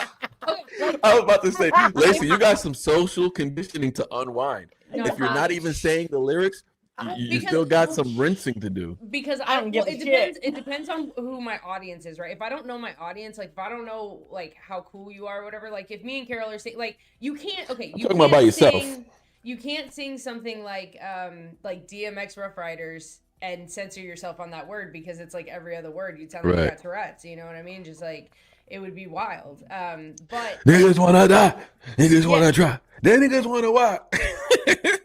She's over here like, man, is like you gotta listen to the radio edits so you're safe. I gotta practice this shit because when I'm at the gym and I'm coaching, I straight up will be singing along the songs. You know what I mean? And like, I don't want to accidentally be like me, and then somebody be like, "Bitch, what you say?"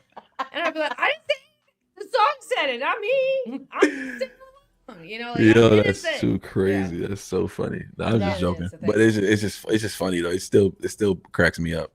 Still cracks me up. I try to get my wife to say it all the time. It's funny. Yeah. See, like if it's a song, honestly, like none of my black friends ever gave a shit. Again, we're talking 90s. No, yo, we can get into a whole other conversation about that. Literally everybody, not just white people, but just everybody, period, was saying it.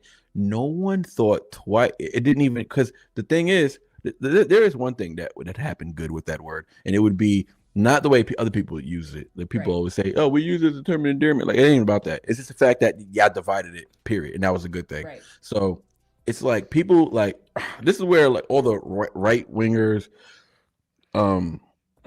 content creators always lose me. They always lose me because they're so right wing. It's too extreme for me, bro. Like Officer Tatum, I used to rock with, but I just feel like ever since Charlie died, people have been trying to fill his shoes, but they're doing it to no limit. They'll do it now. They're doing it just for the click, and it's like it's disingenuous. You know what I'm saying? So a lot of those dudes lost my support. Like the moment this buildup happened, because I was a big time OT fan. I rocked with Officer Tatum, but and I still rock with some of the stuff because I mean at the end of the day we have similar ideologies. But he's to me that's what I consider someone who walks the line of extreme. Like Right. you're not willing to see nothing on the other side. I can't really get with that because anything that isn't on the right is on the other side to you. You don't even see things that are in the middle are on the left to you. Like that's just too much. And I think he was talking about the N-word. He was like, he said, people say it all the time and blah, blah, blah. But they were talking about the hard ER. And I'm just like, bro, that's a whole different word. Like, what are you even, he's trying to make it seem like they don't care when rappers say it. I'm like, a rapper's never said it. He said black people say it to each other all the time. Now you guys mad because this white woman said the hard ER? I'm like, no. Now you're really, this is the extreme. This is the extreme right wing. Yeah. This is the difference between, this is how I explain it, right? That some people are conservative. Some people are conservative and Republican. Mm-hmm. Some people are just Republican. Yeah. And I can't get with that because when you're just a Republican, you might be masking and parading as a conservative, but you're not. You're just a Republican. You serve a party and you serve an alliance to certain individuals who run these parties. And whenever they replace the parties, you stay in the party. So it ain't even really about the people because once they put somebody else there, you'll stay, right? So these people literally pledge allegiance to a party, and I don't rock with that. You feel me? So when I'm listening to Officer Tatum, I hear this is just a Republican content creator. This is not a concern because if you're gonna sit here and try and tell the people the N-word is one word, like you really trying to say the hard ER is that's what we say, that's what people say, and that's what kids say growing up in the hood. That's what they're talking about. That's what they literally mean that racist term. That's what they mean by that. Like, come on, you're being so ridiculous. It's like, dog, stop it, dog. Mm-hmm. So when I say I don't mind people saying the NIGGA, I'm saying because people said it all the time growing up. There was dope dealers and white gangbangers in my neighborhood. Ain't nobody gonna say nothing to my boy Cross. And I don't even mean to put his name out like that. That was wild, but nobody's saying nothing to him. Yeah, you know what I'm saying? Nobody. He said it all the time. He still says it. Like nobody's. It doesn't even sound weird. You know what I'm saying? So it's like. It's just today. It's just the internet. Yeah, growing up when I was like middle school, high school, like it was never a thing.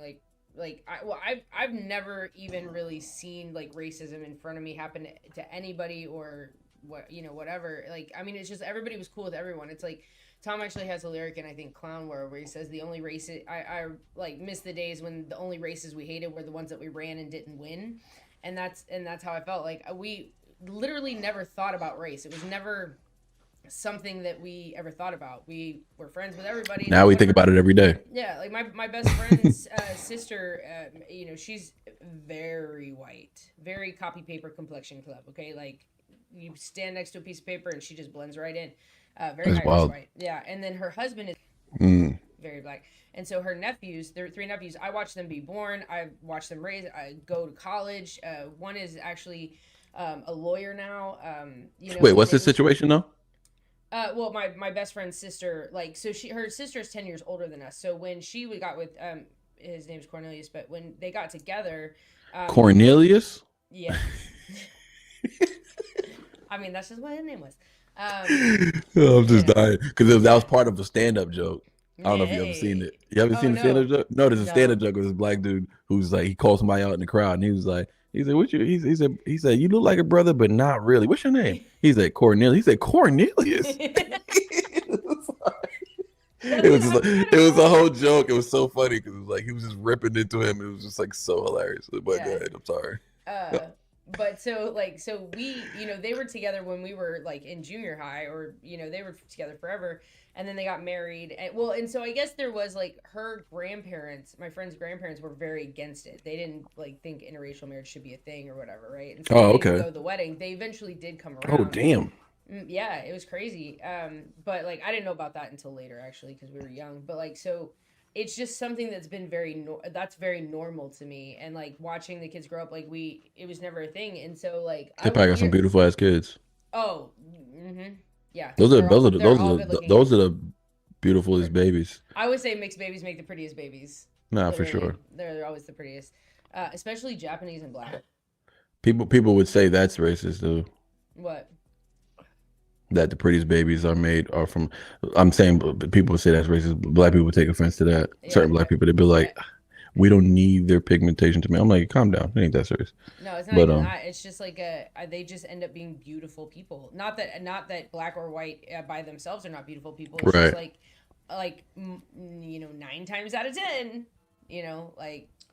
I mean, really And it's really just about like it's really simple. It's like mixing colors. It's like red is really beautiful and yellow is really beautiful, but when you mix it, you get a nice, beautiful color. You know what I'm saying? It's Right. like Yeah. it's really just A that. It's the different fact color. that It's a it's the different fact that this is not the common, and we like. It's not that we like white people. It's the fact that we like a different color. You know, we like a different shit, a different features. Now, like this person has, you know, white features, black features, you know, whatever the case may be. It's just we just love new creations. It's whatever's new, and it's like that's exciting. That's all that is. But you know, let them tell you. But Yeah. I was gonna say something and I lost it. I hate when that happens. It's Oh, like story of here's my the life. thought. I feel like I feel like Carol got some stuff written down over there. Oh shit. Oh, I always do. We're big note takers. Nice. Yeah, and then I write stuff We showed down. up to Adam's interview and like Carol had the note cards. He's and stuff. totally like, made fun of damn, me. you should note cards. This is serious. I think I saw that. Yeah, I think Yeah. y'all had some of that inside the Yeah. clip or whatever. Yeah. He totally made fun of me. I'm like, you know what, Adam? I didn't even get to freaking do my interview. I completely didn't know I was doing one and lost all my questions.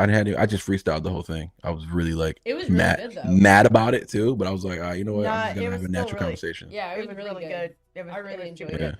I was super nervous about like because he was our first in-person interview. And That was definitely different. And a lot of people in the chat, like it is not a secret that I had a huge crush on Adam, like enormous.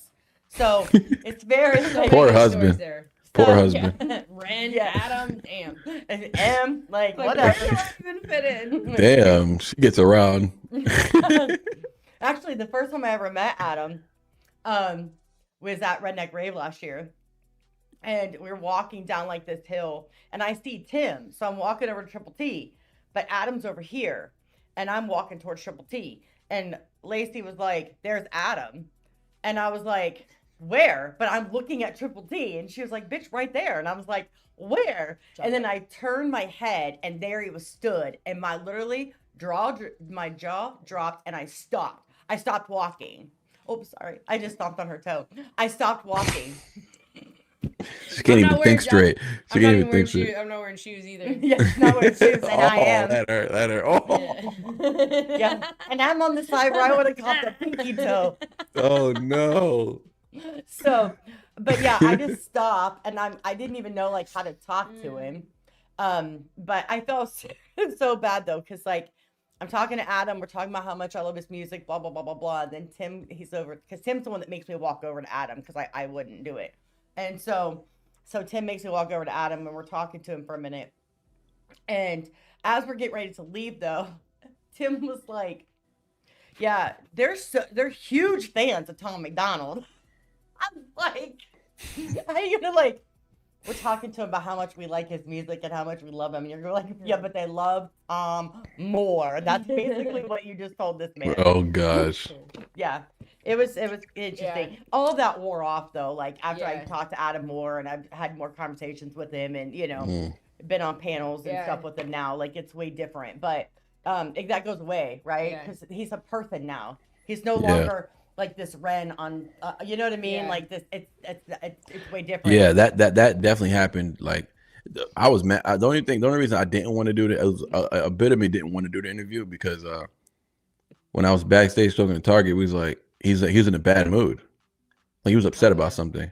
So I forgot what it was Adam was upset about. I never actually asked him either. So he was upset about a few things. So I was like, I'm not even gonna bring it up. I'm just here. You know what I'm saying?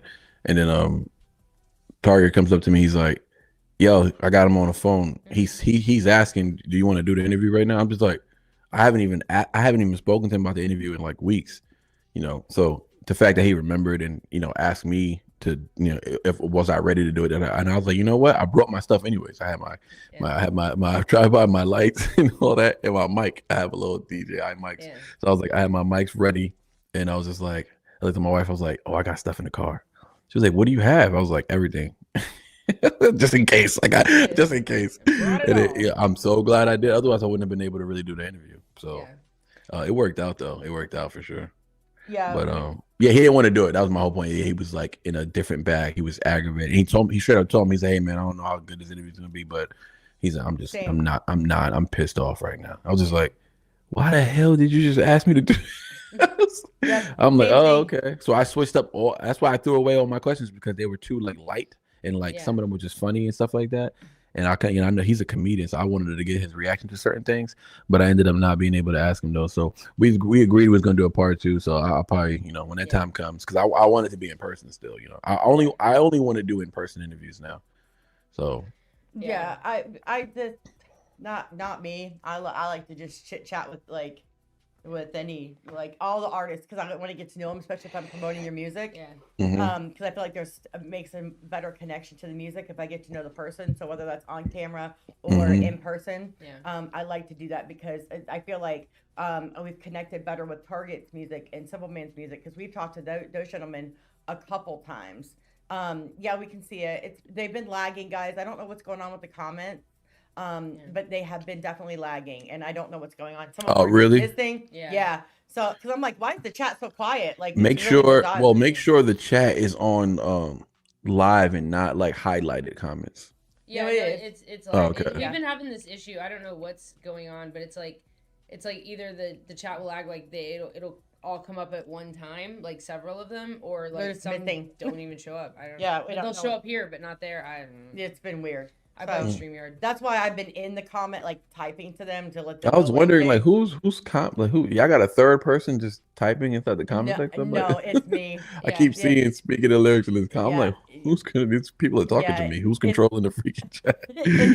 Who's the third person? Let me know. We're multitasking. Yeah, it's just multitasking over here. I am completely incapable of multitasking. So. Yeah, I didn't mind the in-person interview so much, but like I wish I would have had an easier setup, because like I have like a laptop and a little streaming cam, and we have these little lights that are we have way too many plugs. I'm pretty sure it's like a fire hazard in here, but like so if I had a better setup for sure, or maybe next time I would like just do it on my phone, like just make it a little bit more simple. You didn't just do it on your phone? No, I brought the whole computer set up and everything. Like, oh yeah, I just did it on my phone. Yeah. Yeah, no, it was kind of crazy too, because when we did Adam's interview, so we were there, we did it the very last day of the war tour. And so to see Adam, he was already in like a weird mental state, right? And he talks about that in our interview. So he's in this really weird mental state and kind of, just not feeling mentally well, right? And just from that moment, like having that interview with Adam on the last day, and then it was right after we were done. Literally, he leaves us on his bus. He's like, I'll be right back. Leaves us on his bus, and he's like, so we're cleaning equipment, and we're kind of like, we're like waiting for him to come back. But then I looked at Lacey, and I was like, I'm uncomfortable just chilling on his bus like all by ourselves. Like, I don't like that. Like, we need to get off the bus. Like, we need. I cannot. Like, Lacey's like, I'm chilling. I was like, we need to get off the bus. I was like, I don't know if he's coming back or not. So I went out. Well, that was after the interview, right? Yeah, after. Yeah. Oh, okay. Well, his wife and kids had just gotten there. Yes, and like family were showing up. Yes. So and that's the thing that I liked seeing that night. Right, I saw two different Adams in the same day. I saw the Adam that was longing for his family, missing everybody. I saw that, and then that night afterwards, we waited for all those people to stand in line to talk to Adam, like they do at the end of the night. We waited for all that to go through so we could say, because we didn't get to say bye to him. We got off his bus and like went on about our day. So we didn't see him again until performance time and then after. Yeah. So the light in his eyes was back. Yeah. It was very different to then talk to him again, he was smiling for real. He was smiling, yes, and he was just it was just a way different guy. Yeah. And that part made my heart happier. Seeing him on stage with his daughter melted me. Melted me. I have a video of that whole the last song of because he's a good dude too, and he gets a lot of shit. And what's the song? He asks for a lot of it. Ramble on. So. But yeah, he just gets a lot of, him and Tom both get a lot of shit, and then who I don't really they both ask for it. they be asking for that shit. They do. Especially Adam. He does.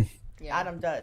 I think Tom's marketing promo reels, like when he's dropping a video though, or like I mean that's what they're. Tom be trolling. Adam be dead serious.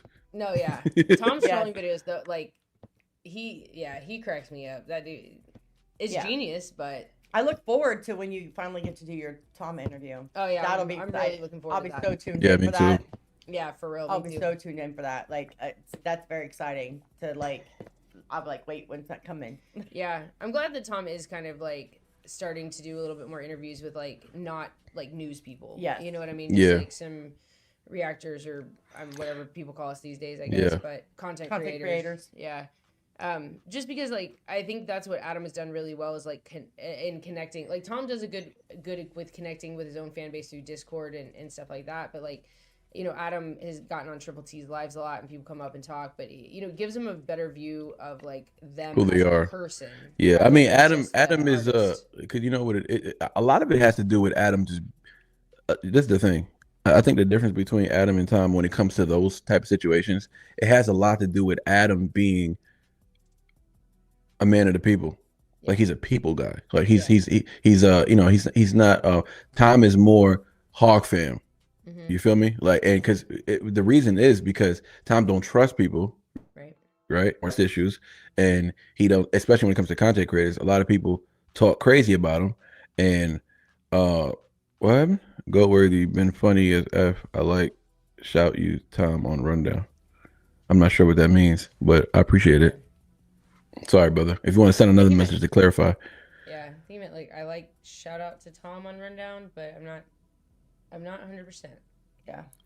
Yeah, so I think the thing with Tom is he's you know he talked about it in a lot of his lyrics too. So he's Adam cares less about the hate he gets and the people who turn his back on him, stuff like that. He cares less about that.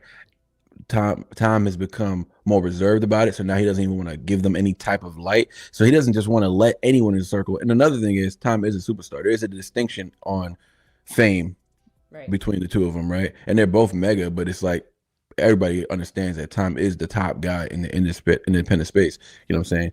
And Adam is the top guy, and he's on the ground though. You know what I'm saying? So Adam is on the ground. Like what? Like I just put it to you like this: inviting me on a tour is insane. He doesn't know me. Yeah. He doesn't know me. You know what I'm saying? He doesn't know me. Inviting you guys on the tour, but it's like doing interview, like taking time out of his day. Like he doesn't have to do any of that. Not only that, what I was gonna say, well, he said the song you submitted on the rundown. Oh, appreciate you. When I shouted out Tom on the song, got you. Yeah. I think it was funny enough, it was my diss record to King Dada. But anyways, yeah. But what was I gonna say about that? You want to ask me something about that? No. Talk about Dada. We I ain't going in we there. got some beef. Yeah, we have definitely beef. Oh, I thought y'all squashed it or something like that. Nah. No. Yeah, but I would say that's like the difference between Tom and Adam is Tom is weary about who he lets in his space. You feel me? He's not just gonna let anyone around him. He's not gonna let anyone just touch him or even know where he's at. Like, and I think I think a lot of what it has to do with Adam, it has to do with Adam just coming from the hood and just being around people. Period. He's so used to being around people. He's used to having people probably just pull up to his house random days, random times of the day. You know what I'm saying? It probably doesn't happen anymore, but I'm saying like he grew up in that type of environment where it was like, you know, even with the little battle culture he went through, like he lived a different lifestyle. He lived a lifestyle that had nothing to do with white rappers growing up. Everything that has to do with Tom's lifestyle has a lot to do with Eminem because the age gap, you know, Tom is our age, well, my age, I would say, right? And we grew up, Eminem was there. I mean, Eminem wasn't there in the beginning, but like he popped in right when we were going into our puberty and, you know, becoming 14 and stuff. He's there now, you know what I'm saying? So, and he's talked about on Dear Slim, the man saved his life, you know what I'm saying? Which is why I always go in on Hog Fam, certain Hog Fam creators. I mean, not creators, certain Hog Fam fans who be in the chat. Whenever I dare even mention M in a Tom reaction, I'm like, Tom probably admires Eminem more than I do. He's probably a bigger fan than I am, for all I know. You know what I'm saying? I'm a super M fan, but I'm just saying, like, Tom had a whole song. He paid $100K for a beat. He knew damn well. That M probably didn't rock with him, right? Even if he's never said it, he knew, and he didn't care. He was like, I don't care. I want this beat. This is I idolized this person growing up, right? I did everything he did. I did the tattoo. I dressed like him. We have eyes, both of our eyes blue. Like everything he said, and he's trolling too in it. So he's really saying like, Marshall, I remember back. He's really saying like, I know you don't want me to do this song, but I'm gonna do it anyway. I was like, I love you, man. he's trolling M. And he's trolling the M fans, and at the same time, he's showing hella love. He didn't say one thing in there that was disrespectful. You know what I'm saying? And he dedicated the whole song. So I look at it like I don't really think you're a real. If you come in my comment section or my chat trashing M because you love Tom, I was like, damn, you don't even really get Tom like that. All that propping up you're doing for Tom, you don't even get it. You know what I'm saying? You don't even get it. The entire reason Tom started rapping in the first place. Right. Like, he said that several times. Yep. So even if he wasn't the reason he started rapping, he's the reason he can rap. Yeah. And that's why I want people to forget. People get the distinction of like, no, he's independent. Adam's independent. It doesn't even matter. Eminem making it is the reason why Adam and Tom can be independent. They don't even have to sign to a label because of what everything went through. Look, thank God they didn't have to go through everything M went through coming in. Eminem was black. He was gatekeep. They was racist towards him. Yeah. You know what I'm saying? Black people did not want him in. He had to do the most just to get into those circles. He's battling people in Brooklyn. There's people like Talib Kweli and Mos Def and Black Thought. People who were mentioning M before the fame, before Dr. Dre. Like, yo, I remember that kid on a street corner in Brooklyn battling dudes in a cypher and ripping everybody apart. Oh, I remember him in Jersey. I remember him in Philly. I remember him in Detroit. I remember him in LA. Like, he went everywhere. You feel me? Like, he went everywhere with it. And it was like, that was to pave the way. That was laying down the pavement for, you know what I'm saying? I feel like if Adam and Tom would have came a little earlier, during like, if they were old enough, they would have came like right behind M. They would have been super mega because they're that good. You know what I'm saying? Nobody was good enough. There was no good rappers after M. It is what it is. There's no good white rappers after M. And that's why there's not a bunch of there isn't 30 Eminems out there because they can't do what he do. And they didn't come in time. I always say people like Adam or Yellow Wolf or Tom, they were just decades late. That's all. Mm-hmm. But it's good because now they get to be independent. They don't got to sign to a label and sell their soul and all that other stuff. Sure. It's like, yo, bro, M lost his soul for white rappers to be free. Like, it's kind of crazy. It's kind of crazy. You don't have to sell out because had he not done it, had he not proven that white rappers can also spit, you would have to sign to be on. You would have to sign. You feel me? So it's pretty. And I think that's what Dear Slim was really about. When you listen to anybody who says that, anybody who trashes M because they like Tom is by far my favorite artist, my favorite rapper, whatever. Tom is my homie, right? That's one of my favorite humans on this planet. Right. But I can still acknowledge that M will always be the GOAT. I mean, they say it. Adam doesn't even like M. Right. But he can't even fix his lips to say M is not the GOAT. Right. Like he was saying in some video with him and Mises, he was like, I can't stand M, and it's mainly to do with his political stance. And he's like, but he is the GOAT. Like I would never I'm not stupid. I'm not gonna say he's not. He's literally the GOAT. Right. So it's like I don't care any other things that he may say about M because I know where it's coming from. It's a personal situation, and I don't get involved in stuff like that. I more so defend M when people are coming at him for his music. You know what I'm saying, like that, and or maybe the type of person he is, like something like that. You know what I'm saying? That's usually when I defend him. But I just wanted to circle back because I wanted to say something. You were talking about Tom and being that trust and this, more of this inner circle or whatever. Yeah. Mm-hmm. So there was a reactor that was trying to get Tom's attention and wanting to have Tom on, and they were upset when Tom basically said nah, in a live stream. And then they went live afterwards, and this is not to call anybody out because I love Jeremy. But who's Jeremy? Real Street Sessions. Yeah, he's we just had him on the channel. He's super great super guy. Great okay. guy. Tom's really changed he was a rapper too, and he's left his independent label he was on, and doesn't even want to make that kind of music anymore because he's ashamed of what he was making because he feels Real Street Jeremy, Real Street Sessions. Oh, okay. I gotta look into it. Yeah, okay, he's been on a huge Tom journey. He's going through the entire catalog right now. So, but he in that moment too, he was trying to get Tom's attention, so he dropped speaking in lyrics. He dropped, So afterwards, like in his life, he was kind of expressing some like disappointment, Yeah. I guess, right? Like he was sad. Yes, like he was kind Disappointed. of disappointed about it, and in the comments they were like, "You have to understand, like Carol and Lacey have known Tom for a long time. Like he trusts them, and it's different. Like when we went to interview Tom, we asked him like, "Hey, is there like, do you want to see the questions up front? Is there anything you want to preview or whatever?" And his answer to us was, "Nah, I trust you all." Yeah. Like. It was very different than like Adam. Right. I can see that. We asked Adam the same thing, and Adam was like, "Nah, you didn't ask me anything. Open book, kind of like you did, right?" Yeah. Yeah. Like, where Tom was like, "No, I trust you," because I know that Tom probably with other people want to know, "What are you going to ask me?" Yeah. Because, Yeah, no, you got to know because you can't Yeah. trust people's motives. You know Yes, what I'm saying? yes. And even if they do like Tom, he knows that they are looking for a viral moment, so they Yes. might ask something if it's a live interview on the spot. That's why I tell when I asked Tom, "Do you want to do it like live or?" He said it don't matter. I was like, Yeah. I'd rather not do it live. I'd rather just play it live, like display it as a live when it's done. But I'd rather like cut it, clean it, make sure it's Right, professional. And I want, out of respect for him, like if I'm being person anyways, I want it to be like, I'm going to pre-record it Right. and then, drop it as a watch for everyone to watch together. Like you'll have like a date and all that and a time and all that where it drops. People can watch it live, but Right. I'll be in the chat. The chat. premiere. That's what we did with Adam. Adam, yep. Because And it was recorded, but then I edited, because we had some people like walk through and all of that, and Mhm. one little piece I did keep, but like it does help to clean it up a little bit, take out the Yeah. pauses or spaces and stuff.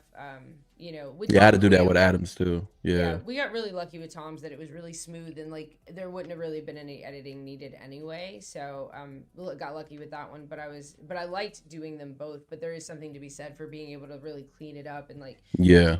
add things for context or whatever. I like being. But you able know to- what? Especially in person, you know what I'm saying? I think on like lives, like I think you're more free to do an unedited, just like cut, just a live when you're in two different places. I think that when you're in person, like there is a decision to make. Either one could be the right one, but I'm just saying, like, I think he respected the conscious decisions to say, you know what, let's pre-record it and stuff like that, because I really want to set up perfect. I want to make sure the setup is good, because I'm running a studio out there, which is like a podcast space, so it's gonna be like a nice little cool little space. I'll just bring my stuff, like my promo decoration stuff. I might even bring this stuff just to make it look homey as some type of fashion, right?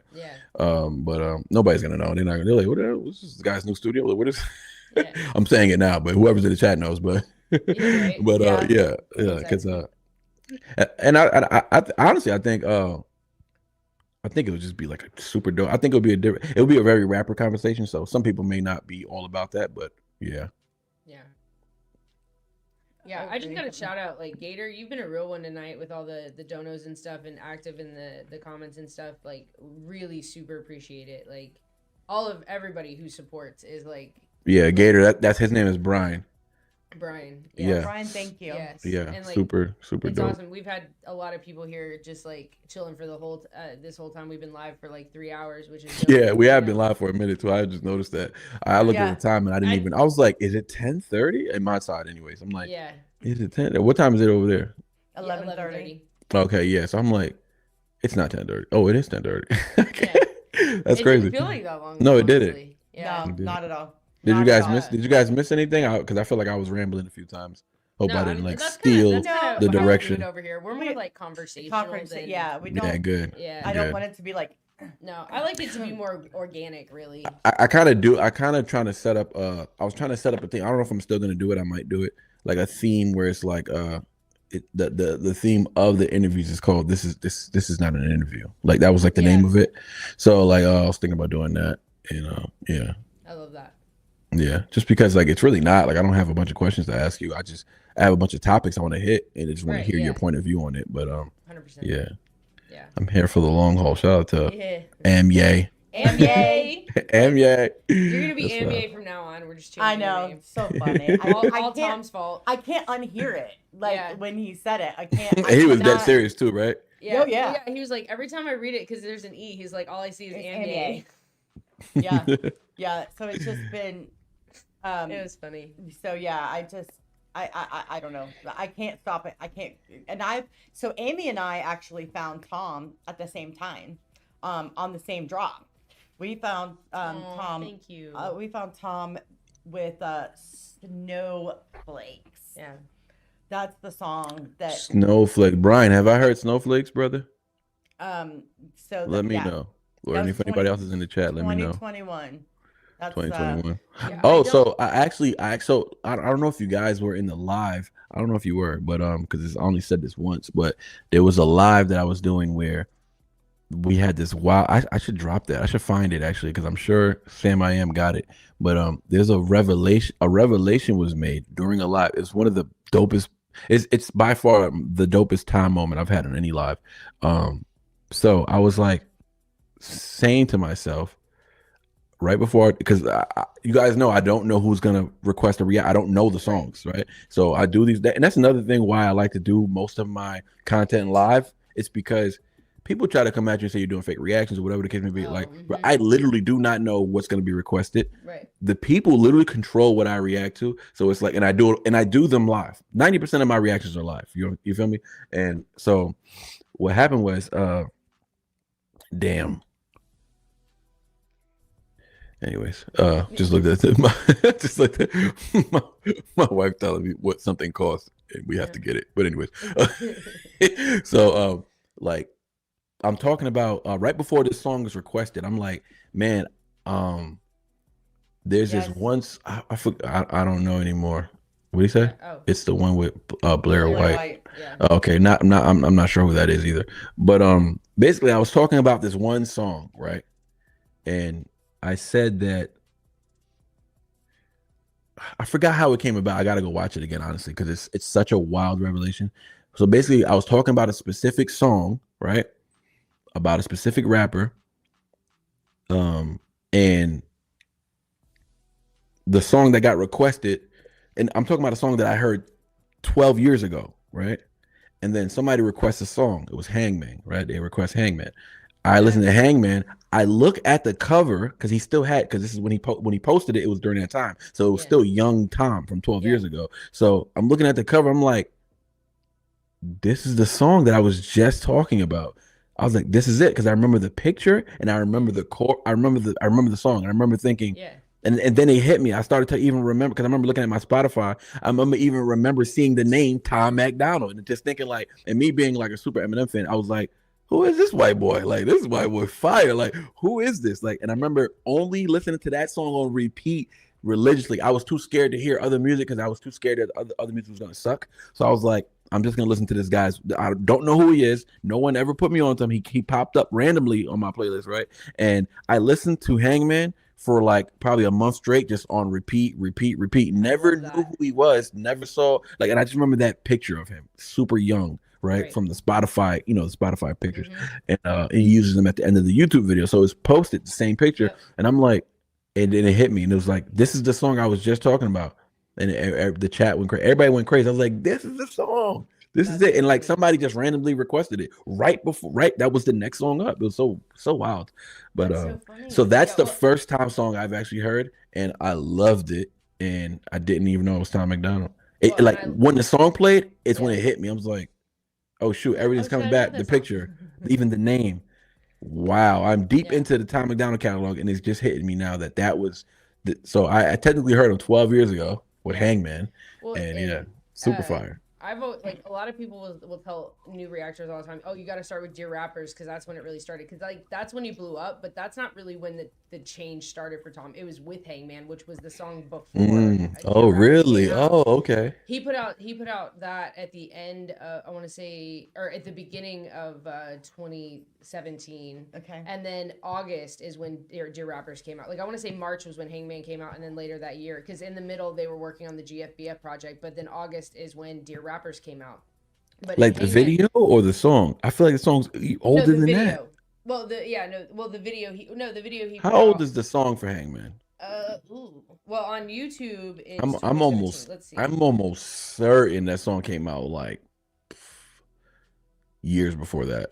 So, well, because I don't. Because I was in. Where was I? Him and Nova had just gotten together, and he speaks about that because they got together at the end of like around October-ish of 2016, and then he wrote that song. I want to say in March. Don't quote me on that. Hold on, I'm looking it up right now. Okay, that's Because very. there's quite a few songs if you look back that that he posted later on that were actually older songs that had already been made that he just put on YouTube, so they look like That they I've came out noticed. then. Yeah, that I've noticed he's done. Let's Um, see. if it came out 2016, that might be closer to what I. Released in 2017, but the very beginning. It was like the very beginning. I want to say it was like March. Oh, on YouTube, it was released in 2017. Yeah. Is that what you just said? Or no, it was released in 20. Well, it says Hangman was released as a single in 2018, but no, it says 2017. It was written in 2017. Yeah. Okay. I mean, that's So it's almost 10 years. Yeah. Yeah, about that. About yeah. 9 years, yeah. So yeah, okay. Oh, I'm sorry. Yeah, January 8th, 2018. So the very beginning. Or no, Even then. no, that was the audio. Yeah, so the audio was before that, but the video itself was March 13th. I was right. March 13th. So when was the audio? The audio was January 2018. Okay, 2018. Yeah. So Okay. the video came out later in March. But that, like, if you listen to it, he's talking about, like, he had just come off his mental breakdown at that point. Because, like, at the end of 2015, like, the last song he put out was How the West Was Won. And he was going through his mental breakdown at that point. And, like, after that, you don't see him put out another song again until Hangman. So, like, through most of 2016, and then around like September, October ish, I guess, Nova had messaged him and was like, you know, she was coming off being dropped and was literally like, she just couldn't write music. She was so depressed for a while, and then she really wanted to write, and she was like, Tom, please. And they were like friends, right? Yeah, they had been in front. They'd met in like 2008. And so he ended up That's coming to interesting. America. Yeah, so he's finally better enough. He came to California, and they started writing music together, and kind of was coming up with the GFBF thing. But they were writing music and realized they were just writing love songs about each other. And so they finally were like, I guess we're gonna do this. Stop And it. so they That's ended up just getting a too relationship. cute. So that was around like I want to say September, October of 2016, and then Hangman came out January, March, the video, whatever. But I love them together. oh, it's amazing! It's amazing. So when they came out with the GFBF project with Wild Ones, like I was so excited because Nova even wrote in a blog about how when Tom blew up with Dear Rappers, you know, they kind of had to shelve the GFBF project because she couldn't not, like, Tom had wanted this for so long, and it was going so viral. She was like, we could not go after this. But, like, once again, something else fell through. Like, first it was the label deal and stuff, and now once again, this thing was falling through. The focus is somewhere else again. Yeah. Yeah. And so, you know, they went hard on his career for that. And so for them to come back and do GFBF was just like, I mean, all of the hardcore Hangover Gang fans, we were erupted. I mean, we were so excited. Like, Right, finally, right. they're bringing GFBF back. Because some of those songs I absolutely love, you know, and they had a whole album, basically, which was, you know, a lot of the songs are on Yesterday that they put out with Wild Ones. But, Oh yeah, I got that one too. Yeah. Yeah. Yeah. oh, And it's Amy very, said March 13th is her birthday. Look at that. Your birthday. Shout out That's to Amye. yeah, that album too, if you go to listen to it, it's going to be very different Mm-hmm. than what you would ever Oh, be very, used to very Tom different. or Nova talking about. Yeah. Really? There was a Very couple of songs different. I really did like off there, but Yeah. it definitely is not It's not not quite their, the same sound. Yeah, it's very different. Very different. Yep. And what's so funny is like a lot of times, so we do like sometimes we basically call it like Hog FM radio. Oh yeah. So yeah. like we'll go live randomly and people can just come in our chat and they just like just type in the chat what song they want to hear, just play it, right? So but they It's sometimes like TRL. they will be requesting songs. So listen, this is where I show people like I'm a real person because I do not like every Tom MacDonald song. I do not. And they'll be like Tom doesn't like every Tom MacDonald song. right. Nope. So they'll request something, and I'm like, man, I don't like that. Yeah. So maybe play I'm that I'm song. not gonna lie though. I do like a lot. Damn, I do like a lot of his songs. Though. Me too. Because Me too. I just get really invested in the person, and then I connect Yeah. the person to the music, then I connect the music to the lyrics, and then I Yeah. dismiss anything else I don't like. I just don't mention it because I wouldn't Yeah. I just wouldn't trash or Yeah. just or talk crazy about someone's craft, especially someone who sat down and have written lyrics and have put in a lot of time into it. I know what it feels like to be like somewhat have somebody talk about your creative work in this type of manner that would probably someone might feel like it's disrespectful or whatever. So Gary. That's funny. He said, yeah. What? That picture is hilarious. Yeah, it's funny too because Wild Horses is like Tom said, it was his favorite song on the album, and that's actually probably that one in Lifesaver are my two favorite songs on there. But Wild Ones, like I knew exactly what Tom was saying in that song. That like I feel like a lot of people didn't understand in that song, and I actually talked to him about it, and luckily I was right because otherwise I would have felt real dumb. But you know, Yeah, so that Wild song Horses has a is special heart, special place in my not heart. Carol's cup of tea. Yeah. Like that's. I love Wild Horses. Oh my gosh, that is not my song. Not at Especially all. especially Nova's verse too. Yeah. Oh my gosh, I just not.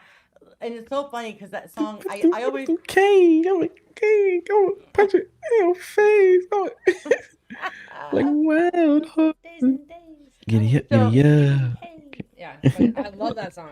My favorite song is definitely You, and then the other one is I think it's I'm trying to find it. I don't know if it's I don't know if it's Million. Last Time or Pain in My Ass or Million. Oh, I oh love I think Million. it's I think it is Million.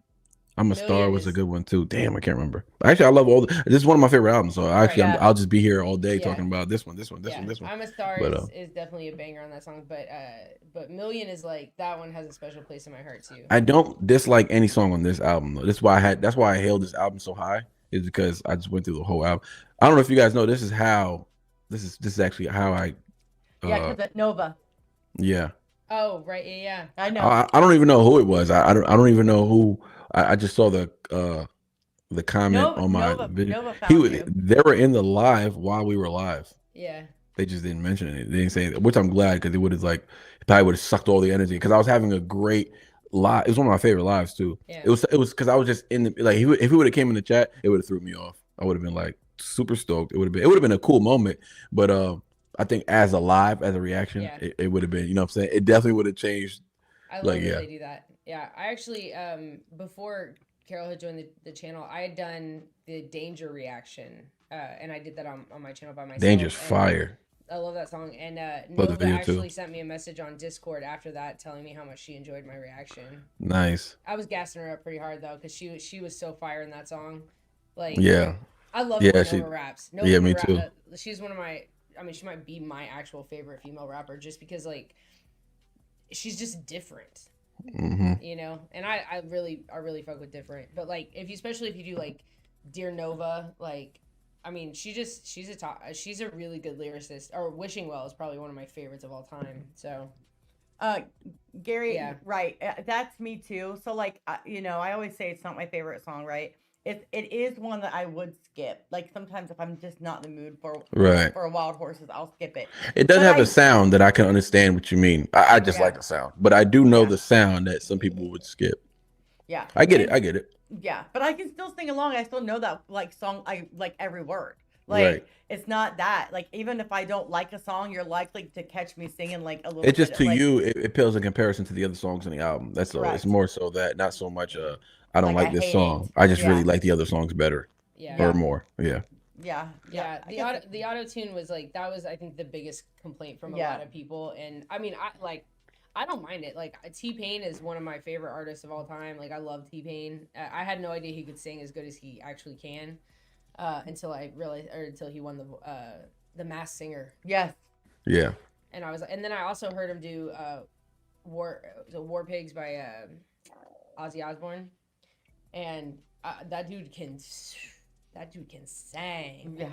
Like Mhm. take your shoe off and throw it kind of sang. Hmm. But so I mean I was kind of in the club scene and stuff when like those kind of auto-tuney songs were like really popular, and I don't know, I don't mind auto-tune if it's done right, and if it's Me neither. not, like, I don't like. yeah. And also, it's just like if Tom did like a whole album of autotune, I'd be like, yeah, not for Yeah, me. maybe, yeah. But not if well. somebody does one song with autotune, or every Yeah. once in a while he puts the autotune pitch Mhm. in there somewhere lightly. He does it in a lot of places lightly, but Yeah. it's just being creative. It's not that deep to me, honestly. Yeah, I liked it on Bad News, and that's one of their biggest songs or videos anyway. What song is that? What Bad album is that? News, that's off the Killing the Neighbors with Oh, okay. Mad Child and Nova. Okay, yeah, I think I just dropped that album over there. I haven't heard that album either. And that's not online, right? Yeah, it is. That is a video. Oh, it is. I'm saying the yeah. album, No. For what? No. that album with Mad Child. Killing the Neighbors. No, it's not. No, but like Drug, Bad News, Sober. I'm missing. Oh, what am I missing? Those were all off that album. So weird. I feel like I'm missing one. Wild Ones. White Trash. White Trash. Yeah, I think those four. I don't know. Amy, Sherry, any of my peeps? Anybody? Am I missing one? Yeah, the White Boy. Yeah, actually, yeah, White Off Boy Killing Ish Neighbors. was on the cover of it. Yep. Yeah. White Boy Ish. It's funny because when he dropped White Boy Ish, that's the same day I did Wild Ones album reaction. So I was planning to do Wild Ones album reaction, and then he dropped that. I'm like, oh man, like, I'm just gonna keep it on the same live.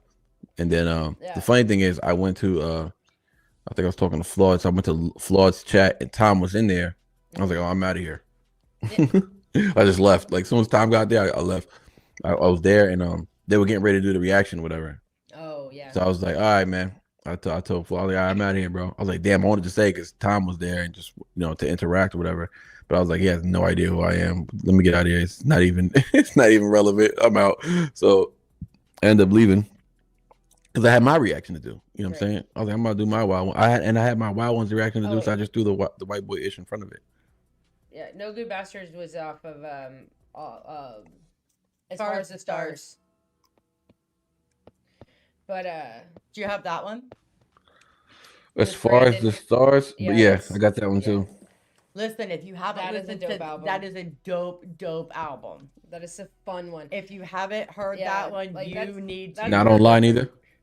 No. Yeah. You're killing me, Tom. The only digital albums are Wild Ones and then the Brave. Or no, Brave One isn't. I mean, technically, you can look on up the there. songs, Yeah, but you can look it up. It's digitally released. And then the Brave 2, but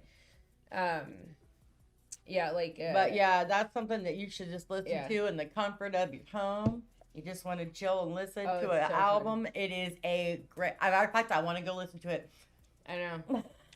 I love so that I can only listen to the songs until now. I got my CD player now, but I didn't have a CD player. My computer, I have a MacBook. There's no CD player there. There's no CD player in my car. So it's like, damn, I can't even listen to all these dang albums. Yeah. Oh, you know what I did? You can just get a CD. You can just get a CD drive. Yeah. And then you can actually literally take it. If you get a CD drive, it's just when you can hook into something. It'll connect It'll connect right into your laptop. If you need help, let me know. But if you can cook it. Already need help. Okay. Well, anyways, you can take it. That's what I do. When I tell you, I put everything on my phone so that I can listen to my car, listen to it wherever I'm at. So I literally take everything from the albums, and you can upload them onto like iTunes. Yeah, or Apple Music. Or whatever it is, and then you can listen to it from there. Yeah. Yeah, Car Guy, I've heard. That was fire. So, but yeah. That's from that album, right? Oh, yeah. From, that's Brandon Hart, yeah. Yeah. The ones off As Far as the Stars was Heart Emojis, Church, No Good Bastards. I think I heard Church. No Good Bastards is a fun one. What am I missing? I feel like there's another one. No. I don't maybe not. So. Maybe it was only 3. I think they only did 3. Or was there 4? Felt like there was 4, but I don't know. Maybe not. No, I don't remember. But yeah, that's a very, very, very good album. Mm-hmm. As Far as the Stars is probably one of my favorites. Again, Steve Miss Nova's in it. See how that worked out? Yeah. But yeah, I really love that album a lot. Mm-hmm. There's actually I'm gonna have to check it out. A song in particular, I'm gonna look it up and then I'll message you. Yeah. Okay. That is one that I think it's called Ego. Ego, yeah. Oh, that's powerful. That's a powerful song. That's a deep Ego. one. Like it's. That's As Far as the Stars. Yeah. I believe it's called Ego. Yeah. Ego Trip. Yep. Ego Trip. That's what it is. Yeah.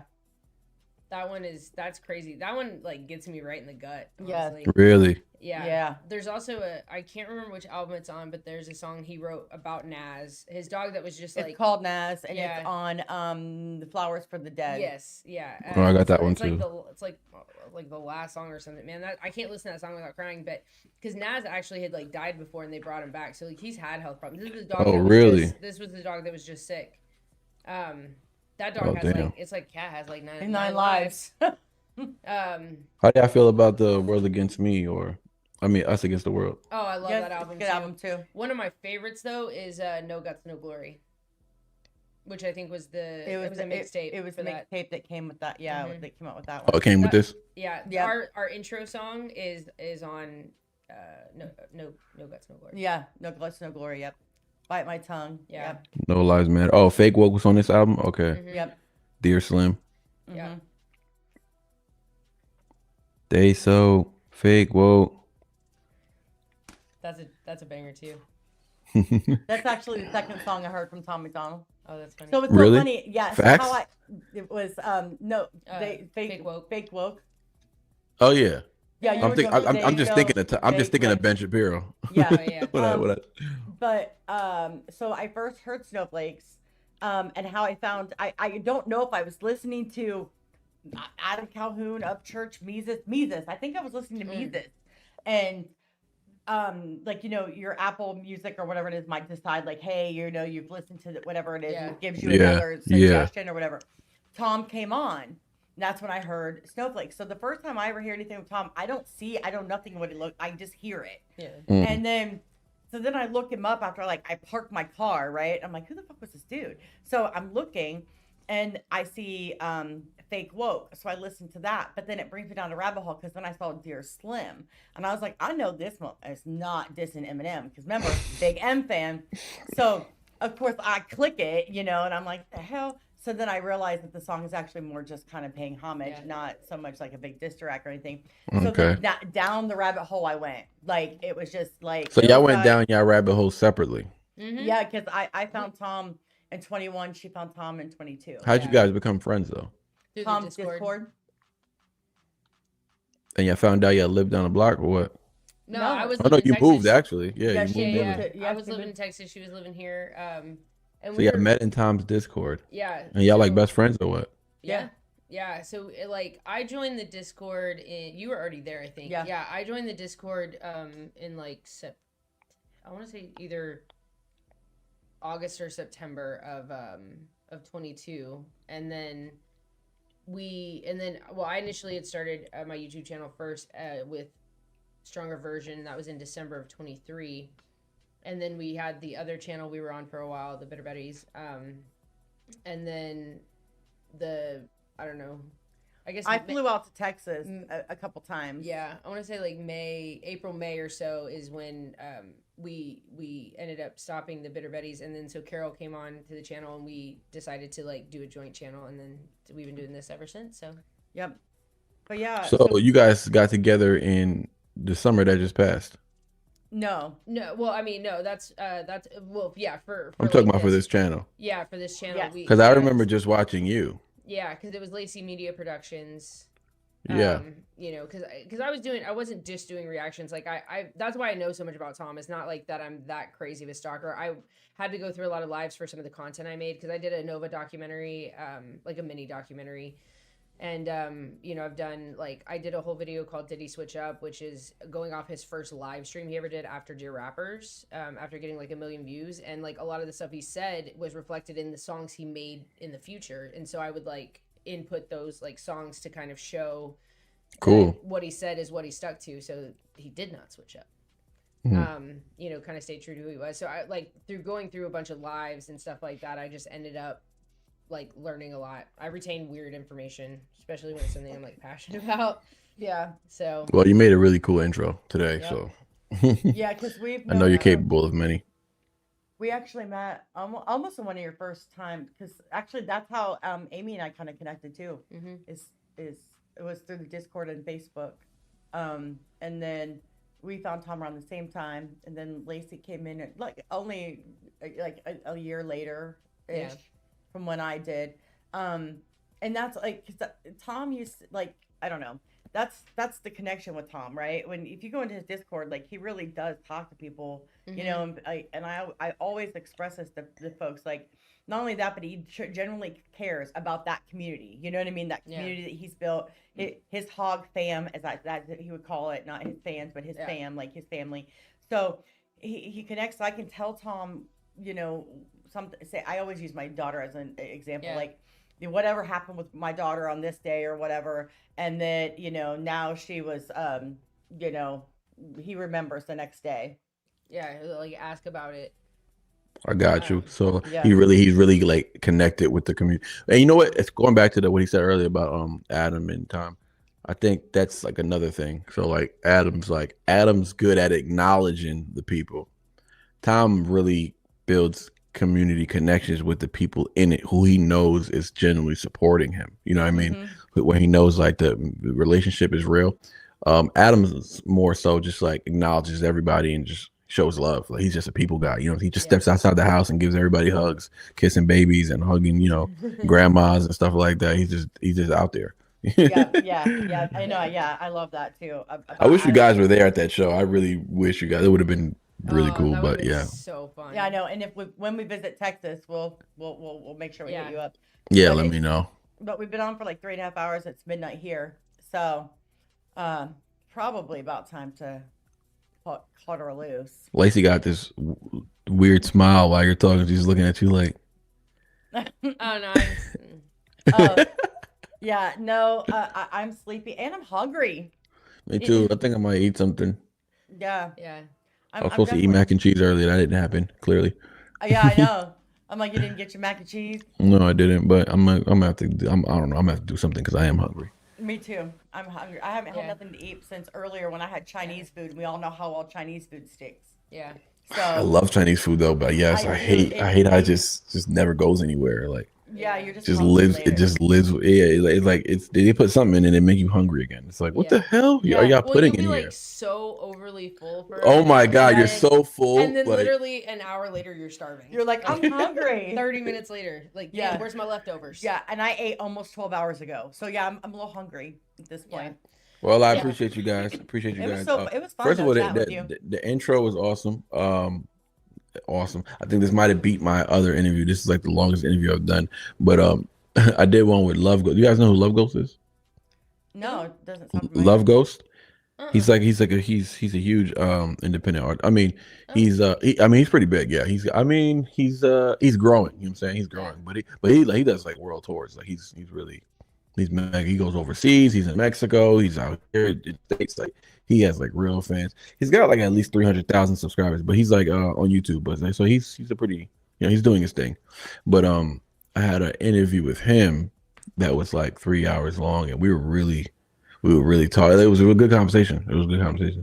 I just enjoy connecting with people and stuff like that. Because at the end of the day, I'm really blown that Lacey doesn't remember how hard she was trying to put me onto Tom. It blows my mind. I always thought she knew. I always thought she knew she was I like knew because the you first talked person. about it like a couple times Yeah, in right. different videos. That's how I knew. I didn't find you. I found you at God mode. Like I saw your reaction in God mode. Her saying she know. found me at God mode is That's what insane. It's That's so what insane. I thought it was. No, it's so insane, Carol, that it's like she literally was telling me about Tom maybe 6 months before that. Before Was it really God. that long? Oh yeah, it was a while because it was when I started the fall in reverse reactions, and It you must was have been like, you need to check out Tom. You need to check out Tom MacDonald. This is a song that you was like giving me songs. I think you gave me Dear Rappers. I think you gave me you was giving me songs. You even donated one time, and I was like, all right, I'll put it on the list. And I remember showing people the list on the live or whatever, and I was like, oh look, it was about God mode. I was like, oh, you see, this song has been on my list for more than 3 weeks now. Like it was like, I was like, it's about time we get to it, whatever.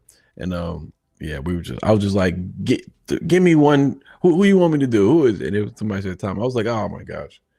You're like, right. I was like, well, I'm not gonna Well, promise you you're guys a welcome. great reaction.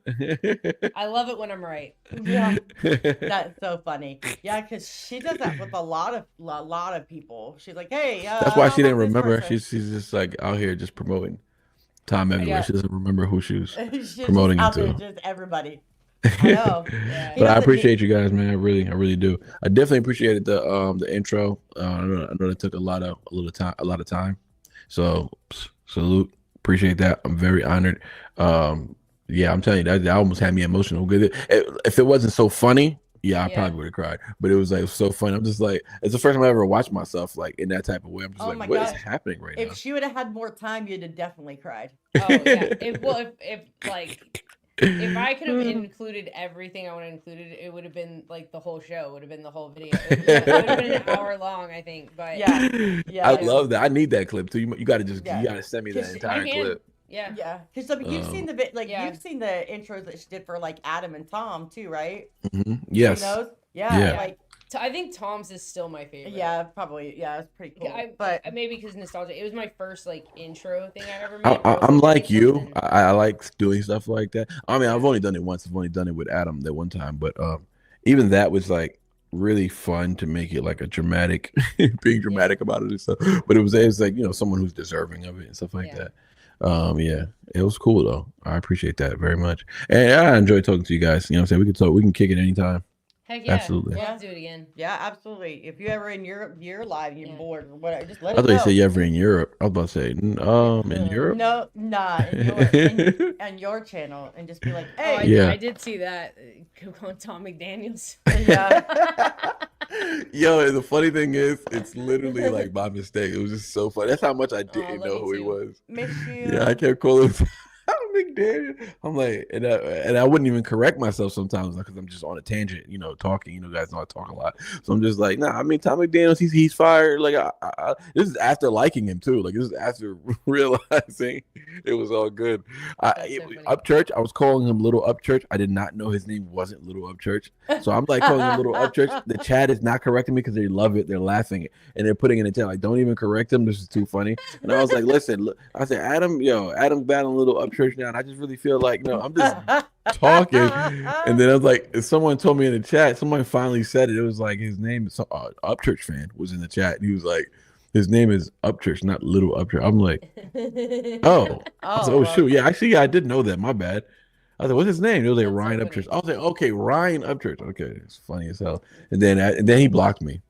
I guess he saw my reaction to something. And he blocked me, so I can't even. He blocked me on Instagram. Who, Ryan bro- Freak Squad is he like blocked a you? whole other. Mhm. He They might probably have blocked clipped it and sent it to him like, hey, look what this guy's talking Oh, about. Yeah. Yeah, well, Ryan, He didn't say anything though. Ryan's he can eat. That dude is I'm trying to crazy. be nice because he called us literally like he's gotten a little chunky himself, right? He's a little chunky guy, and he wanted to call us fat. Literally called us fat. Like, Really? I see three women, but I see 13 chins. Like yes, I was like, No. Did he really? yeah, he really did. Wait, why? Where were you guys at? Why would he say that? Okay, so So what happened I'm was petty, and I was like, yo, okay. So when the diss tracks were coming out, I was like, well, Ryan put out a diss, but like I refuse to give this motherfucker a view. I'm not doing it. I'm not supporting someone that I'm like. Ryan did a lot of he said a lot of really bad things. He put some of Nova's personal information out, that was Sounds like him. he Yeah. just like at that point I do not mess with that dude. Period. Like I don't use the word hate very often, but like I literally hate that dude. Okay. so what so Um. what happened is Yeah. we didn't want to give him the view. So Oh, we we used watched Flawed. we watched Flawed's reaction to it. So we could give Flawed the view Yeah. and still hear the song. But and we weren't even like really bashing, just it wasn't a good song. It wasn't What song was it? the first diss he put out against Adam, the where he was first like one. riding the Riding the rocking horse and the freaking Oh jammer, yeah, that was terrible. Yeah. Oh, 7 minutes Lord, that of was whatever it was. that was so So- bad. Yeah. So They we were both watched- bad and much Yeah. too long. Yeah. Yes. So we were watching that, and of course he didn't like that. You Right. know what I mean? So of course he wanted to attack in the comments because that's what he does. He's just over here watching small content creators going in their Right. comment section. He's so ego, so it's so I know. bad. Well, then- It's so embarrassing. Oh, It's so he embarrassing. came- he came And when on our when he live blocked streams, me, too. I Yeah. only had like 10K subs. He blocked me too. I was just like, I'm not even like, what are you worried about me for? yeah. He came into a live stream once. Like, he talking just, shit. I was like, hey, you can come on. we'll have a conversation if you want, my guy. Yeah, come on up. And You we, know, we you weren't got- we weren't big enough. We weren't famous enough for him to come. You know what? come You on got and you got defend you himself, got but- a big set of kahunas to Hey, try girl. to try to make fun of a couple Hey. ladies on YouTube and fat shame Mhm. us. Won't you bring your fat self up here and talk to me to my face? Say it to my face. Yeah, Like, Oh, I bet you so won't. good. I bet you won't. they don't. I bet you won't. We actually did that A few weeks ago. like 2 weeks ago. We actually let like haters come up. Like you want to talk shit in my comments. We had to open, We had the to open a panel. I'll send you the link. Come on up. Say it to my face. Yeah, We had a couple that two people. two people did come up, but they weren't. There were several that came in and talked shit, but only Yeah, two were only brave enough two- to only actually two. Oh, talk. Brave I enough. saw that. Did anybody come up? I was going to ask you. Yeah, Did two anybody come people up? at the Two end. people actually did come up. So, you know, and it was just one guy was like, okay, maybe I was a little misinformed because it's the same bullshit. Yeah. Tom's a grifter. Tom's a racist. Tom's blah, blah, blah. But he said this about trans people. And I'm like, all right. Actually, I shouldn't listen. say like that. The guy was actually really nice. He was very nice. Look at y'all.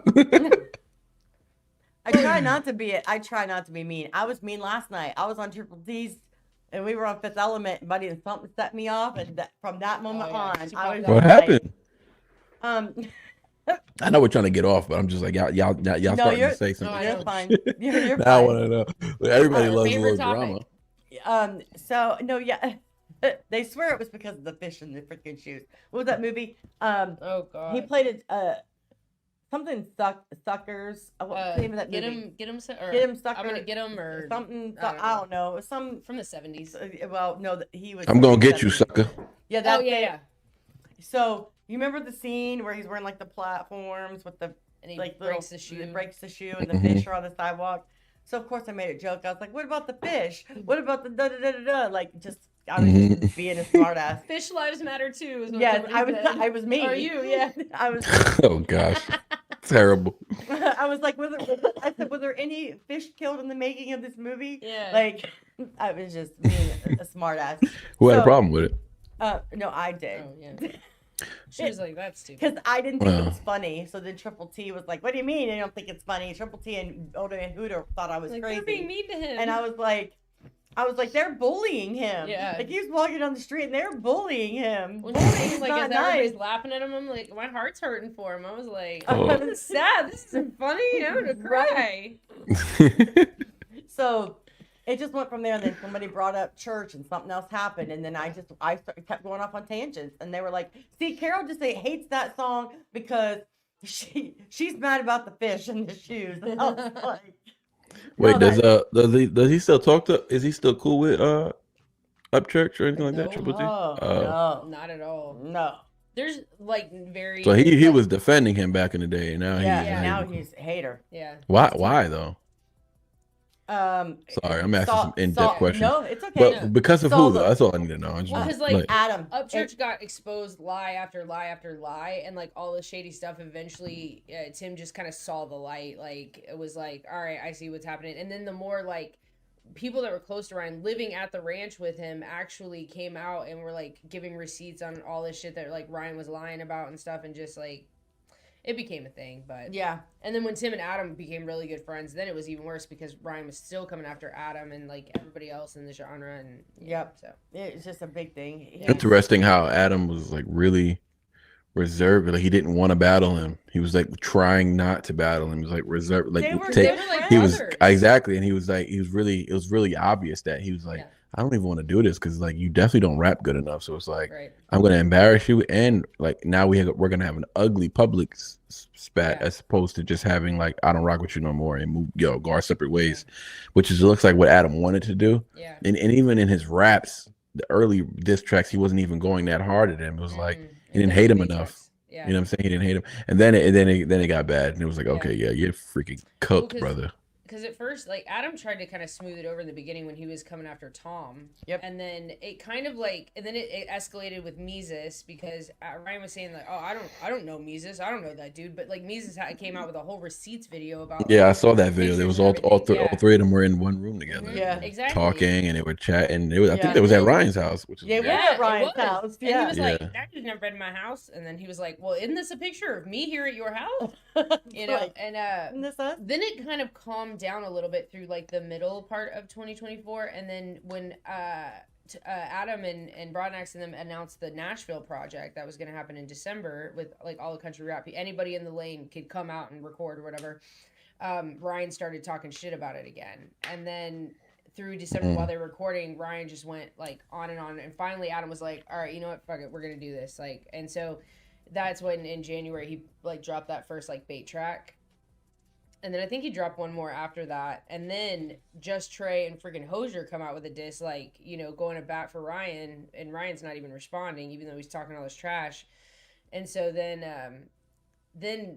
when they two responded for Ryan, Adam was like, because Hard Target and Simple Man even said that they were like, yo, let me. Like, can we get in on this or what? And Adam was like, nah, it's just gonna be us two or whatever. And then when those came out, Adam was like, you know what? Free for all. Go ahead. And then that's when they started dropping. And then eventually Ryan answered Adam and then, you know, whatever. So, and then you know the rest. But Dismiss happened. You know. Simple Man, he killed that giant. Target had a good diss too. I think I like Target's diss a little more, even though Simple Man's diss was a little more rap. You know what I'm saying? Because Simple Man's like the lyricist. They're both lyricists actually, but Simple Man's definitely more of a lyricist. I like Hard Target. I like this diss he did. I like them both. Yeah. Like them both. Yeah, I'm definitely I'm a big fan of Simple Man. Yeah. I love both of them. I thought both those disses were really good, especially after I learned a lot. Simple Man, big fan. Especially after I learned a lot more about like their situation, how they knew Ryan and kind of their history. It made the disses make so much more sense to me. Especially Simple Man's, because I didn't realize there was so much history there. Oh, I don't even know about the history. Yeah, well, so like Simple Man had done a walking encyclopedia about Tom MacDonald, Trailer Made. I like music, I love it, and I love stories. But so Simple Man had done like a collab. It's too much information. Yeah, I don't know how my brain holds all that. I don't know, it's a thing. But no, Simple Man had put out like a collab track with somebody. It was like a Yin Yang track or something, and Ryan was making fun of the freaking.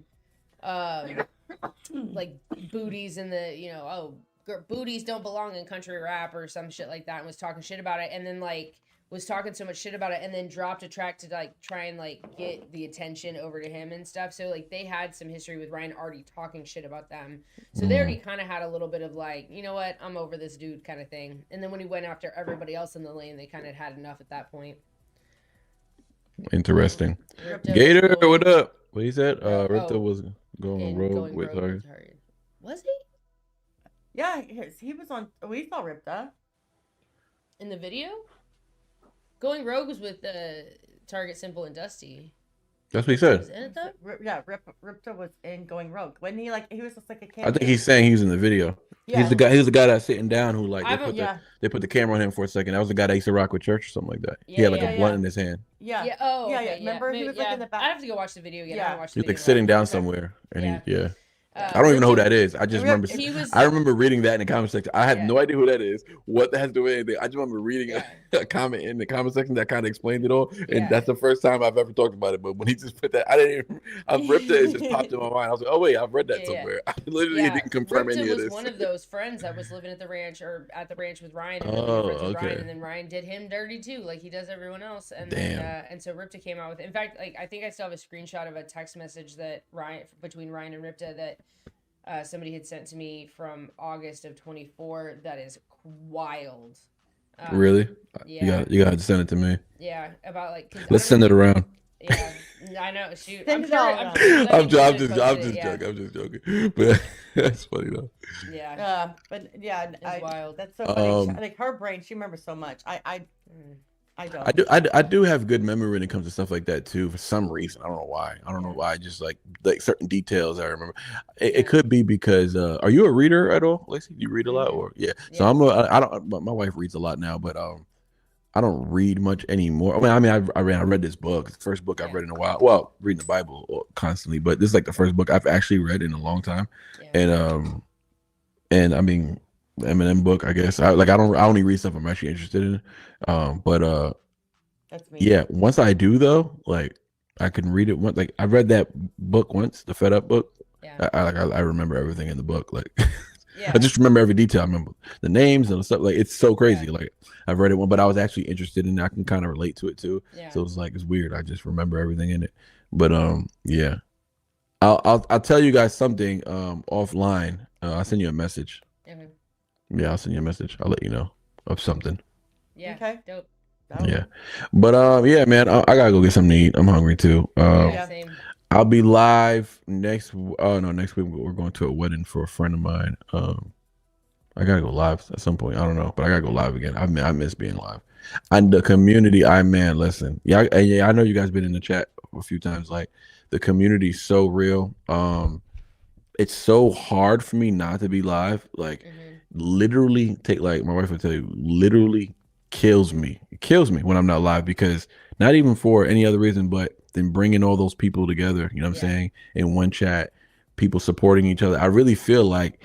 I feel so guilty. That's one thing, right? I just want to say that I feel so guilty about it, but I do know like I had a lot of personal things I was dealing with, you know what I'm saying?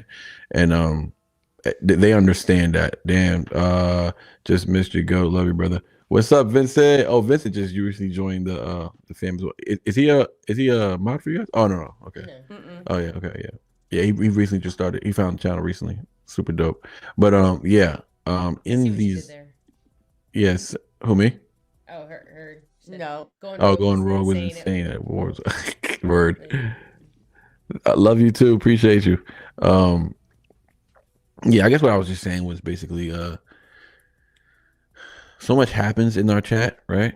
A lot happens. Like you see how you guys met and stuff in the Discord. So much of that has happened in the chat that it's like when I'm not live, I feel bad. But there's so many relationships that were made. Like best friends, people going on vacations together, like people who met in my chat, you know what I'm saying? People going on road trips together, like separate. I'm talking about different people, all people who are literally best friends because they met in my chat, you know, a year ago or something like that. It's just like mind blows. That's mind blowing to me, right? Yeah. So like, and then on top of that, when people are going through stuff, people come through and help each other. Yeah. Like a lot, you know what I'm saying? Financial burdens, people pull up, you know what I mean? And it's like, I say the word, hey guys, we're donating for this. It's like it's like it's nothing to them, you know what I'm saying? And we, everybody, nobody got money like that. We're all struggling, you know what I'm saying? So it's like, it's not like people in there with people struggle. They you know, say they mention, they express how I ain't got it like that, but listen, I'll donate 5 to the cause. You know what I'm saying? Yeah. That's when you know. Every little bit helps, right? Because you get, and then if you inspire 20 other people, we're good now. You feel me? 20 people just put up $5 each. You feel me? So like that's how it works. It's like it's amazing. Nova was actually just she has a gamer friend because she streams video games and stuff. I love Nova. I never spoke to Nova. I've actually never spoke to Nova. She just kind of just shouted me out on her channel. First of all, I had no idea she was doing that. Right? She was just on her they're laying in bed is what they're doing, right? So they're laying in bed and they're on her. He's recording. Was preaching over at TT. I guess when he was live just a moment ago. Oh, okay. Oh, Adam back on. I knew he couldn't stay away too long. I know. I'm taking a break from social media. I'm not gonna be. Oh yeah, he been canceled that. He tried that like 3 times already. I know. It's just something crazy. Every time he says that, something. So I told him, I said, bro, stop saying that because every time you do something crazy happens. I was like, I gotta blame you. Like stop saying that. Yeah, he just laughs. But Nova, right? Nova. Yeah, her alter ego. I just can't. It's just too much. Ollie G. Yo, no lie though. We did some Ali G on the channel. Oh, Bye Bitch is like my jam. That's my hype gym song. Yes, I love that song. I'm about to do an entire. You guys are gonna have to help me out. I need a list. I'm about to do an entire just like Nova live. Oh, got you. I got you. We're like got you. 100%. Yep. Yeah, I'm about to do a Nova live because she's worthy of it. But what I was gonna say was she had posted me on her channel, right? And I'm just like, somebody was sending me screenshots. My Instagram, I had crazy DMs, right? A bunch of DMs, and I'm like, who is this? Like, who's sending me these screenshots? Is it because everybody's sending me the same screenshot? But it was a bunch of Hog fan people, right? Yeah. Who found me? Like they were never even following me. It's because she, put my name in it or whatever. I guess they searched me or something. So, and then someone sends me a screenshot. I guess it's Tom taking this picture of Nova holding her own phone, and they're watching my live. And she had put, and she wrote, she posts that picture of Tom taking a picture of it, and they're like laying in bed, and it's like, and she writes on there, is this the greatest reactor ever?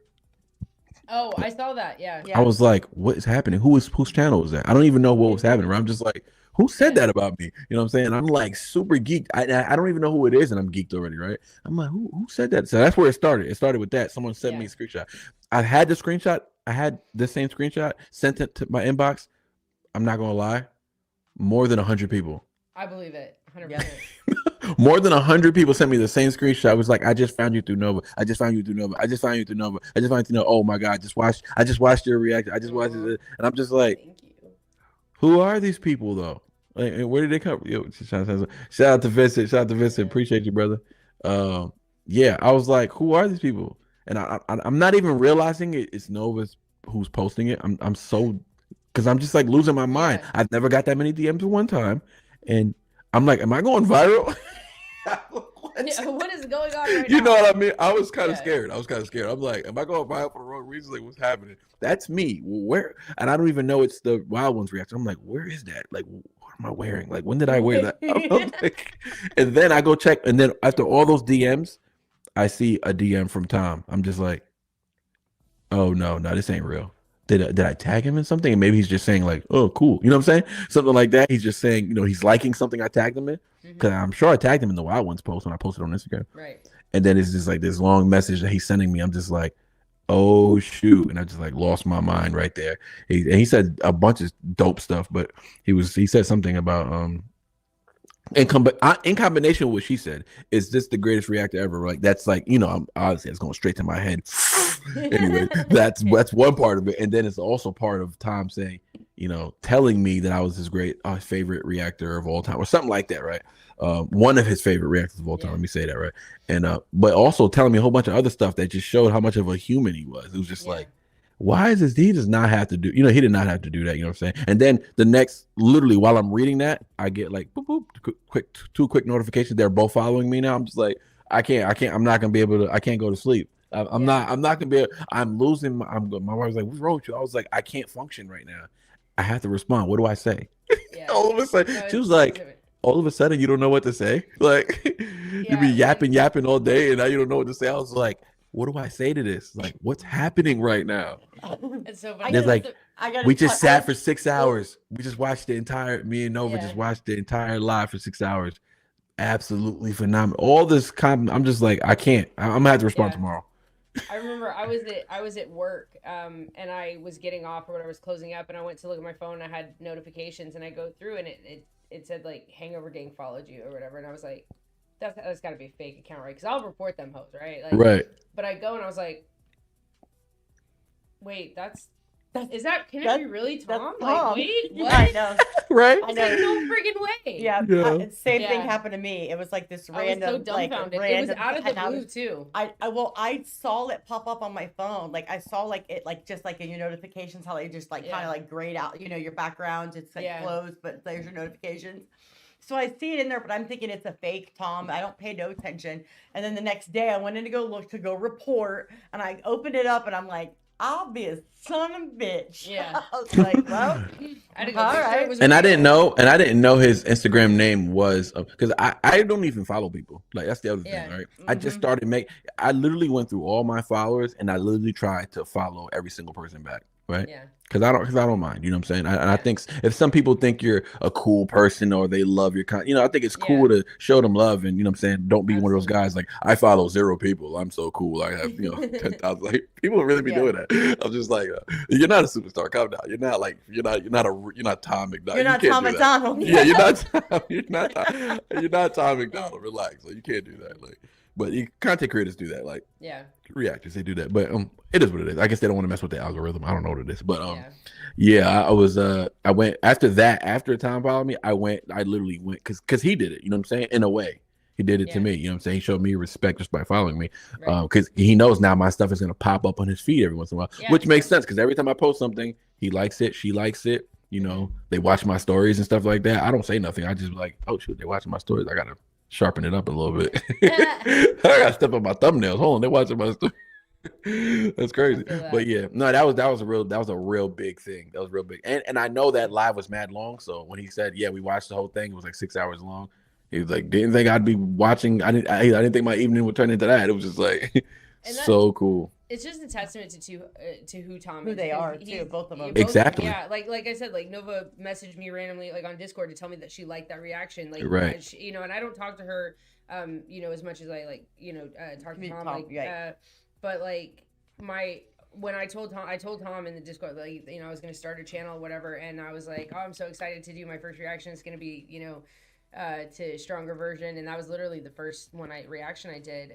And so he made it a point to come and comment and watch the video. He even included me in one of his like the reels when he reposted about people like seeing it, whatever. And it was just wow. Like, he just is so good about showing love and respect, like to people who show love to him. And I just think like who else is doing that?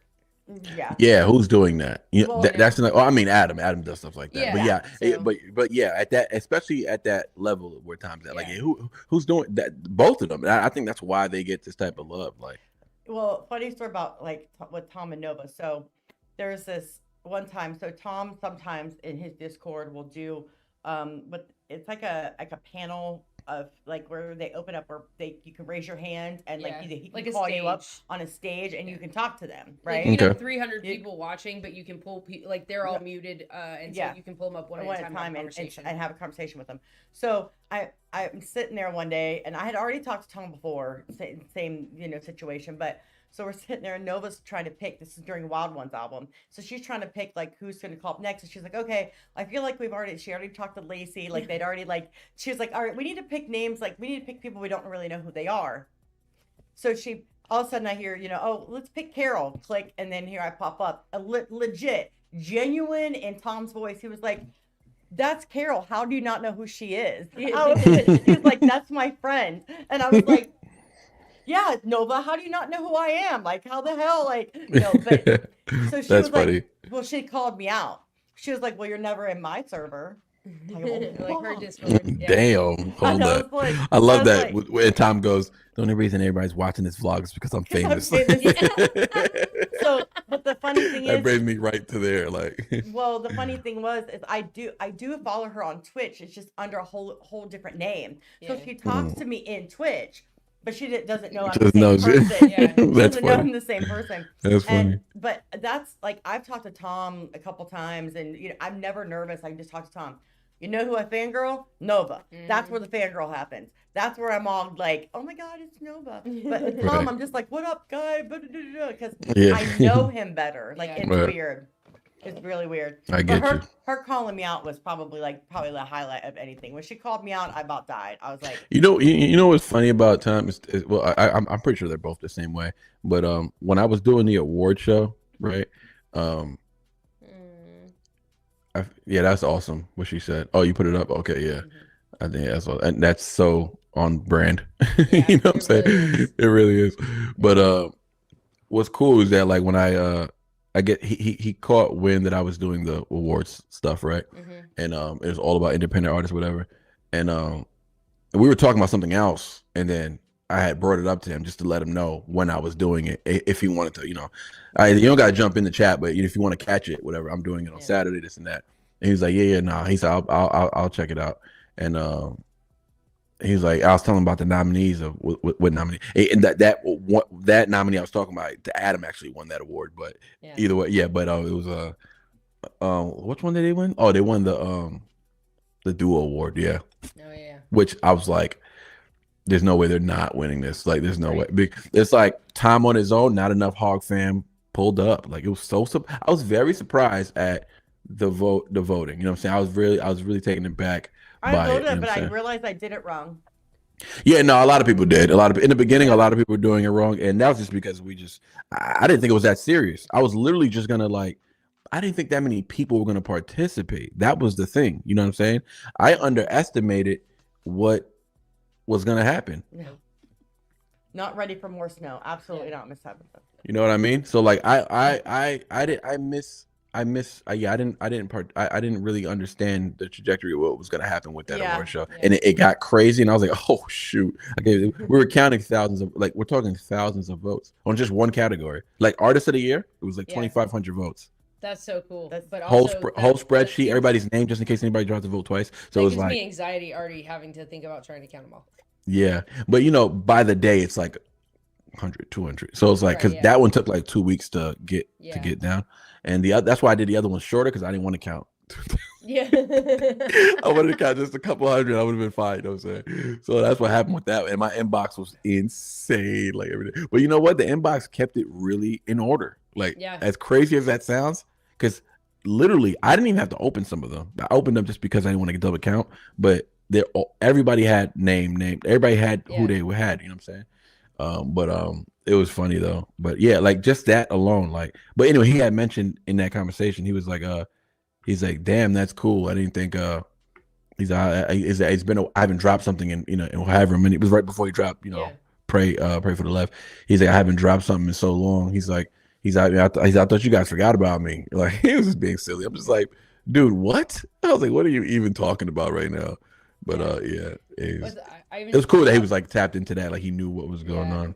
I told him in the Discord, he was in the Discord during that drop, and he said something about pray for the left. He was, and generally he's fairly active in there when he's doing a drop.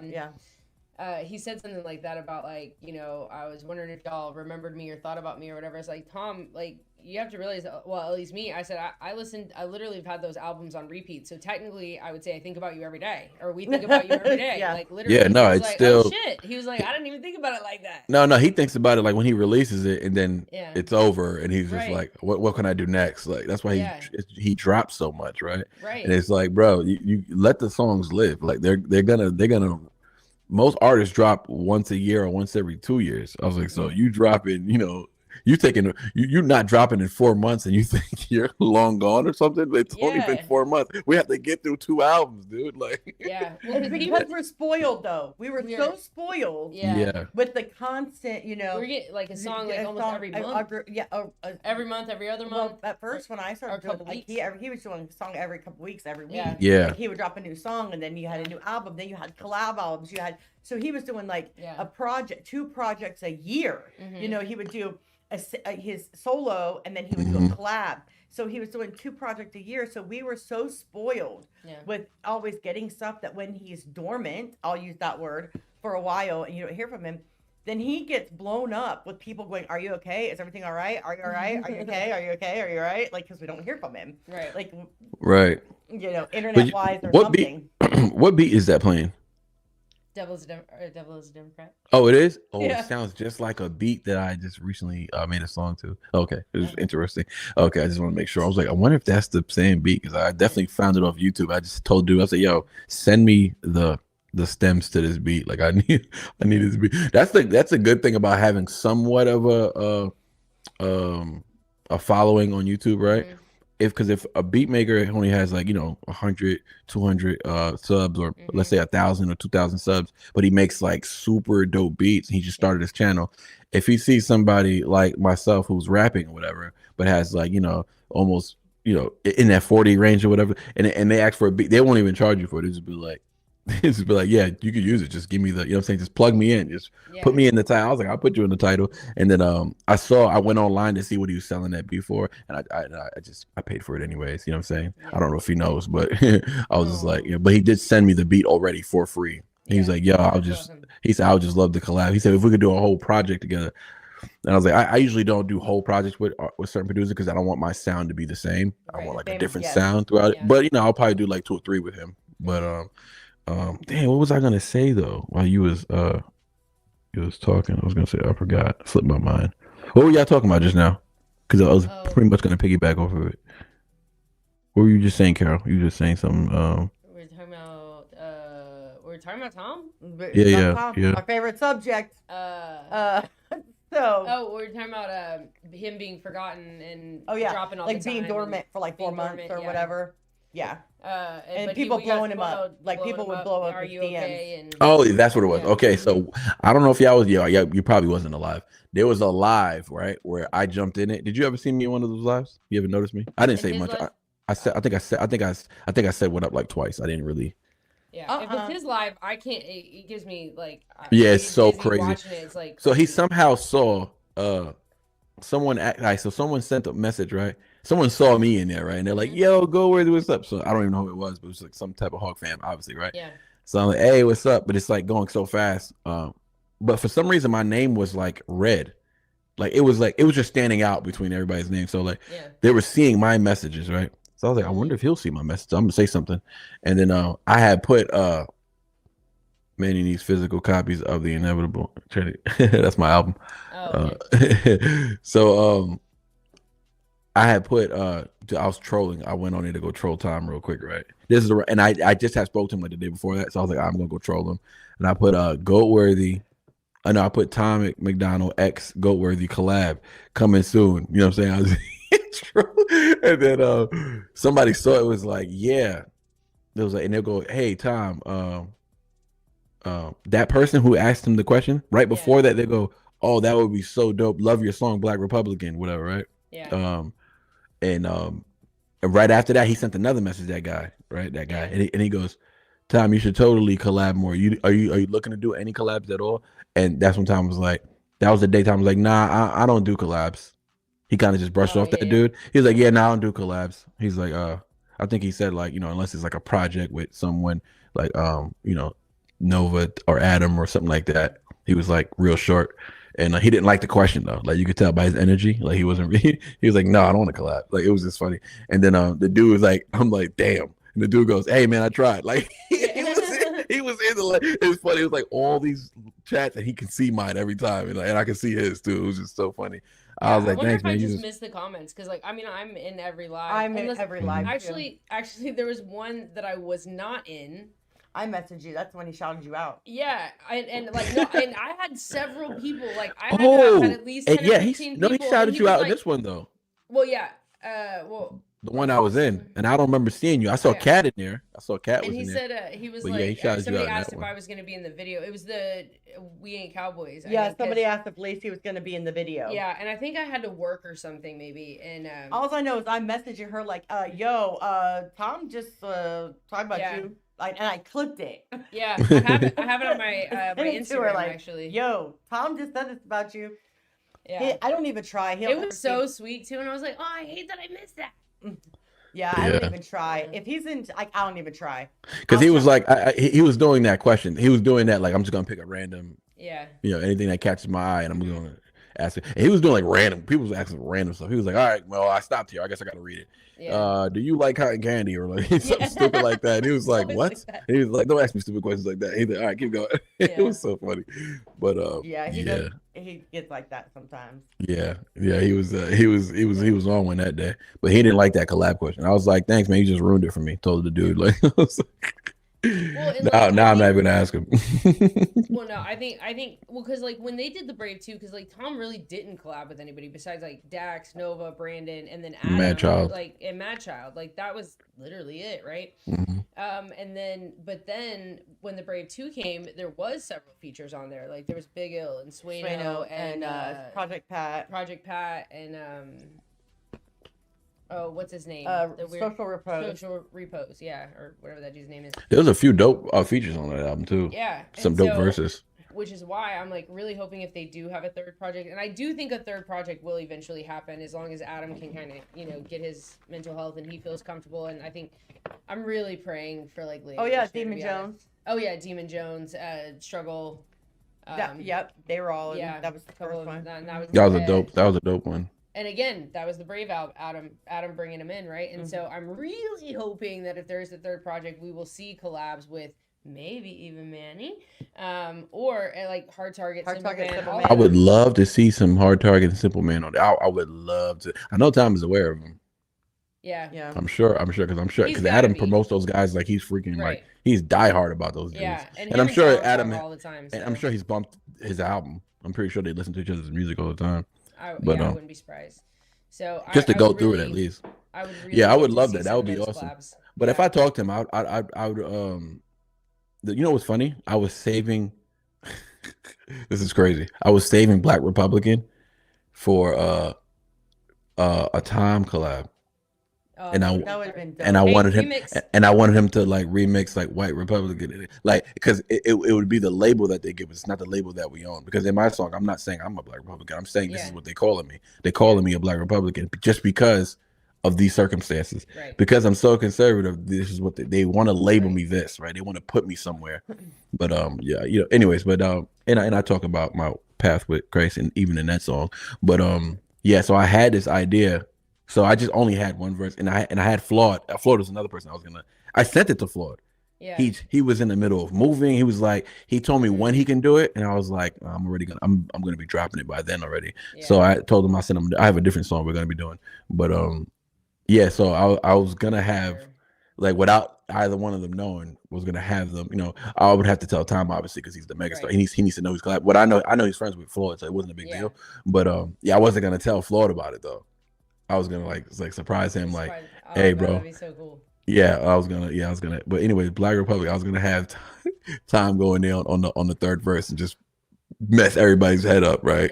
And that was my whole plan. It kind of reminded me of Black and White, what they did with Dax and stuff. Yeah. And I wanted Tom to have like that Dax moment on that record, where me and Florida are gonna be talking about similar things, and then boom, he could talk about his, and it would just be like super dope. Like, it would have been super crazy. But yeah, there was something actually that made me think of something very ADHD moment, talking about black and white. So like that, I love that record. So Adam and Tom, or they actually invited Upchurch to be on that as a collab on that song. It was actually originally called White People Shit, or White People, or something like that. And so then Upchurch turned it down because, you know, he's a bitter bitch. But and so then Tom had these few songs, and he sent them over to Dax, and that's the one that Dax ended up picking. And so they had actually finished the album at that point. Like, everything was wrapped up. They were just waiting for Dax to send over his verse, and they had both written 16 or 12 bar verses for that song originally. Okay. And so Dax ended up sending over, like, Tom was like a 70 bar verse. Now it was like 32 bars, or 32 bars or whatever it was. And so they were like, well, shit. Now we gotta rewrite our shit. And so this brings me to what I want to tell you. When I was kind of going through and making that intro, I was watching your the Black and White reaction, or no, the Race War reaction. And you were like, you pointed out instantly that you were like, man, this sounds just like the Black and White. Yes. And so even the rhyme patterns. Well, because it is. Because that's so crazy. That's so crazy. So what happened That's was so nuts. I didn't even think of that. I didn't even think you were going to bring that up just now, because it's like, no, it was. That's just something that lived in my head. Like, well, because I noticed it instantly too. I was like, no, I recognize this, right? But even me, who I'm not even like, I wasn't even super up on them yet. I just happened to hear Black and White already, and was like, wait, what's going on here? Because you hear the space where he would have taken the breath. So they were like, man, this Dax's verse is so dope. Even Nova had gotten like chills when she heard it, right? They were like, crazy. One of my favorite verses. He was like, we have to rewrite these verses, right? And so they started rewriting them, and they did. But that's then so fire. They were like, nah, we really want Dax's verse to like stand out on this. Like, we really want this to be like the meat of the song. And so they ended up keeping their original verses and just added to them. And I think he may have even like changed up the beat potentially. But so then the rewritten verses became Race War, and they added it to the album. Makes sense. So they wrote those for Black and White beat, but they put it on the Race War beat. Yeah. That's so crazy. Yeah. That's so crazy, because it was more so Tom though. It wasn't even like Adam's verse that made me think of it. It was Tom's verse. I'm like, hold on, this is the exact same rhyme pattern though. Like, he's using the same flow. Rhyme patterns, some of the same references. I'm just like, what's happening right now? Did I hear this? I started thinking like, wait, I think I heard this song already. Like, I literally didn't know what was happening, because I wasn't deep into the catalog enough yet to know whether or not I knew what I was saying or not. I was like, wait, I don't know if I heard this. It was like, it was just so crazy. And I was like, it sounds like he wrote this for Black and White, and I would never know that. There's no way I would have known that. And it was another revelation to me that it was just like. And I'm just like, no. Yeah. And then when I went to go listen to Black and White on my own after, I'm just like, yeah. I tried to tell Manny on the live about Black and White verse on Race War during the live. Yeah. I'm terrible. When I'm reacting, I'm just like, I'm not the greatest. Yeah. No, they don't care though. These people are relentless. They're just like, you don't even pay attention to us. I'm just like, God forbid, I'm trying to do my job here. Just trying to do a reaction. Well, see, it's easier for us because one of us can pay attention, right? Like, as stuff is going on. So one man band over here, man. I'm trying. Yeah, he's trying to do it by himself, and I'm over here on my phone. It's hard. Like, hey, sorry guys, the chat's being weird. Like, I'm letting them know like what's going on. I'm thinking there's a third person involved. I'm just like, we got this one random over here. She's sitting right down here. Just kind of can't see her. No. We trained the dog. He's good at that. You know, we put him to work. Yeah, that was a good point though. Yeah, that black and white and race war, and I loved race war. Yeah, and I didn't know if anybody had told you that story yet, or because I tried to find. I haven't had that conversation with anybody. I just knew that was weird. I just thought like I got to figure this out, and I never did. I just went back and listened to Black and White and said, "Nah, he wrote this for this beat. There's no way he did. There's no way he did." I was thinking it was a third verse. It was. That's why it sounded so similar was because that's so crazy. That's what was gonna happen. That's what was gonna happen. Crazy. And I'm pretty sure. I think Adam and Tom were on an Instagram live when they actually, because I'm pretty sure that's where I heard the story in the first place. But because I could not go back, I couldn't find it. Yep, and Instagram lives disappear. And they don't stay up. So I was like, yeah. I even messaged Tracy and I was like, Tracy, do you know when this was? And like, because I know she heard it too. And I'm sure shout out to Tracy, man. Tracy, she's been showing me love for a while too. She was trying to get me over there for a while as well.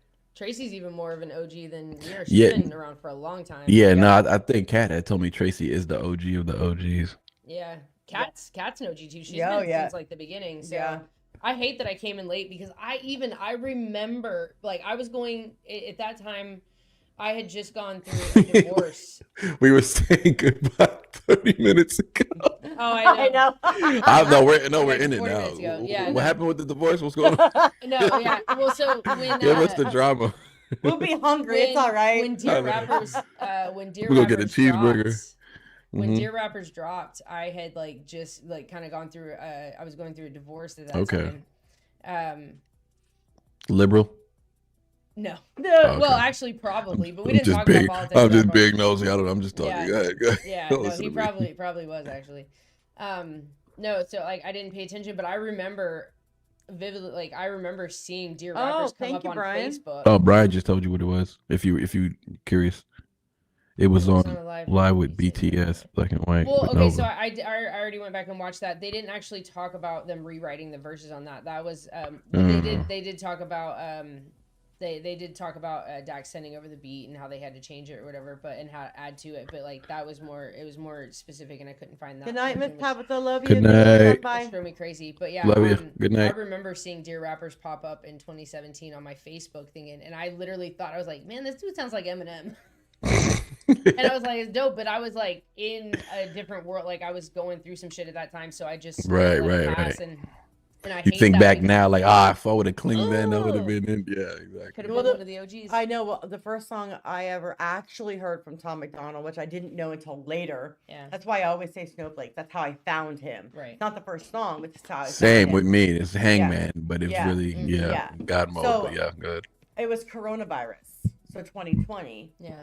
No, I haven't heard that. Yeah, so that's the first one I heard, but I saw it like on YouTube, and this is before I was really like I didn't know about shit when it came to YouTube. Yeah. So I didn't know you had like you had like a watch history. You could just go back and find it again. Didn't know that. So, anyways, I had watched it, and then I couldn't find it again. I couldn't remember his name, and I was like, I don't know, the guy with the face tattoos and blah blah blah blah. And he had braids.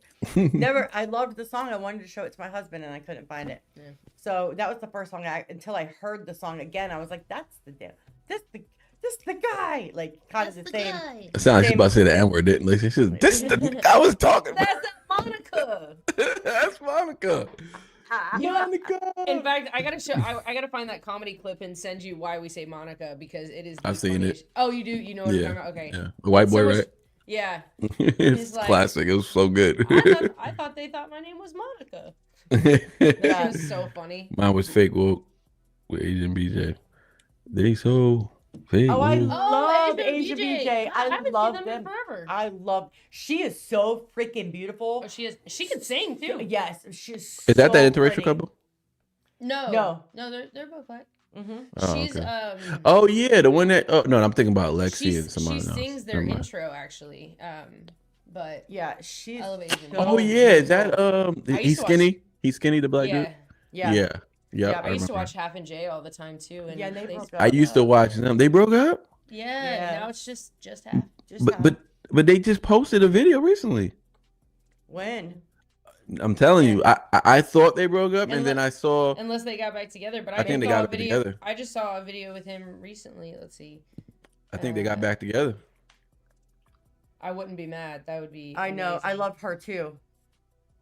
Real Talk with Half is what it is now. Yeah. I mean, it's still Half and J technically is the tag, but let's see. Maybe it just came up late because I have some videos that'll come up like, and it looks like it's new, but it's not. No, it's just half. Yeah, it looks like it's just half. So sad. They don't talk about the breakup. He did. Yeah, he posted it kind of. So they just broke up, right? Yeah, it was like. It was a couple months ago. Yeah, a few months ago. Like. Yeah, because I I seen separated. Okay, yeah, because I seen like 4 months ago. Yeah, Bryson Gray, they reacted Yeah. to Bryson. Yeah. Yeah. Yeah. He had talked about it because it sounds like it was amicable, like Yeah. nothing, like not like a crazy, like whatever. Like it doesn't sound like that, or of Oh, I course didn't know that.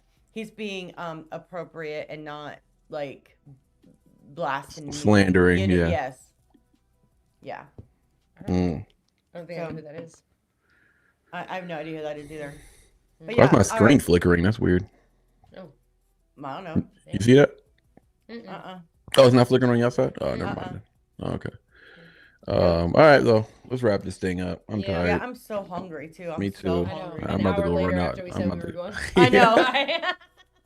Yo, I think we said that at 10:30 originally, the very first time. Yeah, 'Cause I was yeah, like, damn, I talking can't believe it's 10:30. yeah. Remember, I was like, it's really 10:30. It's been 3 hours. Because she was like, yeah, it's been 10. It's been 3 hours. Yeah. It's time to wrap it up. I'm hungry. Yo, an hour and a half later. Yeah, literally. This actually happened to me and Love Ghost. No joke. Like we said this, and then we kept talking. He said something. I said, wait, what did you just say? Yeah, I know. It just takes like It was like dun dun dun. Like, yeah. now you It's must stay. It's just good. Sometimes That's when you good. just have good conversation, you keep going. You don't I know. realize it, and you're just like, Yeah. oh Yeah. shit. Okay, Well, it's like one thing leads. That's to how the another, first 3 which hours is- went, though. We didn't even realize. yeah, I know. Like, But I know. no, we're gonna stop now because Yeah. if we Yeah. keep talking, if we keep talking We just about keep- the hang up, it's gonna be tomorrow morning.